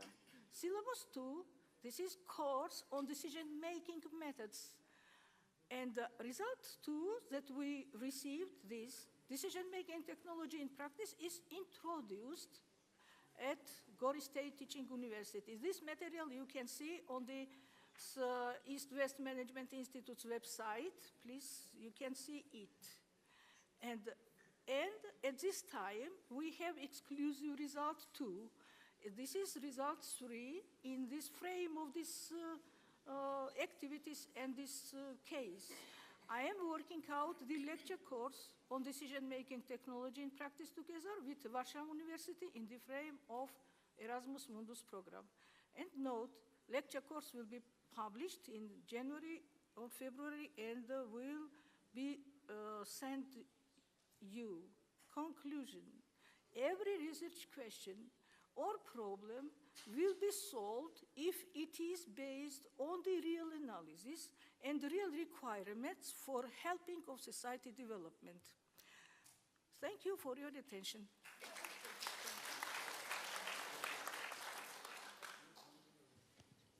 So, the last but not least presentation within the topic specific transformation of changes in the political and economical environment that had a major impact on the higher education institutions is made by Gori State University.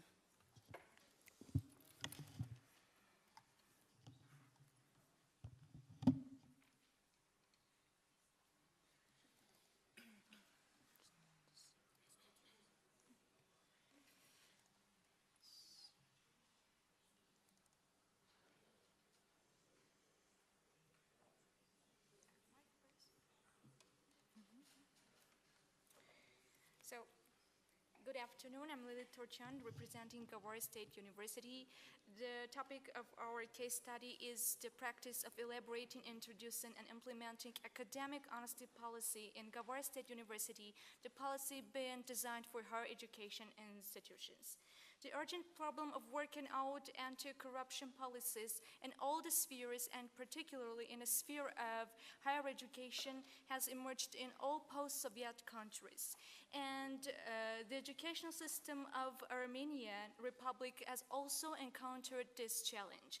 It is very necessary and important to create an honest academic environment and to implement anti-corruption mechanisms to create an efficient educational system, and not only in the general systemic level, but also at higher education institution level. Gawar State University Scientific Council endorsed Anti-Corruption Strategic Plan for 2006 from 2011 and for 2011 and 2016 years, and it declared two main principles: education without corruption and education against corruption. The academic honesty policy, the implementation and endorsement of which is the first practice in the system of higher educational institutions of the Republic of Armenia, has been accepted on April the 30th, 2010, and then improved on 2012. The Anti-Corruption Strategic Plan and also academic honesty policy, being the constituent part of the development of our university, aim at providing the development of the institution as a university, being a transparent one, and providing democratic principles. So, we found it appropriate to start our presentation with the words of Thomas Jefferson. Honesty is the first page of the Book of Wisdom. And let's switch to our aims. The aim of academic honesty policy are the following: ensuring academic honesty, justice, and objectivity, protection of rights of educational process participants, application of accountability structures, increasing responsibility among lecturers and university staff, disclosing cases of academic dishonesty, creating honest academic environment. We have encountered the following problems while implementing the policy: enshrining the major directions and principles of GSU academic honesty policy, defining cases of academic dishonesty and their legal implications, identifying the expected results, ensuring justice and transparency in all the phases of educational process, accomplishing anti-corruption structures, preventing bribery and corruption phenomena, reinforcing academic honesty culture at a university. In pursuant to GSU academic honesty policy, the GSU working group developed a plan and won a grant program entitled Development and Introductions of New Methods for Testing and Evaluation of Students' Knowledge, which was announced by the Ministry of Education and Science of the Republic of Armenia. During liquidation periods, all academic debts are liquidated in the presence of special committee. Anonymous surveys are regularly conducted among the students, which also includes such questions which aim at disclosing violations of academic honesty policy. The purpose of case study is considered as an important way of ensuring legality, restricting subjectivism, ensuring predictability in all the processes of GSU, implementing democratic principles, maintaining justice and objectivity. A rationale and intended result: the choice of successful practice of adoption and implementation of academic honesty policies due to the fact that this is an important issue for all the higher education institutions. Creating fair and honest academic environment and universities is the demand of time and requires immediate solution. And the rules must be kept by GSU lecturers and students, as well as adoption and implementation of academic honesty documentation must be approved by other higher institutions of the Republic of Armenia. The process of introducing a good practice. After the adoption of GSU academic honesty policy, its clauses has been inscribed in the employment contracts signed with the staff members of Gawar State University.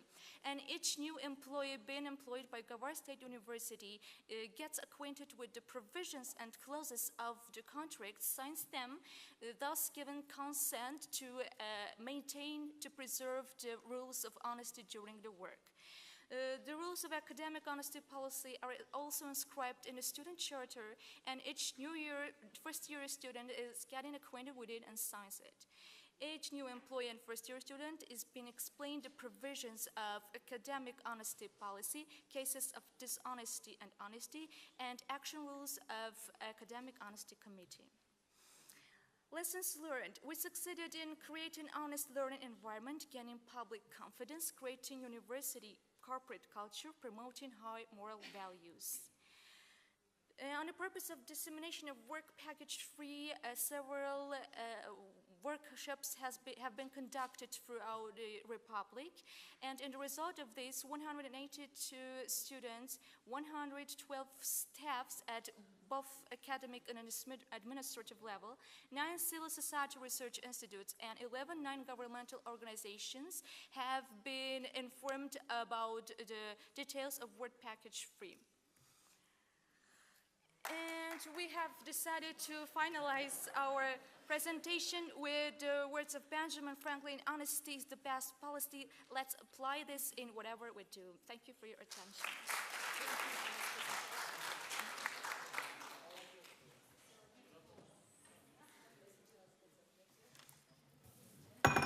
Oh, this means happiness in Bulgaria. Yeah? Yes. It should be. Yeah. Thank you so much. I cannot agree more with our colleague from Gavar State University. The thing is that we've mentioned many times today that in order to be successful in life, we have to adapt to changes. And I think when they said this, they probably meant also project agenda meetings, which means that we had to slightly amend our plans for today because this last session took a bit longer than expected, but I think it was very important. It is very important that each one of the partner countries' universities had the chance to present what they've achieved in Work Package 3. This was in particular important also, I guess, for our experts and trainers tomorrow to get to know you, the trainees tomorrow, to get to know you better and to make in this regard more successful the trainings. Just a quick note. First of all, we will have to, as I said, adapt to changes, and we will have to move Anastasia's presentation and the presentation about dissemination for Friday.